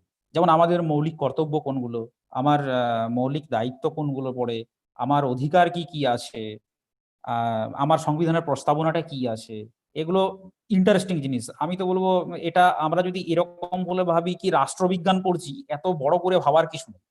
এটা জাস্ট মানে আমার ইন্টারেস্ট জানা দরকার, একজন ভারতীয় হিসেবে আমার একটু নলেজ থাকা দরকার। তো এইভাবে যদি ভাবে কেউ, এইভাবে যদি কারো ফোকাস থাকে, তাহলে সে ইজিলি ইন্টারেস্ট পাবে। এবং এগুলো একটু নোট ডাউন করে নিয়ে পেপার ওয়াইজ বা টপিক ওয়াইজ যদি আমি পড়ি, তো আমার কাছে একটা স্টাডি ম্যাটেরিয়াল বা নোটস তৈরি হয়ে যায়। আমি নিজে প্রথমেই বললাম chemistry student, physics chemistry mathematics পড়ে আমার গ্র্যাজুয়েশন, কিন্তু তারপরেও কিন্তু এই কনস্টিটিউশন এবং ইকোনমিক্স আমার খুব একটা মনে হয়নি যে কখনোই বোরিং লেগেছে, বরং আমার ইন্টারেস্ট ছিল পড়া জানার। পেপার 6-এ আসে ম্যাথামেটিক্স এবং রিজনিং। ম্যাথামেটিক্স মানে এটা নয় কি যে এখানে ক্যালকুলাস আমাকে করতে হবে, এখানে ডিনামিক্স করতে হবে, এখানে আমাকে লিনিয়ার প্রোগ্রামিং করতে হবে, বা আমাকে কোঅর্ডিনেট জিওমেট্রি করতে হবে, এসব ভুলে যায়, এসব কিচ্ছু নেই। আমরা ক্লাস 2 থেকে যোগ বিয়োগ গুণ ভাগ করি, সেটারই একটু হায়ার স্ট্যান্ডার্ড, আর কিচ্ছু না। আমি সুদ কষা অঙ্ক করি, আমরা ঐকিক নিয়ম অঙ্ক করি, আমরা নৌকার ভেলোসিটি অঙ্ক করেছি, যে অনুকূল প্রতিকূল, জাস্ট এই ধরনের কোশ্চেন থাকে। আর রিজনিং এর ক্ষেত্রে ভার্বাল এবং নন ভার্বাল রিজনিং, মানে এক্ষেত্রেও এই রিজনিং ব্যাপারটা জেনারেল ইন্টেলিজেন্সই খুব জটিল বলে মনে হচ্ছে, কিন্তু বেসিক্যালি তা কিচ্ছু না। আমরা যদি একটু যে কোনো রিজনিং স্যাম্পল দেখি, মানে আমাদের খুব ইন্টারেস্ট হয়। আমার তো মনে হয় এটা বাচ্চারা খুব ইন্টারেস্ট পায়, যে একটা নাম্বার গেম খেলতে বা একটা ওয়ার্ড গেম খেলতে। তো এগুলো দেখতে দেখতেই হয়ে যায়, একটু ফোকাস থাকলেই মানে ইন্টারেস্ট চলে আসে। তো এই পেপার গেল পেপার 6, এটাও 200 মার্কস এমসিকিউ। আমার তাহলে কম্পালসারি পেপার দাঁড়ালো 6টা, 200 মার্কস করে, মোট 1200 মার্কস। তার মধ্যে বেঙ্গলি এবং ইংলিশ দুটো পেপার, যেটা পেপার 1 পেপার 2, এগুলো ডেসক্রিপটিভ 400 মার্কস, আর 800 মার্কস থাকলো আমার এমসিকিউ। এটা যদি কেউ গ্রুপ সি এবং গ্রুপ ডি এর কোনো পোস্টিং চাইছেন বা তার জন্য প্রিপারেশন চাইছেন, তাহলে কিন্তু তাদের এই 6টা পেপার ক্লিয়ার করলেই হয়ে যায়। অন অ্যাভারেজ যেহেতু এমসিকিউ আছে, 60% একটা স্কোর যদি করা যায়, আপনি ধরে রাখুন ইন্টারভিউতে আপনি কল পাবেন 60%।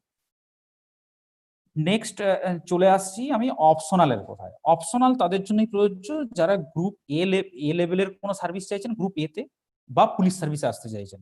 পুলিশ সার্ভিসের এন্ট্রিটা কিন্তু ডেপুটি পুলিশ সুপার থেকে শুরু হয়, যেটা আমরা আইপিএস যারা আসছেন ইউপিএসসি ক্লিয়ার করে, ওনারাও কিন্তু সেম র্যাঙ্কে চাকরিটা শুরু করেন। তো পুলিশ সার্ভিসে যখন আপনি মানে আমি যখন পুলিশ সার্ভিস বা আমি ওয়েস্ট বেঙ্গল সিভিল সার্ভিস বিডিওর চাকরি করতে চাই, তো তখন আমার এই অপশনাল পেপারের কথাটা আসে। অপশনাল পেপারটা আপনাদেরকে বলি, এটা মানে খুব জটিল ব্যাপার কিছু না যে আমাকে খুব বিশাল কিছু রকেট সায়েন্স পড়তে হবে, সেটাও নয়। মোট 37টা সাবজেক্টের মধ্যে থেকে আপনার পছন্দ মতো আপনি যেটায় কমফোর্টেবল সেটা আপনি চুজ করতে পারেন। এই 37টা সাবজেক্টের মধ্যে আপনি কম্পারেটিভ লিটারেচার থেকে আরম্ভ করে Bangla, English, mathematics, physics, chemistry, history, geography, constitution, এই political science, psychology, sociology, philosophy, যে কোনো কিছু সাবজেক্ট চুজ করতে পারেন। আশা করি আপনাদের কাছে একটা ম্যাটার আমি ক্লিয়ার করতে পেরেছি যে যদি কেউ ভাবছেন যে আমার এইচএস, আমি আর্টস ব্যাকগ্রাউন্ডের স্টুডেন্ট, আমার কি হবে, আমি তো ভালো ম্যাথামেটিক্স জানি না, আমি ভালো ইংরেজি ভালো লিখতে জানি না, পড়তে জানি না, তো মানে ভালো আমার অসুবিধা হয়, তো আমি কি করব? তো এই যে মনের মধ্যে যে ভয়টা আছে এটা ঝেড়ে ফেলুন। আপনার WBCS সিভিল সার্ভিসের আপনি এতক্ষণ যেটা শুনলেন, আমি যে সিলেবাসটা বললাম, প্রিলিমিনারি বা মেন্সের যে কম্পালসারি পেপারগুলো, এখানে শুনে কি আপনার মনে হলো যে এটার জন্য আপনাকে রকেট সায়েন্স জানতে হবে, কি ন্যানো টেকনোলজি জানতে হবে, কি আপনাকে ডিনামিক্স, ক্যালকুলাস এটা জানতে হবে? খুব সিম্পল। এখানে কিন্তু কোনো নির্দিষ্ট সাবজেক্টের উপরে মাস্টারি করার দরকার নেই। কম্বিনেশন অফ সাবজেক্ট, আপনার যেখানে স্ট্রেংথ আপনি সেখানে এক্সেল করুন, আপনার যেটা উইকনেস সেটাকে চেষ্টা করুন যতটা সম্ভব ইমপ্রুভ করার। কিন্তু তার মানে এই নয় কি যে আপনি এই জায়গাটায় কম জানেন বলে আপনি পাবেন না। আপনি একটা পেপারে হয়তো কম মার্কস পাচ্ছেন, কিন্তু আপনার যেখানে স্ট্রং জায়গা আছে, আমি হয়তো ইংরেজি ভালো পাচ্ছি না, আমি ইংলিশ কম্পালসারি পেপারে আমার মার্কস কম আসছে, কিন্তু আমার যদি হিস্ট্রি জিওগ্রাফিতে আমি স্কোর করে দিতে পারি, তাহলে আমি কভার হয়ে যাই। তো ওভারঅল টোটাল মার্কসের উপর এই যে আমি 1200 মার্কস 6টা কম্পালসারি পেপারে বললাম, তো এই 1200 মার্কসের উপরে কিন্তু আমার ডিপেন্ড করবে টোটাল আমি কত স্কোর করেছি, তার বেসিসে আমি কল পাবো কি পাবো না পার্সোনালিটি টেস্টের জন্য। সুতরাং এটা এই ডিলেমা বা এই মিসকনসেপশন রাখার কোনো দরকার নেই কি যে একটা দারুণ কোনো আমাকে আমার ব্যাকগ্রাউন্ড দরকার। নেক্সট আসি আমি গ্রুপ এ এবং গ্রুপ বি অর্থাৎ পুলিশ সার্ভিসের জন্য। এখানে স্পেশাল আমাকে কি করতে হচ্ছে, এখানে একটা অপশনাল পেপার চুজ করতে হবে। অপশনাল পেপার আগে দুটো ছিল, রিসেন্ট লাস্ট কয়েক বছর একটা পেপার চুজ করতে হয়, যেটা বলছিলাম 36টা আমার সাবজেক্ট আছে হাতে, 37টা। এই 37টা সাবজেক্ট থেকে আপনি যে কোনো খুশি চুজ করুন আপনার যেটা কমফোর্টেবল। আমার পেপার ছিল ইতিহাস, হিস্ট্রি এবং অ্যানথ্রোপোলজি। এবার আপনারা নিশ্চয়ই বুঝতে পারছেন যে আমার কেমিস্ট্রি ব্যাকগ্রাউন্ড, আমি ইতিহাস ও অ্যানথ্রোপোলজি কেন নিলাম। দেখুন, সিলেবাস পিএসসি কম্পিটিটিভ পরীক্ষা, এটা তো আমার ডিগ্রি অর্জনের পরীক্ষা নয়, এখানে চাকরি পাওয়ার পরীক্ষা। তো এখানে আমি চুজ এটাই করব, আমায় কিন্তু কেউ বলে দেয়নি যে ভাই তুমি হিস্ট্রি এবং অ্যানথ্রোপোলজি চুজ করো। তো আমি কেন হিস্ট্রি এবং অ্যানথ্রোপোলজি চুজ করলাম, কেন কি আমি সিলেবাস যখন পিএসসির ডিটেল সিলেবাসকে দেখলাম, তো ওই সিলেবাস অ্যানালিসিস করে আমি দেখলাম যে আমার গ্র্যাজুয়েশনে কেমিস্ট্রিতে আমি যা যা সিলেবাস কভার করেছি এবং পিএসসি যে কেমিস্ট্রির সিলেবাস, এই সিলেবাসটা টোটাল আমি কনফিডেন্ট নই, পুরোটা আমি কভার করতে ভালো পাচ্ছি না। তো বেটার কি আমি যেটা কভার করতে পারবো আমি সেইটাই চুজ করবো, কারণ আমার দিনের শেষে মার্কস ইম্পর্টেন্ট, নট কি সাবজেক্ট আমি চুজ করছি সেটা ইম্পর্টেন্ট। তো আমার হিস্ট্রি এবং অ্যানথ্রোপোলজি পেপার ছিল। এখন আশা করি বুঝতে পারছেন সবাই যে একজন সায়েন্সের স্টুডেন্ট যদি হিস্ট্রি নিয়ে WBCS কোয়ালিফাই করতে পারে, তো যে হিস্ট্রি স্টুডেন্ট বা যে বাংলা স্টুডেন্ট, তার কাছে বাংলা বা হিস্ট্রি তো বা পলিটিক্যাল সায়েন্স বা সোসিওলজি বা ফিলোজফি বা সাইকোলজি, তার মানে সে ইজিলি ওখানে মানে আরো ভালো রেজাল্ট করবে। আমি যদি কেমিস্ট্রি স্টুডেন্ট হয়ে হিস্ট্রি আমি অপশনাল নিয়ে আমি সিভিল সার্ভিস স্কোর করতে পারি, তো যে হিস্ট্রি স্টুডেন্ট সে কেন পারবে? তো এই জন্যই মানে আপনাদের ভাবনা চিন্তাটার অভিমুখ একটু মনে হয় পরিবর্তন করার দরকার। এখানে সাবজেক্ট ম্যাটার করে না, আমি বারবার এই কথাটা বলছি। তো এই যে দুটো পেপার, একটা অপশনাল পেপার যেটা বললাম, যে কোনো সাবজেক্ট চুজ করুন, এখান থেকে দুটো পেপার 200 করে 400 মার্কস। এটা কিন্তু এমসিকিউ নয়, এটা ডেসক্রিপটিভ, মানে বড় কোশ্চেন আসবে সেখানে অ্যান্সার লিখতে হবে। একটা এক্সাম্পল দিই, যেমন হরপ্পা সভ্যতা পতনের কারণ কি, এটার উপর হয়তো 40 মার্কসের একটা কোশ্চেন আছে, তো এটাকে আমি 400 ওয়ার্ড কি 500 ওয়ার্ড কি 300 ওয়ার্ডের মধ্যে আমাকে লিখতে হবে। তো এটা কিন্তু সব ধরনের সাবজেক্টেই, এখানে ইঞ্জিনিয়ারিং সাবজেক্টও আছে, কেউ হয়তো মেকানিক্যাল ইঞ্জিনিয়ারিং বা ইলেকট্রিক্যাল ইঞ্জিনিয়ারিং অপশনাল রেখেছেন, তার ক্ষেত্রে তো এরকম 40 মার্কসের কোশ্চেন হবে না, তার ক্ষেত্রে সায়েন্সের কোশ্চেন সেই সিলেবাস ওয়াইজ হবে।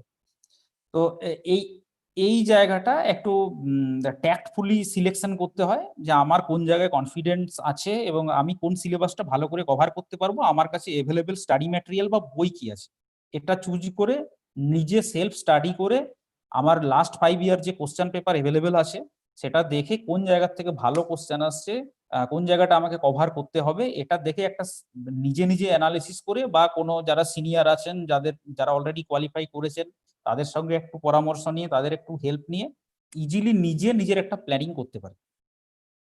তো এই গেল আমার অপশনাল পেপার। আমি কম্পালসারি পেপারে 6টা পেপারে 1200 মার্কস আর অপশনাল পেপার 2টো পেপার 400 মার্কস, 1600 মার্কসের মেন পরীক্ষা দিলাম। মেন পরীক্ষায় আমি ক্লিয়ার করার পর আমি 60% মার্কস যদি মোটামুটি সিকিউর করতে পারি তো আমি ইন্টারভিউর জন্য কল পাবো। ইন্টারভিউ বা এটা ইন্টারভিউ না বলে বলা ভালো, পার্সোনালিটি টেস্ট। তো পার্সোনালিটি টেস্টে আমি যদি গ্রুপ এ এবং গ্রুপ বি সার্ভিসের জন্য আসি তাহলে মোট 200 মার্কসের আমাকে পরীক্ষা দিতে হয়, মানে টেস্ট দিতে হয়, পার্সোনালিটি টেস্ট। এবং গ্রুপ সি এর জন্য যদি হয় তাহলে 150 মার্কস এবং গ্রুপ ডি এর জন্য যদি যাই তাহলে 100 মার্কস। তো এই ইন্টারভিউটা কিন্তু একটা ইন্টারভিউ হয়, এটা দারুণ একটা ইন্টারেস্টিং কি একটাই ইন্টারভিউ দিয়ে আপনাকে প্রপোর্শনেট রেটে আপনার মার্কস ডিটারমাইন করা হবে। গ্রুপ এ এবং গ্রুপ বি এর জন্য হলে আপনি 200 মার্কসের উপর মার্কস যেটা পেলেন সেটা যদি আপনি গ্রুপ এ গ্রুপ বি তে না আসেন, আপনার মার্কস যদি ক্যারি না করে টোটাল মার্কস, তখন আপনি গ্রুপ সি এর জন্য কনসিডার হবেন এবং ওই রেশিওতে আপনার মার্কসটাকে 150 রেশিওতে কি আসছে সেটা ধরে টোটাল করা হবে। যদি গ্রুপ সি তেও না আসেন গ্রুপ ডি তে আসবেন, তো গ্রুপ ডি তে তখন 100 মার্কস মানে হাফ করে দেওয়া হবে ইন্টারভিউতে যা পাচ্ছেন সেটা। তো মেন্সের যে আমার 1600 মার্কস প্লাস ইন্টারভিউর তার মধ্যে আউট অফ 1600 আমি কত স্কোর করলাম, আর এই পার্সোনালিটি টেস্টে 200 এর উপর আমি কত স্কোর করলাম, এই দুটোই যোগ করে ফাইনাল মেরিট হয়, ফাইনাল গ্রুপ সিলেকশন হয় এবং ফাইনাল প্যানেলে আপনার নাম আসে। আমি মোটামুটি একটা আইডিয়া দিতে আশা করি পেরেছি প্রিলিমস এবং মেন্সের ব্যাপারে। পার্সোনালিটি টেস্টের কথা বলি, আমি ইসরায়েল সাহেবের আমি কথাটা শুনছিলাম, স্যার তো দারুণভাবে এক্সপ্লেন করলেন। তো পার্সোনালিটি টেস্ট মিনস কিন্তু পার্সোনালিটি টেস্ট, এখানে আপনার কোনো সাবজেক্টের উপরে কত পাণ্ডিত্য আছে, কত ডেপথ আছে এটা মোটেও দেখা হয় না। আপনি ইংরেজি কতটা ফ্লুয়েন্ট বলছেন কি পাচ্ছেন না এটা মোটেও দেখা হয় না। এটাই দেখা হয় আপনার কোনো ক্রিটিক্যাল সিচুয়েশনকে কিভাবে হ্যান্ডেল করছেন, আপনি কোনো ইনসিডেন্টকে বা কোনো ফ্যাক্টকে কিভাবে ক্রিটিক্যালি অ্যানালিসিস করছেন, এবং সবচেয়ে বেশি যেটা আমার এক্সপিরিয়েন্স হয়েছে, আমি টোটাল 4বার WBPS ক্লিয়ার করেছি, 4বার ইন্টারভিউ ফেস করেছি। তো আমার 4বারের এক্সপিরিয়েন্স আমি যেটা দেখেছি যে আপনি ইউনিক কি বলছেন, আপনার মধ্যে অরিজিনাল আপনার ক্রিয়েটিভিটি এক্সপ্রেস হচ্ছে কিনা, আপনার অ্যানালিটিক্যাল থিঙ্কিং পাওয়ার এক্সপ্রেস হচ্ছে কিনা, এটা ওনারা খোঁজেন বারবার। মানে ইন্টারভিউ বোর্ডে সাজানো কথা কি মন ভোলানো কথা এটার কোনো গুরুত্ব নেই, সহজ কথা হিপোক্রেসির কোনো গুরুত্ব নেই। এটা করলে কিন্তু ওনারা ধরে ফেলবেন সহজে। আপনি স্ট্রেট কাট আপনার যেটা বলার, যেটা না জানলেন না, যদি জানেন তো স্ট্রেট ফরওয়ার্ড রিপ্লাই দিলেন, ব্রিফ বা টু দি পয়েন্ট, এবং যেটা অ্যানালিটিক্যাল কোশ্চেন হবে সেটা কিন্তু সব দিক ভাবনা চিন্তা করে আপনি রিপ্লাই দেবেন, আপনার রিপ্লাইয়ের জন্য লজিক থাকে। এখন যদি ইন্টারভিউ বোর্ড আপনাকে তারপরেও কন্ট্রাডিক্ট করে, তো আপনি কন্ট্রাডিকশনটা কিন্তু কনস্ট্রাকটিভ ভাবে কিন্তু হ্যান্ডেল করতে হবে। এখানে নেগেটিভ যাওয়ার কোনো জায়গা নেই। একটা এক্সাম্পল দিই ছোট্ট, ধরুন কোনো একটা রিসেন্ট ডেভেলপমেন্টাল পলিসি নিয়ে একটা আপনাকে ইন্টারভিউ করা হলো, যেটা হয়তো বিতর্কিত, যেটার হয়তো আমরা এখনো আমাদের সামনে রেজাল্ট আসেনি এটাকে ভালো বলার কি খারাপ বলার। তো আপনি সেটাকে কিভাবে হ্যান্ডেল করবেন না, আপনার অপিনিয়ন অবশ্যই জানাবেন। এরপরে দেখা গেল আপনার অপিনিয়নটা শুনে ইন্টারভিউ বোর্ডে যারা আছেন তারা সেটা একটা আলাদাভাবে কন্ট্রাডিকশন করলো, তারা বললেন কেন এটা নয়, why not this, why are you supporting this. তো আপনাকে সেই হ্যান্ডেলটা, সেই সিচুয়েশনে সেই হ্যান্ডেলটা কিন্তু লজিক্যালি করতে হবে। হতে পারে আপনি ওনাদের থেকে ডিফার করছেন, কিন্তু আপনি লজিক্যাল করবেন না। এবং কখনোই সেই আর্গুমেন্টটা এটা না এক্সপ্রেস হয়ে যায় কি মানে আপনি সব জানতা, আপনার মতটাই সর্বশ্রেষ্ঠ, আপনি এই যা বলবেন সেটা মানতে হবে। এই ফ্লেক্সিবিলিটিটা কিন্তু বোর্ডে পার্সোনালিটি টেস্ট এই জন্যই আপনার পার্সোনালিটিতে কতটা ফ্লেক্সিবিলিটি আছে। দেখুন আপনাকে এটা বুঝতে হবে, দিনের শেষে এই পরীক্ষা কোয়ালিফাই করে আপনাকে এমন একটা পোস্টে বসানো হবে, গভর্নমেন্ট আপনাকে এরকম একটা জায়গায় দায়িত্ব দেবে যেখানে পলিসি ইমপ্লিমেন্টেশনের ব্যাপার থাকে, পলিসি মেকিং এর দায়িত্ব থাকে। WBPS এক্সিকিউটিভ যদি আপনি জয়েন করেন, তো আপনি আলটিমেটলি যখন রিটায়ারমেন্টে যাবেন তখন আপনি সেক্রেটারি পর্যন্ত হতে পারেন কোনো একটা দপ্তরে, কোনো ডিপার্টমেন্টের সেক্রেটারি হবেন। দ্যাট মিনস আপনি পলিসি তৈরি করবেন, you will be a policy maker. তো আপনার পার্সোনালিটি সেই রকম ভাবে হবে, সেটাই রিফ্লেক্ট করবে। এবং যদি আপনি পুলিশ সার্ভিস জয়েন করেন, তো আপনি দিনের শেষে যখন আপনি রিটায়ার করবেন তখন আপনি আপ টু এডিজি র্যাঙ্ক পর্যন্ত যেতে পারেন, নট ম্যাটার অফ জোক।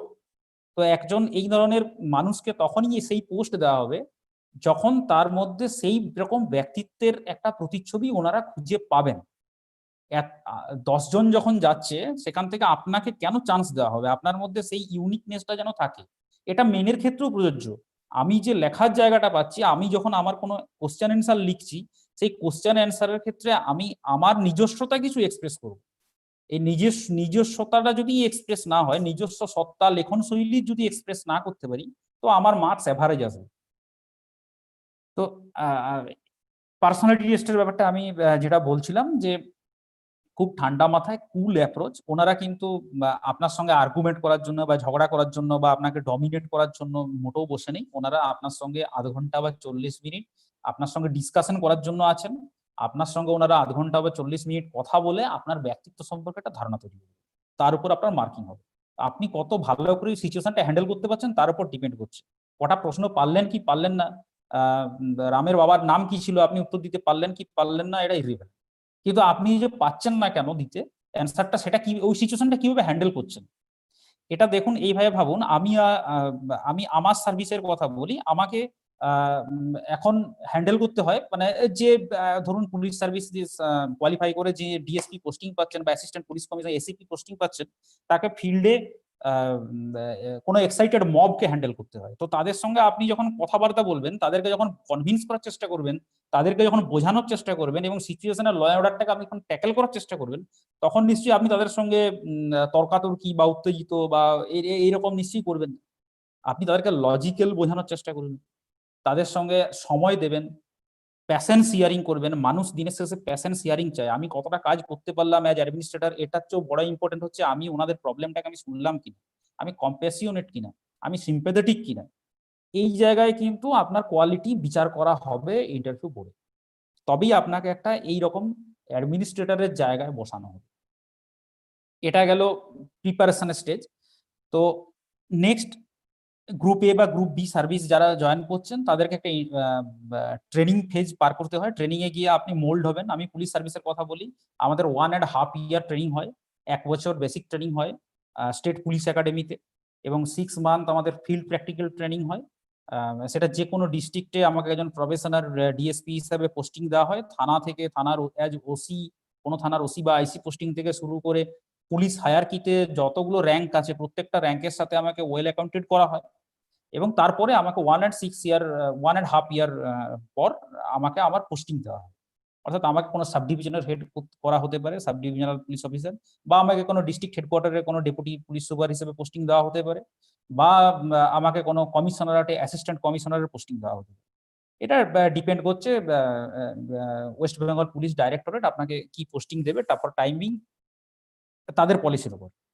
কিন্তু ওয়েস্ট বেঙ্গল সিভিল সার্ভিস নিয়ে আমি আরেকটা কথা এখানে মেনশন করে দিই, এটা ভেবে রাখবেন, কোথাও দীর্ঘদিন ধরে একই জায়গায় সার্ভিস করতে পারবেন না। অল ওয়েস্ট বেঙ্গল বেসিসে ইভেন পুলিশ সার্ভিস যদি হয় তাহলে ডেপুটেশনে ফরেনেও যাওয়ার সুযোগ থাকে। একটা ডেপুটেশনে আমি বাইরেও যেতে পারি, বা আউটসাইড স্টেটও আমার পোস্টিং হতে পারে বা আমার যেতে হতে পারে। ইভেন বেশ কিছু মাঝে মধ্যেই ট্রেনিং হয়, যেগুলো ট্রেনিং শিডিউলগুলোকে আমার ইন্ডিয়ার যে টপ লেভেল অ্যাডমিনিস্ট্রেটিভ ইনস্টিটিউটগুলো আছে, ট্রেনিং ইনস্টিটিউট আছে, সেখানে ট্রেনিং করে আসতে হয়। কি after getting IPS nomination, that means কি যারা অ্যাজ ডিএসপি বা পুলিশ সার্ভিসে ইন্ট্রোডাকশন করছেন তারা after 8 years eligible to get nomination as Indian as IPS officer, অর্থাৎ তখন তারা আইপিএস ক্যাডারে চলে আসবে। আইপিএস ক্যাডারে আসার পর তাদের আর একটা ট্রেনিং হয় কিছুদিনের জন্য, সেটা ন্যাশনাল পুলিশ একাডেমিতে হয়। ন্যাশনাল পুলিশ একাডেমি হায়দ্রাবাদে কিছুদিন ট্রেনিং হয়, তারপরে একটা ফরেনের ট্রেনিং হয়, এক প্রেজেন্ট সিঙ্গাপুরে সেই ট্রেনিংটা হচ্ছে। তো তারপর আপনি ইন্ডিয়ান পুলিশ সার্ভিসের যে ব্যাচ ফিক্সেশনে ব্যাচ পাবেন, সেই ব্যাচ ওয়াইজ আপনার প্রমোশন এবং বাকি যা স্যালারি হবে সেগুলো ফিক্স আপ হয়। কিন্তু টিল 8 years আপনি West Bengal government West Bengal civil service, that mean West WBPS cadre, West Bengal police service, আপনাকে অ্যাজ ডিএসপি পোস্টিং দেওয়া হবে। আপনি এই পোস্টিং 3 বছর ছাড়া ছাড়া বা কখনো কখনো 3 বছরের কম হতে পারে, বিভিন্ন জায়গায় পোস্টিং পাবেন, একই ডিস্ট্রিক্টেও থাকবেন না। নেক্সট আফটার 8 years আপনি অ্যাডিশনাল এসপি প্রমোশন পাবেন। অ্যাডিশনাল এসপি কিছুদিন পোস্টিং থাকার পর after 3 to 4 year additional SP থাকার পর আপনি এসপি প্রমোশন পাবেন, অর্থাৎ superintendent of police. Superintendent of police কিছুদিন থাকার পর আপনি ডেপুটি ইন্সপেক্টর জেনারেল প্রমোশন পাবেন, ডিআইজি। তারপর আপনি inspector general of police. At the end off day আমরা যারা ওয়েস্ট বেঙ্গল সিভিল সার্ভিসের থ্রু দিয়ে জয়েন করছি, আমরা up to the rank of ADG অর্থাৎ additional director general of police পর্যন্ত আমরা প্রমোশন পেতে পারি যদি আমার বয়স পারমিট করে। তো সেদিক দিয়ে দেখতে গেলে পুলিশ সার্ভিস, আমি বলবো যে পুলিশ সার্ভিস প্রমোশনাল স্কোপ থেকে কিন্তু ভীষণ লিউক্রেটিভ টিল নাও, আর স্যালারিও খুব একটা খারাপ না, কিন্তু আপনাকে ক্রিটিক্যাল সিচুয়েশন হ্যান্ডেল করার মতন মানসিকভাবে টাফনেস থাকা দরকার।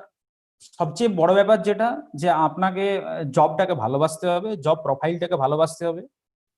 আপনার কাছে সিচুয়েশন বিভিন্ন সময় বিভিন্ন আসবে, মানে আমি এটা বলতে চাই যারা একাডেমিক্সে আছেন, যারা ইঞ্জিনিয়ারিং ফিল্ডে আছেন, যারা মেডিকেল গ্রাউন্ডে আছেন, এদের জবের থেকে সিভিল সার্ভিসের জবের নেচার একটা জায়গায় একটু ডিফার করে। সিভিল সার্ভিসে আপনার জবের স্পেস কিন্তু ভার্সাটাইল। আপনি যেমন ফিল্ড ওয়ার্ক করার সুযোগ পাবেন, আপনি তেমন পলিসি মেকিং অর্থাৎ অফিস ওয়ার্ক করারও জায়গা পাবেন। আপনার কাছে মানুষকে কিছু জেনুইন ভাবে হেল্প করার সুযোগ থাকে, মানুষের পাশে দাঁড়ানো, ডাইরেক্ট মানুষকে অ্যাসিস্ট্যান্স দেওয়ার একটা সুযোগ থাকে, মানে রেগুলার বেসে পাবলিক ইন্টারাকশন করার সুযোগ থাকে। এটা কিন্তু অ্যাজ এ সিভিল সার্ভেন্ট আমি নিজেকে খুব গর্বিত মনে করি যে আমি চাইলে কোনো মানুষের পাশে যতটা সম্ভব আমি তার পাশে দাঁড়াতে পারি। তো এই জায়গাটা একটা ভীষণ অ্যাট্রাকটিভ যারা এই ধরনের জব ভাবছেন। আর সাথে সাথে ওয়েস্ট বেঙ্গল সিভিল সার্ভিসের যে স্যালারি স্ট্রাকচার বা যে পোস্টিং স্কোপ বা আদার যে ইনসেন্টিভ বা পার্কস থাকছে, এগুলো প্রিভিলেজ থাকে, এগুলো খারাপ নয়। তো আমি অভিভাবকদের একটা কথা বলবো যে শুধুমাত্র ছেলে মেয়েদের ডাক্তার বা ইঞ্জিনিয়ার বা অন্যান্য সার্ভিসে কথাটা না ভেবে তাদেরকেও একটু ভাবনা চিন্তার সুযোগ দিন, তাদেরকেও একটু অন্যভাবে ভাবতে সাহায্য করুন যে আমার কেরিয়ারের যে বিভিন্ন দিকগুলো আছে, সেই বিভিন্ন দিকগুলো আপনাদের দায়িত্ব। যারা ক্লাস 10 স্টুডেন্ট বা ক্লাস 12 স্টুডেন্ট, তাদের কাছে এই ধারণা নেই ওয়েস্ট বেঙ্গল সিভিল সার্ভিস বা ইউনিয়ন পাবলিক সার্ভিস কমিশন এরা কি ধরনের সার্ভিস দেয়, কি ধরনের জব প্রোফাইল, কিভাবে প্রিপারেশন নেওয়া যায়, কিভাবে এই চাকরিটা পাওয়া যেতে পারে বা এর ভবিষ্যৎ কি। এটা আপনাদের দায়িত্ব কি এটা নিয়ে আপনারা আপনাদের ছেলে মেয়েদেরকে জানানোর পর লেট দেম ডিসাইড যে তারা কিসে ইন্টারেস্টেড আছে, সেইভাবে তাদেরকে মোটিভেট করার চেষ্টা করুন কখনো। এবং আমি যারা প্রিপারেশন নিচ্ছ তাদের জন্য আমি একটা কথা বলবো, ভাই এখানে হতাশার কোনো জায়গা নেই। তুমি যদি 3 বছর ধরে গ্র্যাজুয়েশন করতে পারো কোনো একটা সাবজেক্ট পড়াশোনা করে, তো আমি গ্যারান্টি দিলাম তোমরা যদি 2 বছর ফোকাসড ওয়েতে যদি ভালোভাবে সিলেবাস ওয়াইজ প্ল্যান্ড পড়াশোনা করতে পারো, West Bengal civil service easily accessible to you. আমি নিজে মোট 4 বা 4 টাইমস আমি ক্লিয়ার করেছি, আমি অন্য সার্ভিসে থেকে ক্লিয়ার করেছি। আমিও প্রথম তোমাদের অনেকের মতোই স্কুল সার্ভিস কমিশন দিয়ে স্কুলে একটি হাই স্কুলের শিক্ষকতা করছিলাম, সেই করতে করতেই প্রিপারেশন নিয়েছি। এরকম নয় কি বাইরে গিয়ে থেকে কোনো বড় কোচিং সেন্টারের সঙ্গে যুক্ত হয়ে প্রিপারেশন নিয়েছি, সেটা নয়। আমি নিজেই পড়াশোনা করেছি সিলেবাস এবং কোশ্চেন পেপার দেখে। এবং এই পরীক্ষা দিতে দিতে তোমাদেরও যোগাযোগ তৈরি হবে, গ্রুপ তৈরি হবে, তাদের সঙ্গে কথাবার্তা বলবে, নতুন নতুন জায়গা এক্সপ্লোর হবে। তো এই প্রিপারেশনের জায়গাটায় হাল ছেড়ো না ভাই কোনোভাবেই, ফোকাসড থাকো। গার্জেনদের বলবো আমি কি যে আপনারা একটু সাপোর্ট দিন। প্রিপারেশন যখন নেয়, প্রিপারেটরি ফেজটা খুব ইম্পর্টেন্ট। এটা আমরা আমাদের খারাপ লাগে বলতে কি, আমি এবং আমার বন্ধু হয়তো ইঞ্জিনিয়ারিং করে সে অলরেডি কোনো একটি রেপুটেড মাল্টিন্যাশনাল কোম্পানিতে এমপ্লয়ি, ভালো স্যালারি পায়, অথচ আমি সিভিল সার্ভিসের জন্য প্রিপারেশন নিচ্ছি। তখন একটা হীনমন্যতায় ভুগে, এবং বাড়ির থেকে এটা বলা হয় কি, দেখ ও চাকরি পেয়ে গেল, তুই এখনো পেলি না, তুই পড়লে পারতিস। এটা কিন্তু মোটেও নয়। তাকে 2 বছর 3 বছর সময় দিন, দেখুন সে অবশ্যই কোনো না কোনো একটা ভালো গভর্নমেন্ট জব সিকিউর করবে, যেখানে জব সিকিউরিটি আছে, যেখানে গুড ফ্যাসিলিটি আছে এবং গুড স্যালারি আছে। তো এই জায়গাটায় আপনাদের গার্জেনদের যেমন দায়িত্ব আছে, এবং যারা প্রিপারেশন নিচ্ছেন তাদেরকেও আমি বলবো ফোকাসড থাকো, ডাইভার্ট করো না নিজের টার্গেট। যদি তোমার টার্গেট সিভিল সার্ভিস হয় তো সিভিল সার্ভিসে ফোকাসড থাকো, যদি তোমার টার্গেট ব্যাংকিং হয় ব্যাংকিং এ ফোকাসড হও, যদি তোমার টার্গেট স্কুল সার্ভিসে হয় তাহলে ভাই এসব বন্ধ করে তুমি সাবজেক্টে এক্সেল করার চেষ্টা করো। আমি বিএড করব আর আমি সিভিল সার্ভিসের প্রিপারেশন নেব, এরকমটা ভাবতে যাও। হ্যাঁ, এই সিভিল সার্ভিসের আরেকটা ভালো মানে ইন্টারেস্টিং স্কোপ হচ্ছে কি, তুমি যদি সিভিল সার্ভিসের জন্য প্রিপেয়ার হও তো তোমার সাইডের যে পরীক্ষাগুলো আছে, যেমন ব্যাংকিং, কি রেলওয়ে, কি পিএসসি ক্লার্কশিপ, কি পিএসসি মিসলেনিয়াস, কি স্টাফ সিলেকশন গ্রাজুয়েট লেভেল, এগুলো মোর অর লেস সিলেবাস একই হয়। ইজিলি এই পরীক্ষাগুলো দিতে পারো। এবং আমি নিজে দেখেছি, নিজের এক্সপিরিয়েন্স আপনাদের সঙ্গে শেয়ার করছি, এবং আমাদের অনেক ব্যাচমেট আছে যারা দেখেছি যারা একাধিক চাকরি পেয়েছে, 4 বার 5 বার বিভিন্নভাবে বিভিন্ন সার্ভিস ক্লিয়ার করেছে, দিনের শেষে টার্গেট আলটিমেট WBCS থাকার জন্য WBCS জয়েন করছে। তো এই জায়গাটা একটু ফোকাস থাকো। গার্ডিয়ান যারা আছেন, অভিভাবকরা যারা আছেন, তারা আপনাদের ছেলে মেয়েদের পাশে থাকুন এবং তাদেরকে একটু সময় দিন, তাদেরকে বোঝান। দেখুন, এরকম নয় কি চাকরি নেই, চাকরি আছে, গভর্নমেন্ট সার্ভিস ভালো রকম হয়, প্রতি বছর হয়, শুধু একটু ধৈর্য থাকা দরকার এবং পরিশ্রমী হওয়া দরকার।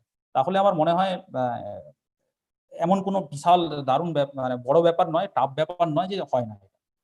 আর বাকি ওয়েস্ট বেঙ্গল পুলিশের আপনারা কনস্টেবল এন্ট্রি করতে পারেন, মাধ্যমিক কোয়ালিফিকেশন মিনিমাম, সেখানেও 2টো পরীক্ষা হয়, প্রিলিমস হয় একটা, ওই মাল্টিপল চয়েস টাইপ, তারপরে একটা ফিজিক্যাল অ্যাপটিটিউড টেস্ট হয়, আর একটা ফিজিক্যাল মেজারমেন্ট টেস্ট হয়। ওটা এমন কিছু নয়, 6.5 মিনিটে 1600 মিটার দৌড়াতে হয়, বিরাট কোনো বড় ব্যাপার নয়। তারপর একটা মেন পরীক্ষা হয় 85 মার্কস, ওটাই সিম্পল এরিথমেটিক, জেনারেল ইন্টেলিজেন্সি আর ইংলিশ এবং জিকে থাকে, ওটাও এমসিকিউ টাইপ। আর তারপর একটা ইন্টারভিউ হয় 15 মার্কস। বাস, এটা ক্লিয়ার করলেই কনস্টেবল লেভেলে কেউ এন্ট্রি করতে পারে, বা সাব ইন্সপেক্টর বা লেডি সাব ইন্সপেক্টর কেউ এন্ট্রি করতে পারে। সেটা একটা প্রিলিমস পরীক্ষা হয় 200 মার্কস, ওই জেনারেল স্টাডি 50, ইন্টেলিজেন্স 25 আর এরিথমেটিক 25, 100টা কোশ্চেন থাকে, 1.5 ঘন্টা এমসিকিউ। ওটা পাস করলে আপনারা মেন দেবেন। মেনটা ডেসক্রিপটিভ থাকে, 3টে পেপার। একটা হচ্ছে পেপার 1-এ থাকে জেনারেল স্টাডিজ 50, ম্যাথ 25 আর রিজনিং 25, আর পেপার 2-তে থাকে ইংলিশ 50 মার্কস, পেপার 3-তে থাকে বেঙ্গলি 50 মার্কস, ডেসক্রিপটিভ। বাস, তারপর একটা ইন্টারভিউ, বাস। তো এই 3টে জায়গায় পুলিশে এন্ট্রি করতে পারেন। তো আমি সবাইকে মোটিভেট করব কি, ট্রাই ফর দ্য বেস্ট এবং হোপ ফর দ্য বেস্ট। ভেঙে পড়ো না, ধৈর্য রাখো। ঝাড়গ্রাম থেকেও পসিবল, ভীষণভাবে পসিবল, ইজিলি অ্যাভেলেবেল। এখন স্টাডি ম্যাটেরিয়াল অনলাইনে অ্যাভেলেবেল, তুমি অনলাইনে ক্লাস করতে পারো। আমরা একটা আপনাদেরকে জানিয়ে রাখি, আমরা ঝাড়গ্রাম ডিস্ট্রিক্ট পুলিশ থেকে আমরা একটা কোচিং সেন্টার এখানে চালাই ফ্রি অফ কস্টে, ঝাড়গ্রাম রাজ কলেজে। এটা লক্ষ্যভেদ বলে, এখানে আমরা কম্পিটিটিভ পরীক্ষা, বিশেষ করে ওয়েস্ট বেঙ্গল সিভিল সার্ভিসকে ফোকাস করেই আমরা ট্রেনিং দিই। তো এটা একটা আমরা আমাদের যারা ডিএসপি আছি বা আমাদের অ্যাডিশনাল এসপি সাহেবরা আছেন, এনারাও ক্লাস নেন, গেস্ট লেকচারার ক্লাস নেন। এখন কোভিডের জন্য কিছুদিন ক্লাস বন্ধ আছে, কিন্তু আমাদের এই ইনিশিয়েটিভটা আছে আমাদের ডিপার্টমেন্ট থেকে বা আমাদের ডিস্ট্রিক্ট পুলিশ থেকে। এই ইয়েটা ঝাড়গ্রামে করা হচ্ছে লক্ষ্যভেদ। আপনারা চাইলে এখানে যোগাযোগ করতে পারবেন ডিস্ট্রিক্ট পুলিশের ওয়েবসাইট থেকে। আর সবাইকে অল দ্য বেস্ট। আশা করি সবাই লড়াই লড়ে গেলে একদিন না একদিন সফল হবে। Thank you. Thank you Debraj da. সবাইকে বলে রাখি, ভিউয়ারদেরকে, দেবরাজ দা ডিউটির মধ্যে থেকেই আমাদেরকে টাইম দিতে পেরেছে এবং তার জন্য ওকে অশেষ ধন্যবাদ। দেবরাজ দা এই মুহূর্তে ঝাড়গ্রাম থানা থেকে বসে আছে, বাড়ি থেকেও নয়। তো এটার জন্য আমাদের ভাই আমি ঝাড়গ্রাম থানাতেও নেই, আমি আছি অ্যাকচুয়ালি গোপীবল্লভপুর সাইডে। আরে বাবারে, ও আচ্ছা, তোমার স্ট্যাটাস চেঞ্জ হয়ে গেছে। এনিওয়ে, তো সেটার জন্য তোমাকে আরো বেশি ধন্যবাদ।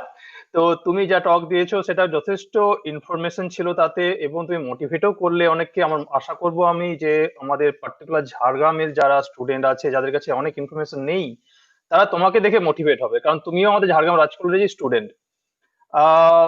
তারপরে এই টকের পরে আমার মনে হয় না যে খুব বেশি কোশ্চেন নেওয়ার দরকার আছে। তা সত্ত্বেও আমাদের সাথে কয়েকজন স্টুডেন্ট আছে, আমি একজনের কাছে আপাতত যাব, সে হচ্ছে সব্যসাচী। ও WBCS এর জন্য প্রিপারেশন নিচ্ছে, ও তোমায় কিছু কোশ্চেন করবে। সব্যসাচী, হ্যালো, তুমি কোশ্চেন করতে পারো। হ্যাঁ বলো, শোনা যাচ্ছে, বলো। সব্যসাচী বলো। হ্যাঁ আমি বলতে চাই স্যার, পার্সোনালিটি ডেভেলপমেন্টের জন্য মেইনলি ইন্টারভিউ ফেজের জন্য আমাদের কিভাবে প্রিপারেশন নেওয়া উচিত? আমি কিছুটা ডিসকাশন করেছি, তারপরেও আমি ভাই একটা কথাই বলবো। হ্যাঁ, আমি তোমাকে একটা কথাই বলবো, তুমি যদি যে কোনো টপিককে তুমি নিজের মতো করে ভাবো, নিজের মতো করে লজিক্যাল বলার চেষ্টা করো। আর আমি যেমন প্রিপারেশন নিতাম আয়নার সামনে দাঁড়িয়ে, বা তখন তো অতটা স্মার্টফোন ছিল না, স্মার্টফোনের সামনে তুমি নিজে নিজে কথা বলে তুমি দেখবে তোমার বডি ল্যাঙ্গুয়েজ কিভাবে এক্সপ্রেস করছো, তুমি ঘাবড়ে যাচ্ছ কিনা। আমরা যদি ঘাবড়ে যাই না, আমাদের বডি ল্যাঙ্গুয়েজে সেটা এক্সপ্রেস হয়। তো এটা দেখা খুব জরুরি, সেটা আয়নার সামনে দাঁড়াতে পারো বা কি মোবাইলে রেকর্ডিং করতে পারো, যে তুমি কতটা কি বলবো, কতটা অ্যানিমেটিক আছো। তো এটা গেল একটা সাইড। আর 2 নম্বর হচ্ছে কি, তোমার ওখানে সাবজেক্টিভ কোনো টেস্ট নেওয়ার ব্যাপারটা নয়। ওখানে তুমি কোনো সাবজেক্টে কতটা ভালো জানো এটা দেখা হয় না। তোমাকে সিচুয়েশনাল কিছু কোশ্চেন ফেস করতে হবে। তো সেই সিচুয়েশনাল কোশ্চেন গুলো মেনলি হয় যেটা হয় তোমার সিচুয়েশনাল বেস কোশ্চেন গুলো তোমার এরিয়া নিয়ে, তোমার গ্র্যাজুয়েশনের ফিল্ড, তোমার নিজের লোকালিটি বা তোমার লোকালিটির বার্নিং প্রবলেম, বা ন্যাশনাল বা ইন্টারন্যাশনাল লেভেলের বা লোকাল লেভেলের কোনো প্রবলেম নেই। তো এগুলো নিয়ে তুমি যদি ওয়াকিবহাল থাকো, একটু পড়াশোনা করো, পেপার টেপার দেখো, তোমার নিজের মতন করে একটা অ্যানালিটিক্যাল থিঙ্কিং তৈরি হবে, সেটাই তুমি এক্সপ্রেস করো, বাস কনফিডেন্টলি কিন্তু ব্রিফ। আর কিছু কোশ্চেন আছে তোমার, সব্যসাচী?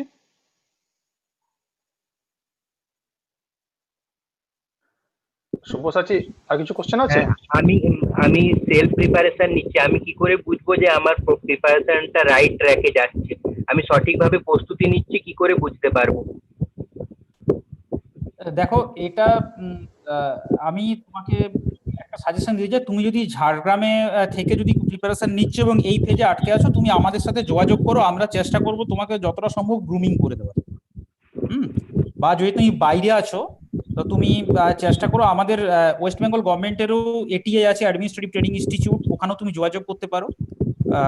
বা এর কোচিং বেশ কিছু ভালো কোচিং সেন্টারও আজকাল হয়েছে, ওনাদের সঙ্গেও একটু কথা বলে নিতে পারো, শুধু ইন্টারভিউ পার্টটার জন্য। আচ্ছা, ঠিক আছে সব্যসাচী, তুমি থাকো আমাদের সাথে। আমরা আর একজনের কাছ থেকে ফাইনালি কোশ্চেন নেব, দেবরাজদার জন্য। সূর্য, তোমার কিছু কোশ্চেন ছিল দেবরাজদার কাছে।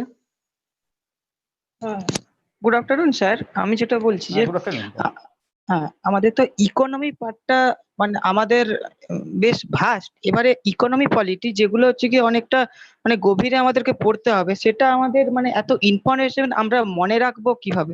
কারণ এখনকার আমি রিসেন্ট 1 বছর নিজে নিজে প্রিপারেশন নিচ্ছি, মেন্সের কোশ্চেন মানে অনেক গভীরে আসছে, সেদিকে আমাদের মানে এতগুলো সাবজেক্ট একসঙ্গে পড়া, তার সাথে মনে রাখা, এই দুটো মানে সমতা বজায় রাখাটা সম্ভব কিভাবে যখন নিজে নিজে আমরা সেলফ প্রিপারেশন নিচ্ছি?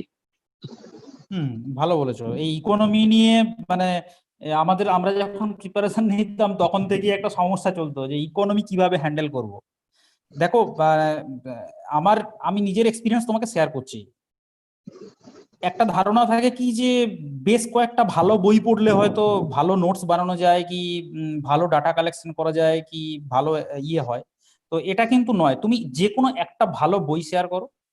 রিসেন্ট ডাটার জন্য তুমি সিভিল সার্ভিস ক্রনিকেল বা রাউজ IAS বা কম্পিটিটিভ সাকসেসের যে ইস্যুগুলো হয় না, স্পেশাল ইস্যুগুলো ইকোনমি পলিটির উপরে, এগুলো তুমি ফলো করতে পারো, এখানে রিসেন্ট ডাটাগুলো পাবে।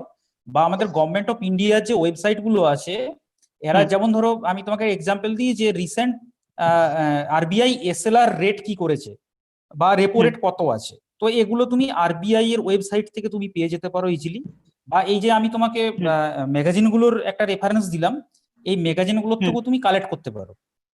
এরপরে বাকি দেখো এই ডাটা রিলেটেড যে ইস্যু কোশ্চেন গুলো হয়, এগুলো কিন্তু সবসময় আমাদের কাছে একটা কনফিউজিং থাকে, মানে দুটো ডিজিট যদি চেঞ্জ করে দেয় এধার ওধার তো তুমি কনফিউজড হয়ে যাবে। কিন্তু ডাটা রিলেটেড কোশ্চেন ছাড়াও, মানে আমি তোমাকে ডাটা রিলেটেড কোশ্চেন অ্যাটেম্পটের ক্ষেত্রে সাজেশন দেবো কি, যদি তুমি ডেফিনিট থাকো, ড্যাম সিওর থাকো, তবে দাগ দাও।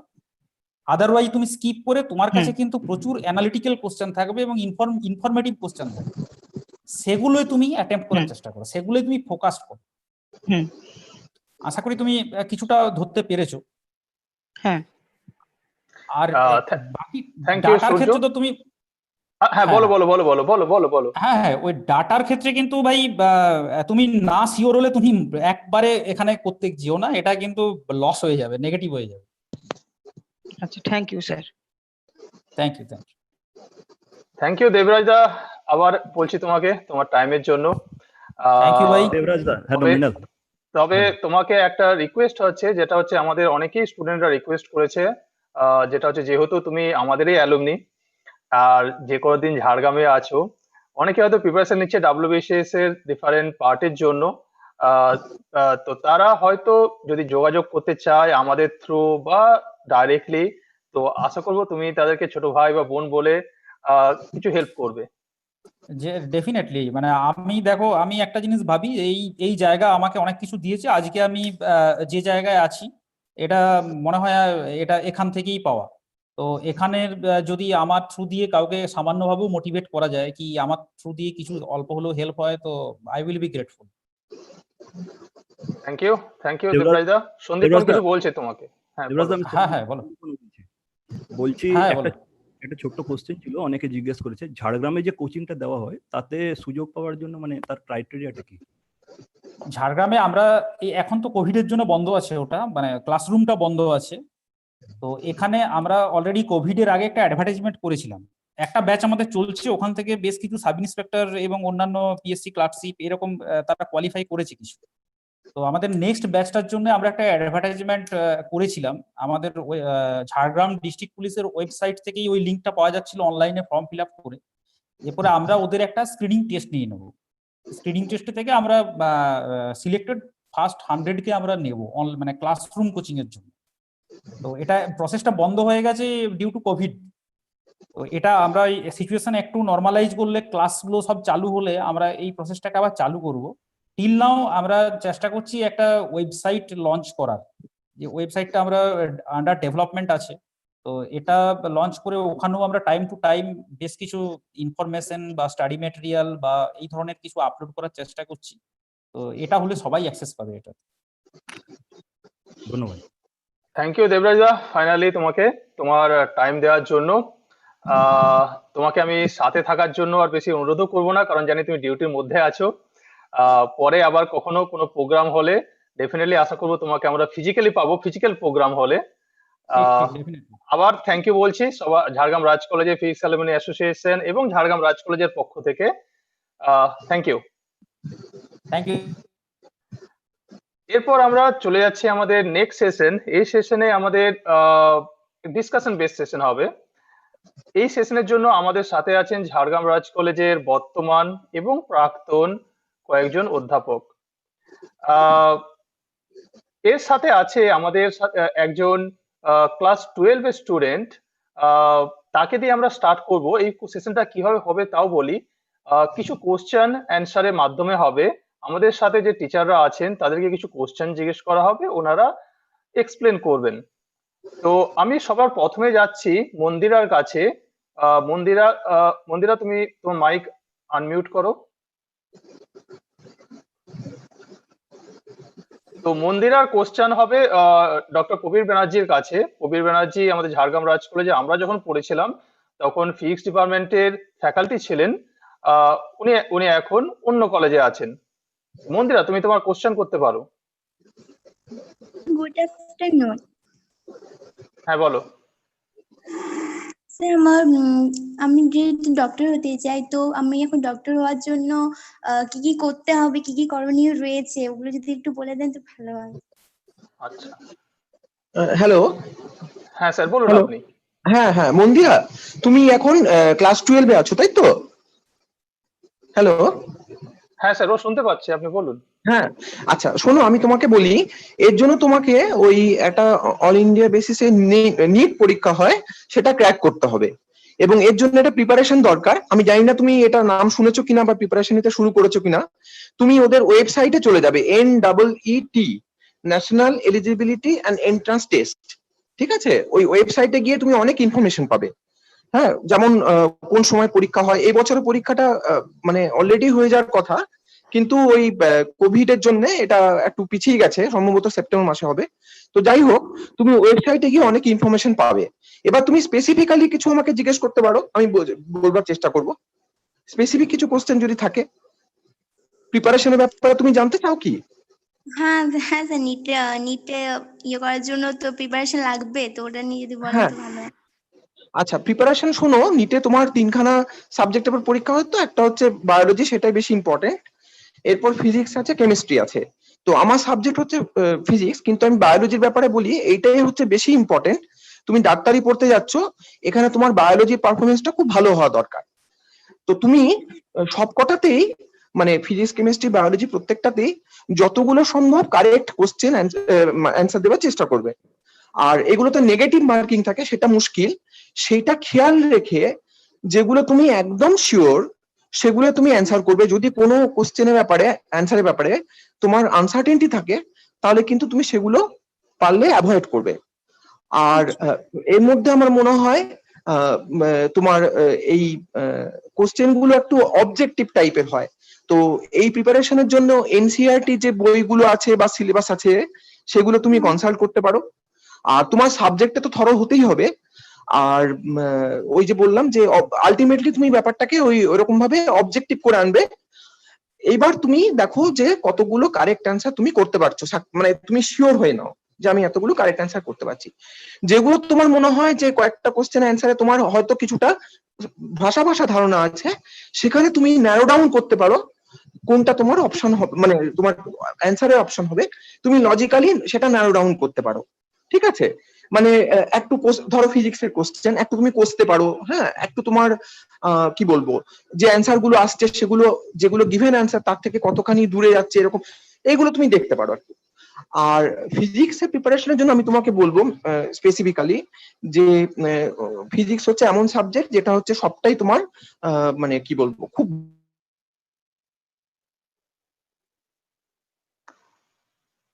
স্যার আপনার অডিও আসছে না।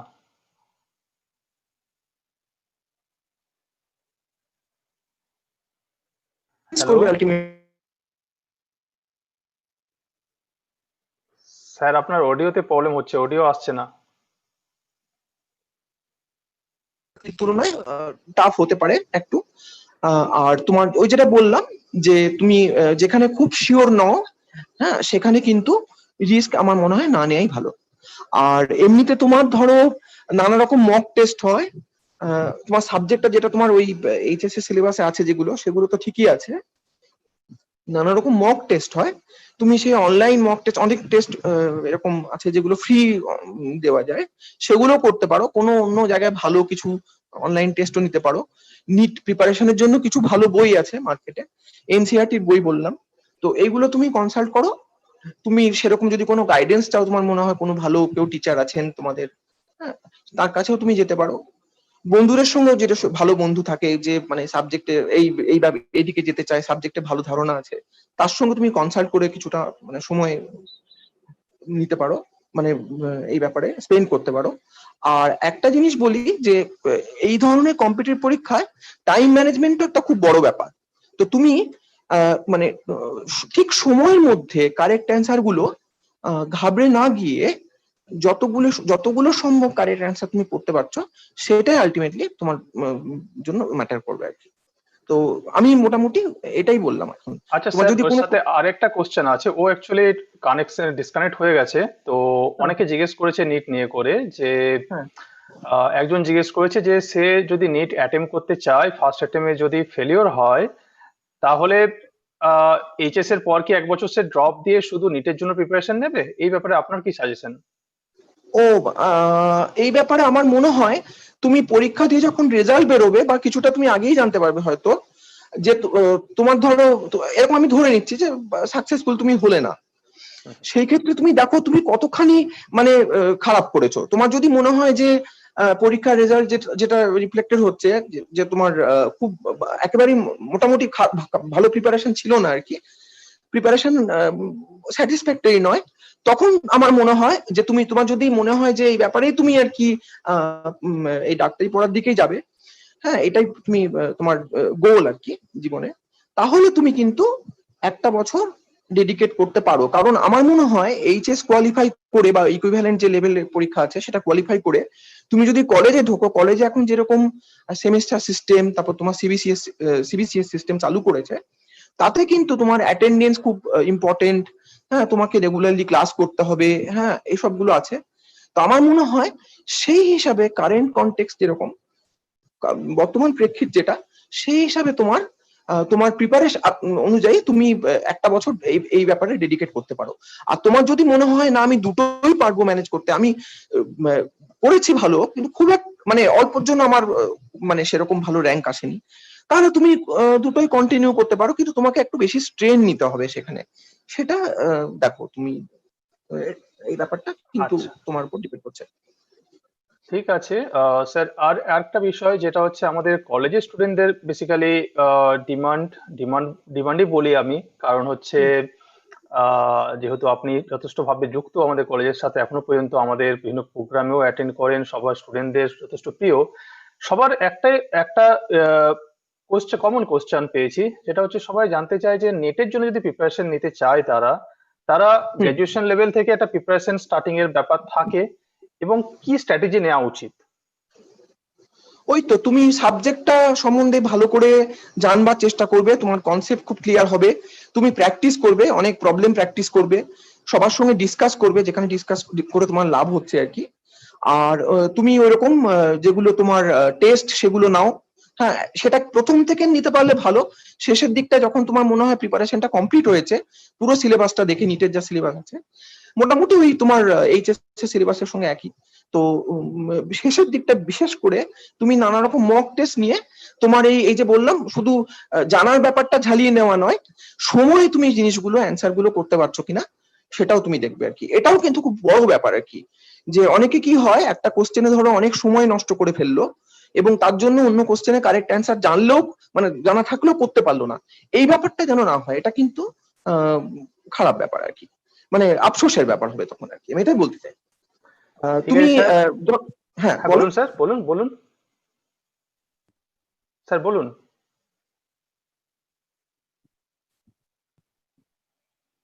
হ্যালো স্যার, শুনতে পাচ্ছেন? কিন্তু যারা ধরো অন্যান্য এটা তো এত অবশ্য বড় ব্যাপার হয়ে মানে একটু কঠিন ব্যাপার হয়ে যায়, সময় মানে চাপ বেশি হয়ে যাবে।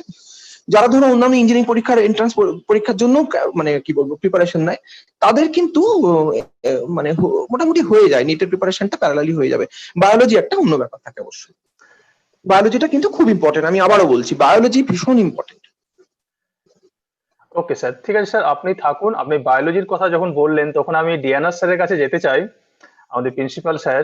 তো অনেকে জিজ্ঞেস করেছে যে নিটের ব্যাপারটা তো স্যার আপনার কাছে সবাই জানতে চাইবেই, যে বায়োলজির বিষয়টা কিভাবে প্রিপারেশন নেবে। আর সেকেন্ড আরেকটা বিষয় আপনার কাছ থেকে সবাই জানতে চায় যে বায়োলজি নিয়ে যদি আমি গ্রাজুয়েশন করি তাহলে আমার ফিউচার কি হবে? একটা করে উত্তর দিই। হ্যাঁ স্যার। প্রথমে নিটের ক্ষেত্রে বলি, কারণ নিটের ক্ষেত্রে তো বায়োলজি একটা মেজর পার্ট হয়ে দাঁড়িয়ে গেছে, মানে আউট অফ 720 সেখানে 360 তো বায়োলজিতেই আছে, অর্থাৎ বায়োলজি একটা বড় ফ্যাক্টর, কারণ সেখানে 90টা কোশ্চেন, সেখানে যত বেশি সংখ্যক সঠিক করতে পারবে সেখানে অটোমেটিক্যালি তার স্কোর ভালো হবে বা ওপরের দিকে চান্স পাওয়ার সম্ভাবনাটা অনেকটা বেড়ে যাবে। সেক্ষেত্রে অন অ্যান অ্যাভারেজ দীর্ঘদিন মানে ছাত্রছাত্রীদের সাথে বিভিন্ন ক্ষেত্রে ইন্টারাকশন করে এটাও দেখেছি যে physics chemistry on an average একটা লেভেল পর্যন্ত যে কোনো ভালো ছেলেমেয়েরাই তোলে, কিন্তু বায়োলজি একটা বড় ফ্যাক্টর হয় পার্টিকুলারলি মেডিকেলের ক্ষেত্রে। এক্ষেত্রে যেটা আমার প্রাথমিক সাজেশন হবে যে আমাদের এনসিইআরটি বইয়ের ব্যাপারটা যেটা আমাদের প্রবীরবাবু বললেন, এনসিইআরটি বইটাকে একদম টপ টু বটম একদম শেষ করতে হবে, এটা হচ্ছে প্রাথমিক। এবং এখনো আমাদের এখানে বিভিন্ন পাবলিশার্স যে বইগুলো এই নিট রিলেটেড ব্যাপারে পাবলিশ করছেন এগুলো খুবই এফেক্টিভ, এবং এই খুব এফেক্টিভ ইন দ্য সেন্স এখানেও প্রচুর মাল্টিপল চয়েস কোশ্চেন এখানে আছে। তবুও আমি বলবো যে এইগুলোর কিছু কিছু ক্ষেত্রে একটা অথেন্টিসিটি নিয়ে প্রশ্ন থেকে যায়, এবং এই অথেন্টিসিটি গুলোকে মানে মিট আপ করার জন্যে মানে এখানে কিছু অল ইন্ডিয়া বেসিস যে বইগুলো বেরোয় সেই বইগুলোর সাথেও একটু কম্পেয়ার করা দরকার। এবং সেইগুলোতে যেটা সুবিধা হয় যে সেখানে ব্যাপারগুলো হয় কি উত্তরগুলো অনেকটা অথেন্টিক থাকে। আর এটার আরেকটা বড় দিক দেখেছি আমি আমার অভিজ্ঞতা থেকে, যারা এই মেডিকেলে চান্স পেয়েছে বা যারা এটা অ্যাসপিরেন্ট তাদের ক্ষেত্রে মেধার থেকেও বড় ফ্যাক্টর হয়ে দাঁড়িয়ে যায় অধ্যাবসায়টা। অর্থাৎ কোনো ছেলে মেয়ে পড়ছে এটাকে রিপিটেডলি, মানে একবার আমি পড়ে হয়তো শেষ করলাম বইটাকে, এটা পাটে পাটে করাটাই উচিত। একটা অবশ্যই মানে নর্মালি দেখা যায় যারা এই কোচিং সেন্টার বা এগুলো চালায় তারাও একটা সারা বছরের একটা রুটিনের মতো দিয়ে দেয়। তো ছাত্রছাত্রীদের আমি বলবো যে তারা একটা সারা বছরের একটা রুটিন তৈরি করে নেবে, প্রত্যেকটা দিন একটা ফিক্সড টাইম একটা রুটিন মেনে ফিজিক্স কেমিস্ট্রি বায়োলজি তিনটের জন্য শিডিউল টাইম থাকবে। এবং এই শিডিউল টাইমের সাথে সাথে যেটা হবে যে যেগুলো পড়ছে সেগুলোকে রিক্যাপিচুলেট করার জন্য আবার স্মরণে আনার জন্য মোটামুটি একটা 1 মাস কি 1.5 মাস ইন্টারভেলের পর আবার সেই চ্যাপ্টারগুলোতে ফিরতে হবে।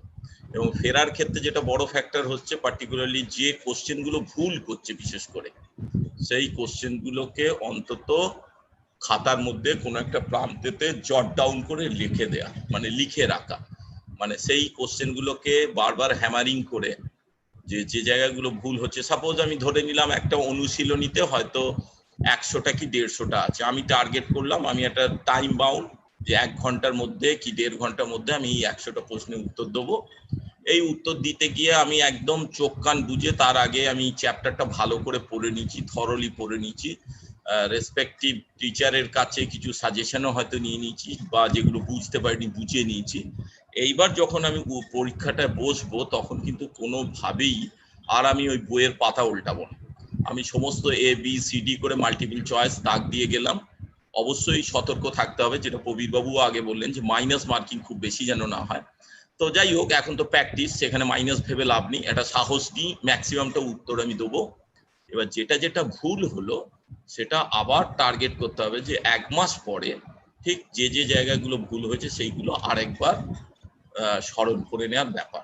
এইভাবে যদি নিয়মিত একটা অধ্যাবসায় যদি থাকে আমি দেখেছি সেক্ষেত্রে অধিকাংশই ছেলে মেয়ে একটা ভালো সম্ভাবনা থাকে তাদের চান্স পাওয়ার ক্ষেত্রে। এবং বায়োলজির একটা অংশ এটাও থাকে যে মেমোরি পার্ট, এবং এই মেমোরির ক্ষেত্রে আমি যেটা আমার সাজেশন থাকবে আমাদের মানে হিউম্যান ফিজিওলজিক্যাল সিস্টেম যেটা বলে আর্লি মর্নিং, এটা একটা পড়ার শিডিউল করতে পারলে খুব ভালো হয়। ভোরের পড়াটা খুব ভালো হয়, কারণ অনেক ছেলে মেয়েদের একটা অভ্যাসও থাকে যে রাত্রির অনেক গভীর রাত পর্যন্ত পড়ে। সেটা বলবো না যে মেধাবী ছেলেরা যে রাত্রি পর্যন্ত পড়ে না, সেটাও বলবো না, কিন্তু রাত্রির পর্যন্ত বেশিক্ষণ জেগে থাকলে পার্টিকুলারলি আমাদের কিছু শারীরিক হরমোনাল ইমব্যালেন্সও দেখা যায়, পার্টিকুলারলি মেলাটোনিন সিক্রিশনের একটা প্রভাব পড়ে, যার জন্যে একটু আর্লি যদি শুয়ে পড়ে একটু ভোর ভোর উঠে যদি পড়াশোনা করে তাতে পড়াশোনাটা অনেক মেমোরাইজ হয়, বিশেষ করে বায়োলজির ক্ষেত্রে। এটা আমার সাজেশন থাকবে। আর ইন জেনারেল বায়োলজির লাইনের পর আমি আমার কলেজের রেসপেক্টে বলতে পারি এখানে সবচেয়ে ভালো যেটা হচ্ছে জুলজি, বোটানি এবং ফিজিওলজি, তিনটেতেই এখানে অনার্স পার্টটা রয়েছে, জুলজিতে পোস্ট গ্র্যাজুয়েশনটাও রয়েছে। তো আমাকে টার্গেট করতে হবে যে আমি যে অনার্সটাই পড়ি না কেন, এখানেও একটা শিডিউল রুটিন মেনে আমার টার্গেট থাকবে অনার্সের পর পোস্ট গ্র্যাজুয়েশনের পর আমার প্রাথমিক টার্গেট থাকবে অবশ্যই নেট এবং স্লেট। এবং আমাদের এখান থেকে আমি দেখেছি যে আমাদের খুব প্রত্যন্ত গ্রামাঞ্চল থেকে, মানে আমার ডাইরেক্ট পড়ানো ছাত্র 2007 সালে বেরিয়েছে, 2 জন ছাত্র এখন ইয়েতে রয়েছে, আমেরিকাতে। একজন রয়েছে ন্যাশনাল ইনস্টিটিউট অফ হেলথ ওয়াশিংটনে মেরিল্যান্ডে রয়েছে, দীপক পৈরা। ও এখান থেকে অনার্স করে, বিদ্যাসাগর থেকে এমএসসি করে, নেট করে, আইজার কল্যাণী থেকে পিএইচডি করে পোস্ট ডক করতে গেছে। আরেকটি ছাত্র আমাদের রয়েছে এখন হিউস্টন ইউনিভার্সিটিতে, ও আমাদের ডাইরেক্ট ছাত্র, অনার্স করে এমএসসি করে বোস ইনস্টিটিউট থেকে পিএইচডি করে পোস্ট ডকে গেছে। তো আমি সেক্ষেত্রেও দেখেছি এই যে দুটি ছেলের উদাহরণ দিলাম, এরাও যে খুব আহামরি খুব আউটস্ট্যান্ডিং কিছু ছিল তা জানি না, তা বলতে পারবো না। কারণ প্রথম দিকে যখন আমরা ইংরেজিতে পড়াতাম আমি দেখতাম যে ওরা প্রাথমিকভাবে বলতো স্যার বাংলাতে নোটপত্র দিন বা লিখুন, তো আমি সেগুলো একদম ডিসকারেজ করতাম। এবং যে লাইনই যে অনার্সেই আসুক, যে কলেজেই পড়ুক, আমার আরেকটা সাজেশন থাকবে যে এখন প্রচুর লার্নিং রিসোর্স এসে গেছে, অন্তত সেটাকে যেন সব সময়, মানে আমরা যেটা পড়াশোনার লাইফে ভাবতে পারতাম না, এখন একটা গুগল ক্রোমেতে সার্চ দিলে যে কোনো একটা শব্দকে দিলেই তার ডিটেলস বর্ণনা এসে যায়। তো আমি সেক্ষেত্রে বলবো লাইব্রেরি এবং ইন্টারনেটটাকে এই বইয়ের ব্যাপারেতে একটু ব্যবহার যদি প্রথম থেকে করে, আর নিজের গোলটা যদি একদম স্পেসিফিক করতে পারে যে না আমি এদিক ওদিক কোনো দিকে ডাইভার্টেড হব না, আমার টার্গেট হবে একদম পোস্ট গ্র্যাজুয়েশন, তো সেদিক থেকে আমার মনে হয় ছেলেরা, আশা করি ছেলে মেয়ে সবাই ভালো result. Thank you, sir. Now our next question is, actually it's quite related. This is also based on HS level. For that purpose, I want to go to Dr. Piyush Kanti Ghosh, our existing HOD, Physics Department, Jhargram Raj College. The question is, what should be the right path to crack IIT joint, and how to overcome failures and distraction? Okay. For IIT joint, can you hear me? Hello? Yeah, we can hear you loud and clear. Hello? Please go on. Please go on. We can hear you loud and clear. Okay. For IIT JEE, actually this craze has come so that it has been started from class 5-6 onwards. Several coaching institute in India, they are started giving coaching from 5-6 onwards for IIT JEE especially. So IIT JEE has a name. For what purpose? For to study BTech degree. You can study BTech degree from anywhere, but IIT JEE, it has special name that students want to pursue their BTech degree from IIT JEE. Of course, by cracking IIT JEE, student can pursue integrated MSc course, but students' preference is to do BTech from IIT. Even though I have seen some students that they has so much crazy that they want to study in IIT, but after studying getting BTech degree from IIT, they are not pursuing that particular engineering course. They are deviating from that course and they are opting job for some other purpose. Means some coaching center they are giving, they are opting job for coaching centers and giving coaching for IIT JEE, not for particular engineering what he had studied, what he or she has studied. So what I am thinking that this IIT JEE has only name that student want to pursue that course only in IIT. But I don't think that IIT JEE, that if student fails in performing that particular entrance, that doesn't mean that his career has lost. He can pursue this course, engineering course from other institute. Various reputed institutes are there in India, BITS Pilani and Jadavpur University, several other institutes. And students after passing from JU or BITS, they are doing very good job in their respective fields. So failure doesn't mean that IIT JEE, I did not qualify IIT JEE, that means my life is ruined. Not so. He can pursue any engineering course in any other institute. He can qualify, and he can his what you can call that, his career can go up and up, and he can take any job after pursuing from different institute other than IIT JEE. So failure in cracking IIT JEE doesn't mean that his career has stopped there. So I want to say that IIT JEE has only name, but students should not forget that cracking IIT JEE has several coaching institutes, just like IAS coaching institutes are there. In IIT JEE also, like I can name FIIT, what is that? In Kota, several institutes are there, and students are going to do IIT JEE only, to crack IIT JEE.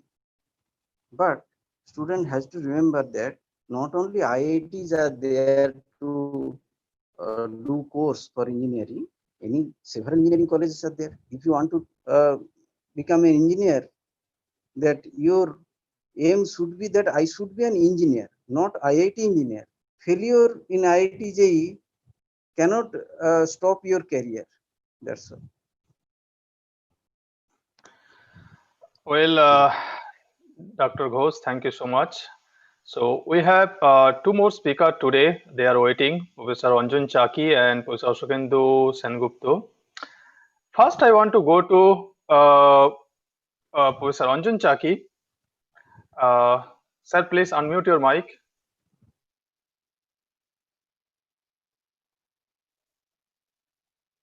Anjan Chaki, sir, can you please unmute your mic? Yeah. Yes, we can hear you. So we have basically two questions that is also many people ask. That two questions I want to ask to you.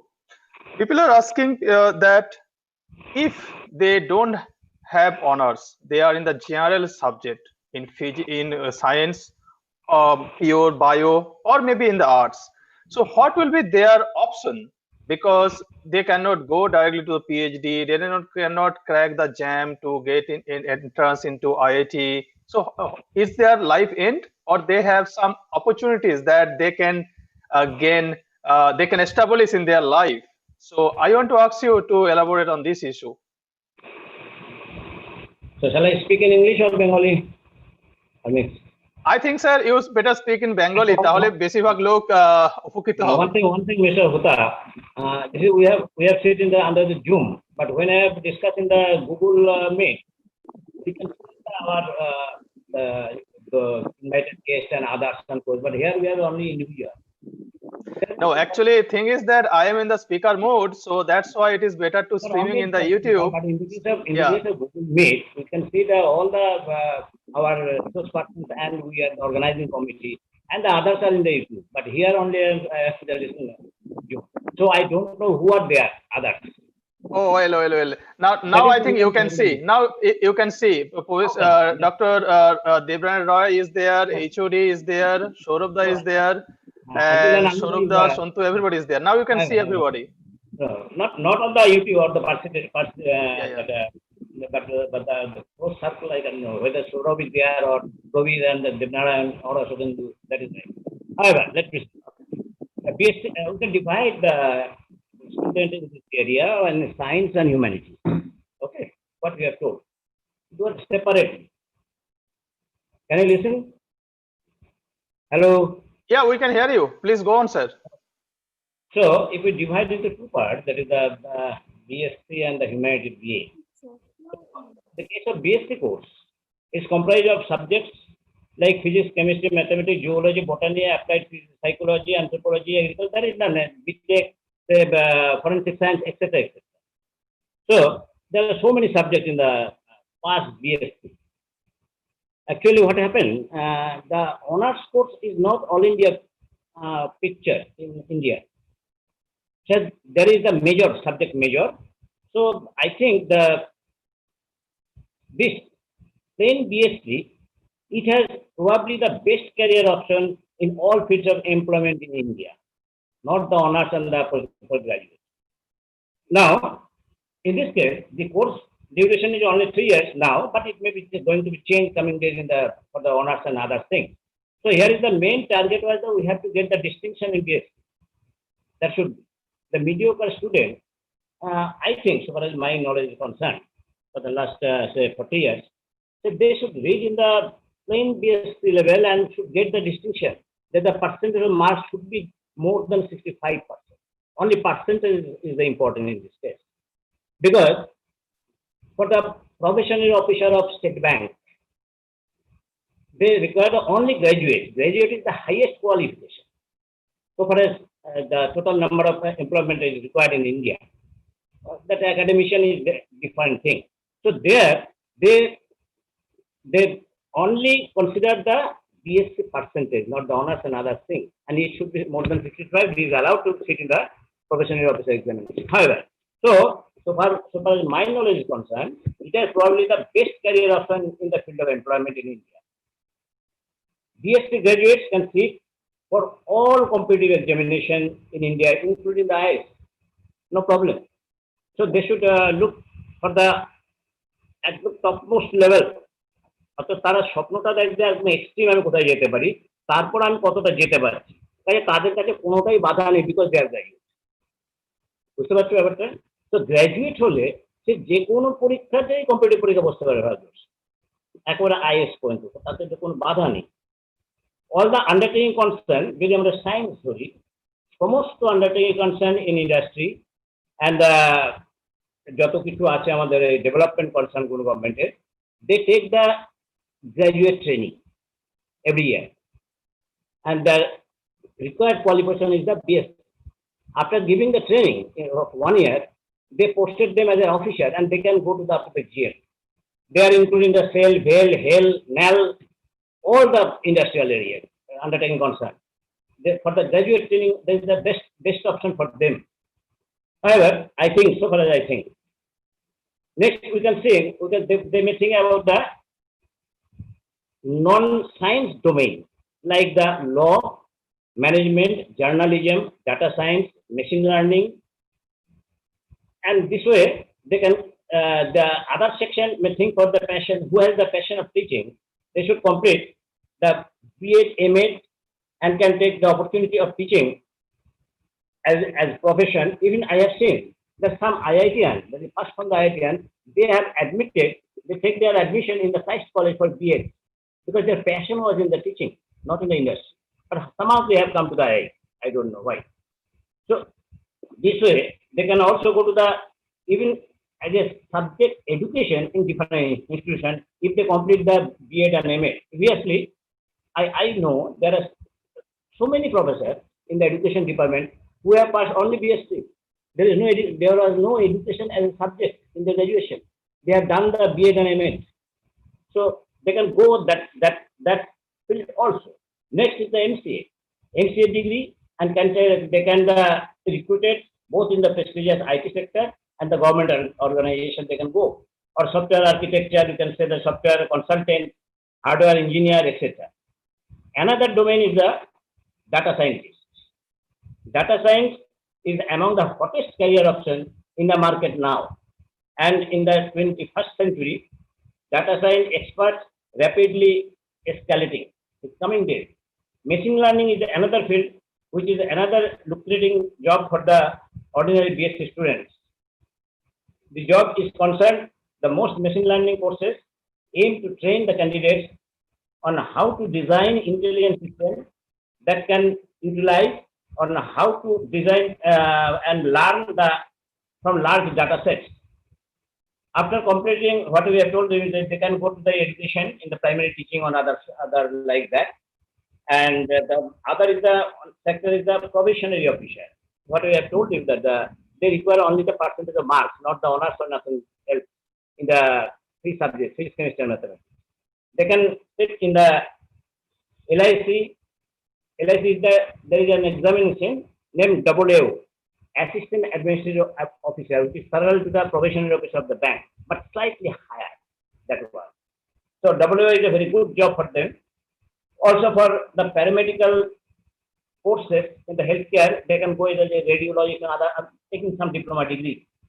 So in this way, we have found that there is a number of ways, and they can sit for any examination, even starting from the clerical examination.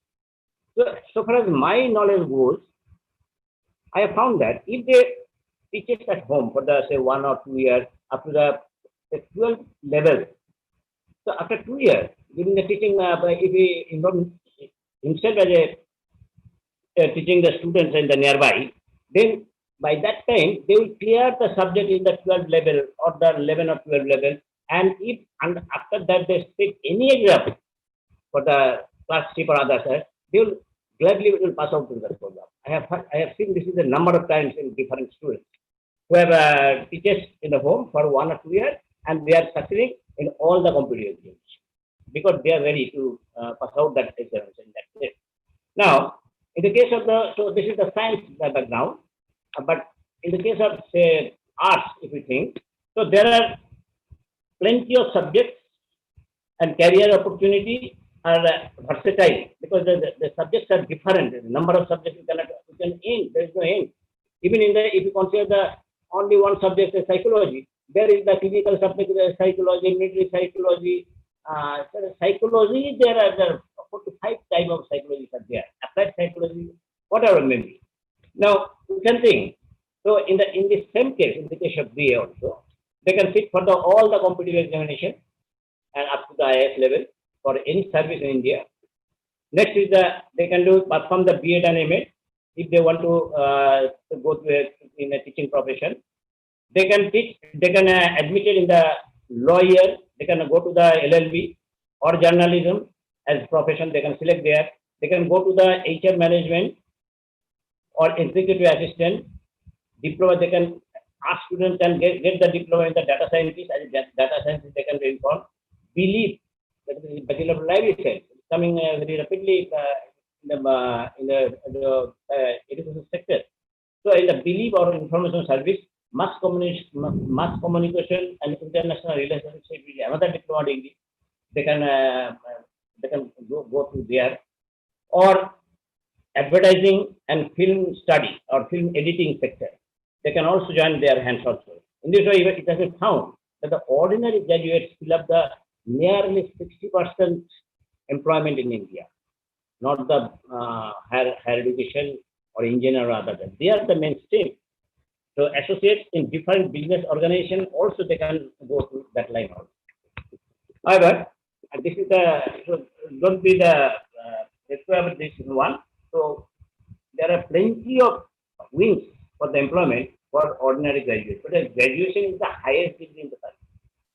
If not, we consider the faculties and the other single subject concern.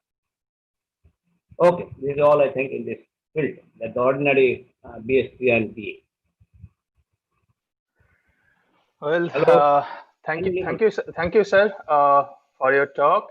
I think we are running out of time, so I don't. Yes, sir. Are you saying anything? Time is very short, so we have for the time. Yeah, that's the point. So I want to move to our next speaker, Dr. Ashokendu Babu. Sir, please unmute your mic. Then I will ask you the questions. Yes. Actually, I have some tricky question for you. I think you are the right person for these questions. Many people are asking that after the lockdown, what will be the future path? Because our economy will collapse definitely. So that's why people are asking. And another question they are asking that before choosing a career or before move to a particular direction, what the particular things we need to be remember? We need to be take care. These are the two questions for you, sir. Should I say in Bengali? Sir, আমার মনে হয় বেঙ্গলিতে বলুন তাহলে maximum লোকের সুবিধা হবে।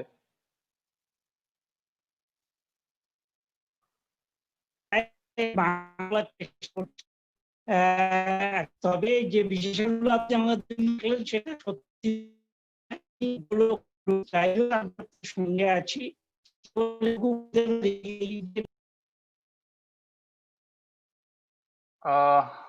I think we have a connection problem with Dr. Ashokendu Sengupta. he just left the meeting. He's trying to reconnect. Let's wait a couple of minutes. Sir, can you please unmute your mic? You just rejoin again. Yes, yes.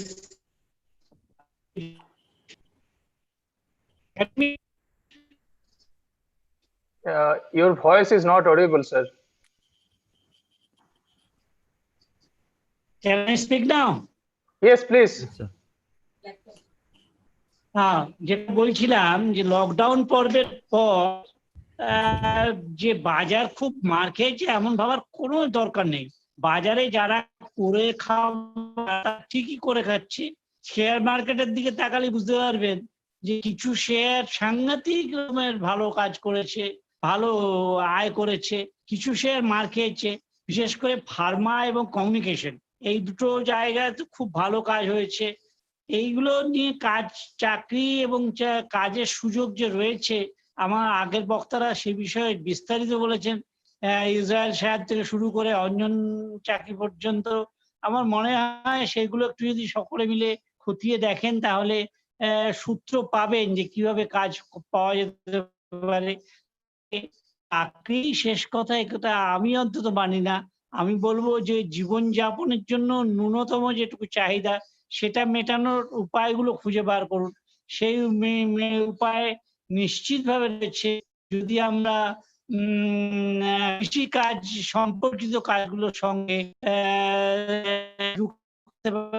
এবং এটা কখনোই মার খাওয়ার নয়। এবং আগামী দিনে communication, banking এবং আইটি সেক্টর আবার জেগে উঠবে সে আশা রাখতে পারি, এটুকু আমার বিশ্বাস।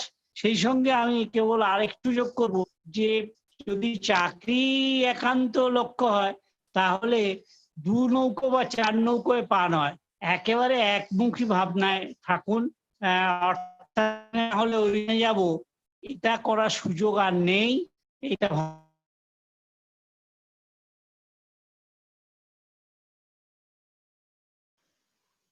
আবার audio problem, connection problem. Sir আবার বেরিয়ে গেছেন।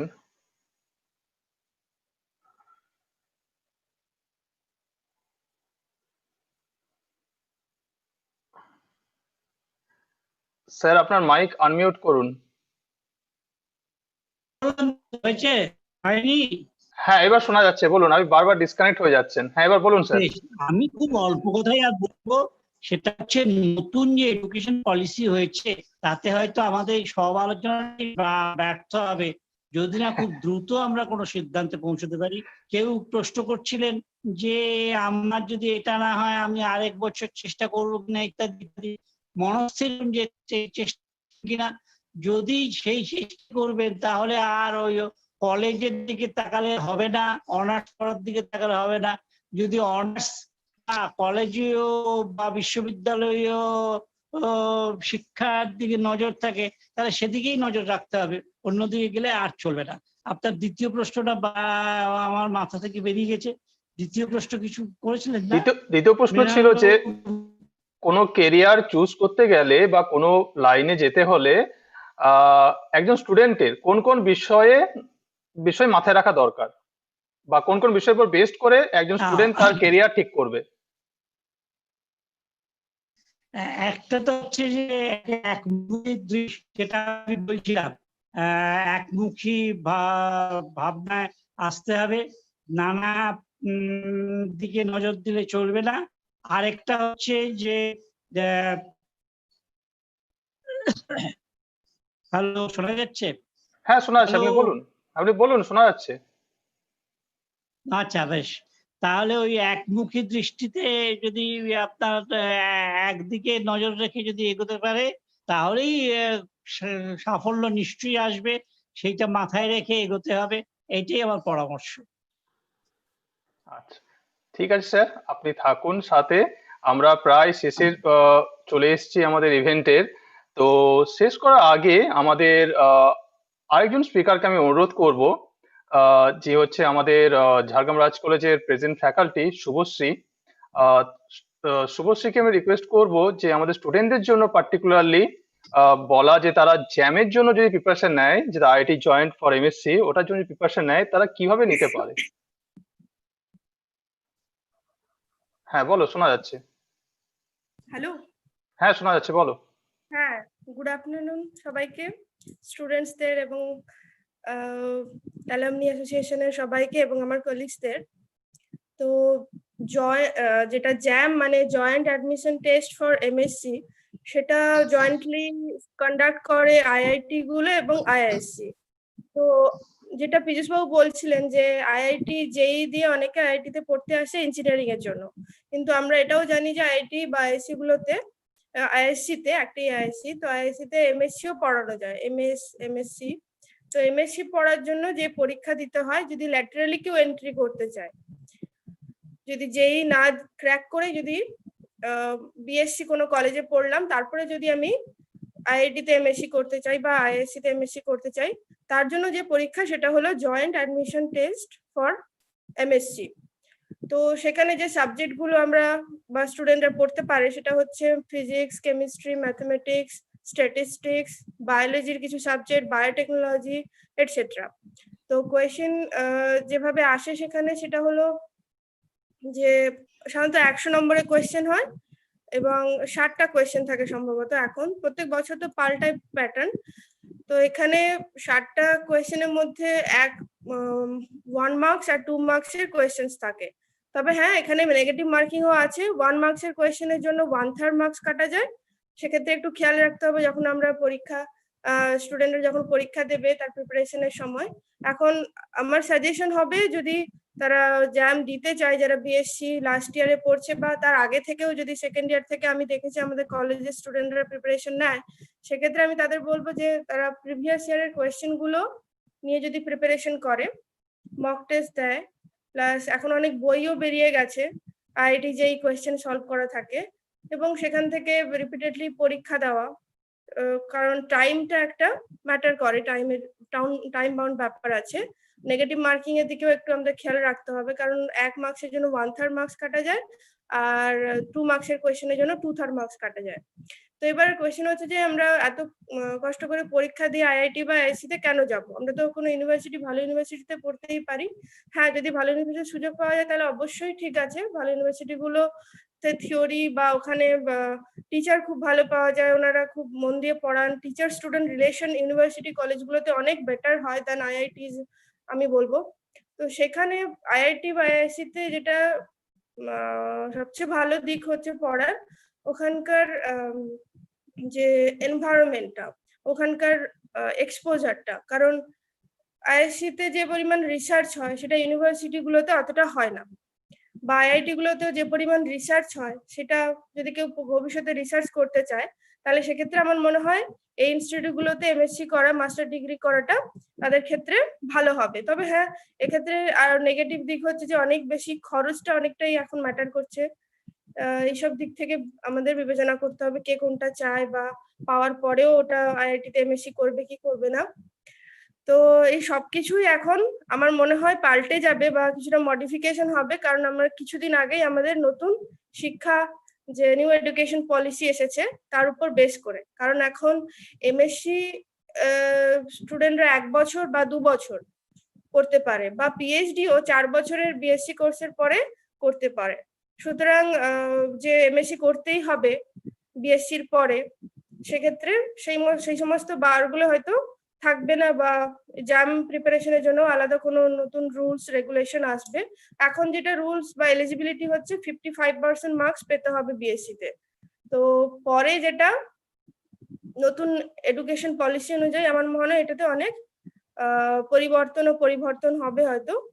তো সেই অনুযায়ী আমাদের ওইদিকে নজর রাখতে হবে কখন কিরকম নিয়ম পাল্টাচ্ছে, এবং সেই অনুযায়ী কোয়েশ্চেন প্যাটার্ন পাল্টায় কিনা ইত্যাদি দিকে আমরা নিশ্চয়ই নজর রাখবো। স্টুডেন্টদেরও বলবো নজর রাখার জন্য, যারা এখন 4th সেমিস্টারে আছে বা 5th সেমিস্টারে আছে, যারা ভাবছে পরীক্ষা আইআইটিতে এমএসসি করতে চায়, সেক্ষেত্রে আমি বলবো তাদের এইসব দিকে একটু নজর রাখার জন্য। ওকে, থ্যাংক ইউ শুভশ্রী। আমার মনে হয় ইনফরমেশন গুলোতে আমাদের স্টুডেন্টরা অনেকটা উপকৃত হবে। তো যেহেতু আমাদের আজকে অনেকটা টাইম নিয়ে আমরা প্রোগ্রামটা করলাম, অনেকে আমাদের সাথে এই মুহূর্তে নেই, বেরিয়েও গেছে, কারণ ইন্টারনেট সবার কাছে স্টেবল নয়, এতক্ষণ থাকতেও পারবে না অনেকে। বাট আমার মনে হচ্ছে পুরো প্রোগ্রামটা শোনার পরে যে হয়তো ইন ফিউচার এবং নিয়ার ফিউচার বলবো আমি, আমাদেরকে সাবজেক্ট ওরিয়েন্টেড কেরিয়ার কাউন্সিলিং এর কিছু ইভেন্ট হয়তো করতে হবে। তখন হয়তো আশা করবো আরো কিছু স্পিকারকে আমরা পাবো এবং বেশি ইনফরমেশন আমরা দিতে পারবো আমাদের ভিউয়ারদেরকে। তো আমি শুধু লাস্টে একটা কথা অ্যাড করতে চাই শুভশ্রীর কথার সাথে কানেক্ট করে। নতুন যে এডুকেশন পলিসি এসছে সেন্ট্রাল গভর্নমেন্টের তরফ থেকে, সেটার ক্ষেত্রে অনেক বিতর্ক থাকতেই পারে, বাট একটা শুধু অ্যাডভান্টেজ বলবো, যেটা আমাদের কলেজের স্টুডেন্ট যারা বেসিক্যালি সায়েন্সের যে কোনো স্টুডেন্ট যারা হচ্ছে বিএসসি করছে বা এমএসসি করছে, তাদের সবার জন্য লাভবান হবে। সেটা হচ্ছে আমরা অনেকে ভাবি জাস্ট মাস্টার ডিগ্রি করবো গ্রাজুয়েশনের পরে বা তারপর টিচিং লাইনে যাব। এর পরেও আর একটা খুব ব্রাইট ফিউচার আছে, যেটা হচ্ছে এমএস বলা হয়। এমএস ডিগ্রি ইন্ডিয়াতে বেশ কিছু জায়গাতে হয় আফটার মাস্টার ডিগ্রি, বাট বাইরে গ্রাজুয়েশনের পরেও করা যায়। কিন্তু ম্যাক্সিমাম জায়গা যেটা ইউরোপে যেটা হয়, সেটার জন্য 4 বছর গ্রাজুয়েশন লাগে। যেটা আমার মনে হয় নতুন যে শিক্ষা ব্যবস্থা এডুকেশন পলিসি আসছে, সেক্ষেত্রে ওই স্টুডেন্টদের খুব লাভ হবে যারা রিসার্চ করতে চায় এমএস এর পরে, তারা 4 বছর কমপ্লিট করে ডাইরেক্টলি এলিজেবল। কিন্তু এখনো পর্যন্ত বেশ কিছু ইউনিভার্সিটি আছে ইনক্লুডিং কেমব্রিজ, যারা আফটার গ্রাজুয়েশন এমএস এর এন্ট্রি দেয় বেশ কিছু সাবজেক্টে। তাদের মধ্যে আমাদের ফিজিক্সও আছে, ফিজিক্স নিয়ে ম্যাটেরিয়াল সায়েন্স এই সাবজেক্টগুলো তো আছে। এমএস করলে যেটা সুবিধা হবে যে ম্যাক্সিমাম ইউনিভার্সিটিতে টাকা দিয়ে পড়তে হয় না, পর্যন্ত তারা টাকা দেয় আবার। তার ফলে যাদের ইকোনমিক্যালি একটু পোর সিচুয়েশন, তারাও যেতে পারে। কি কোয়ালিফিকেশন লাগবে? দুটো লাগে মেন ক্রাইটেরিয়া, একটা হচ্ছে আইদার টোয়েফেল অথবা আইএলটিএস। এই দুটো খুব টাফ নয়। ইংলিশের প্রিপারেশনের কোশ্চেন, আমি কিভাবে ইংলিশ বলতে পারবো, কিভাবে বুঝতে পারবো বা লিখতে পারবো, এর বেশি কিছু নয়। এটা ক্লিয়ার করা থাকলে এবং যদি একটা ভালো প্রজেক্ট প্রপোজাল লিখতে পারে, তাহলে অনেকে নেয়। আমি যেখানে আছি কাউস্ট, সৌদি আরবিয়া, এখানে ম্যাটেরিয়াল সায়েন্সে যথেষ্ট ভালো আউটপুট লাস্ট 10 ইয়ারে।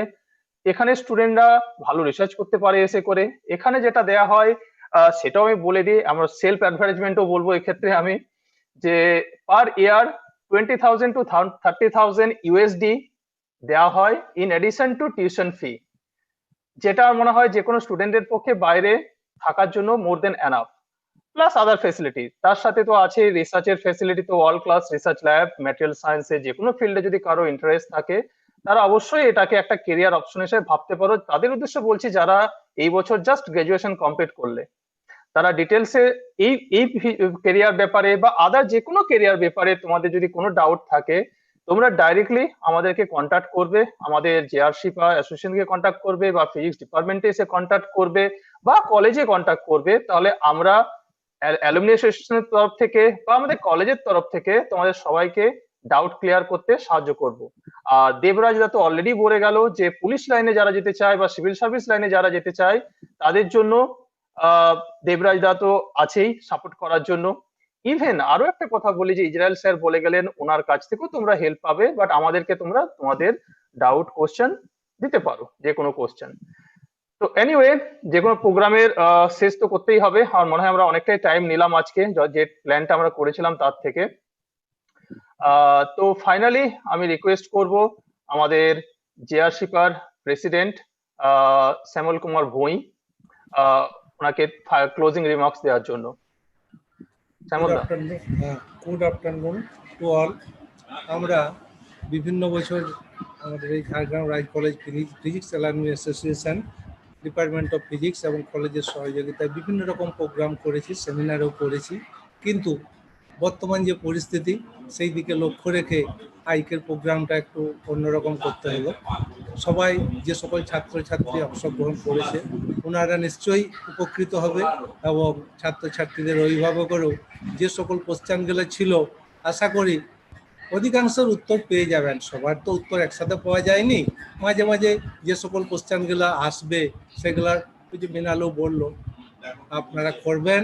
আমাদের অ্যাসোসিয়েশন, আমাদের ফিজিক্স ডিপার্টমেন্ট কিংবা রাজ কলেজ থেকে তাদের উত্তর দেওয়ার চেষ্টা করবে।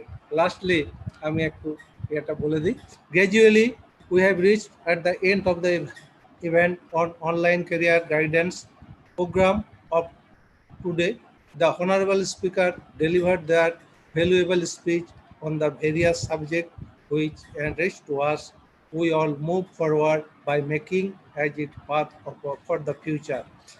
On the behalf of the association, I express my heartfelt thanks to the Honorable Israel Sir, Mr. Debraj Ghosh, Dr. Sajal Dhara, Mr. Bholanath Bose, different speakers of this program, and also thanks to media pattern, Jhargram News Plus, and Anandabazar Putrika. I would like to thank the online audience who patiently listened to the program. I would also like to thank the respected officer in charge of Jhargram Raj College, HOD of Jhargram Raj College, and all the present and ex-professor of Jhargram Raj College, organizing team or alumni of physics department, and all students and their guardians. Please support us in such a way to our upcoming events. Lastly, আমাদের যে প্রোগ্রামের যে coordinator আছেন আমাদের মৃণাল কান্তি হোতা, doctor Mrinal কান্তি হোতা, তাকে বাকি কাজটা করার জন্য আমি অনুরোধ করব। Well, thank you, Samulda, and for our beloved viewers, thank you all for connecting with us from different part of the country. And I must want to assure you that in future we will have a similar many more event. And as I mentioned to you, there will be many subject related event. I think that is must needed. Otherwise, a speaker cannot explain all the career half an hour or 1 hour period of time. But anyway, this was our first initiative. I hope in the future we will have many more. Please subscribe our YouTube channel and press the bell icon to get the automatic notification about our future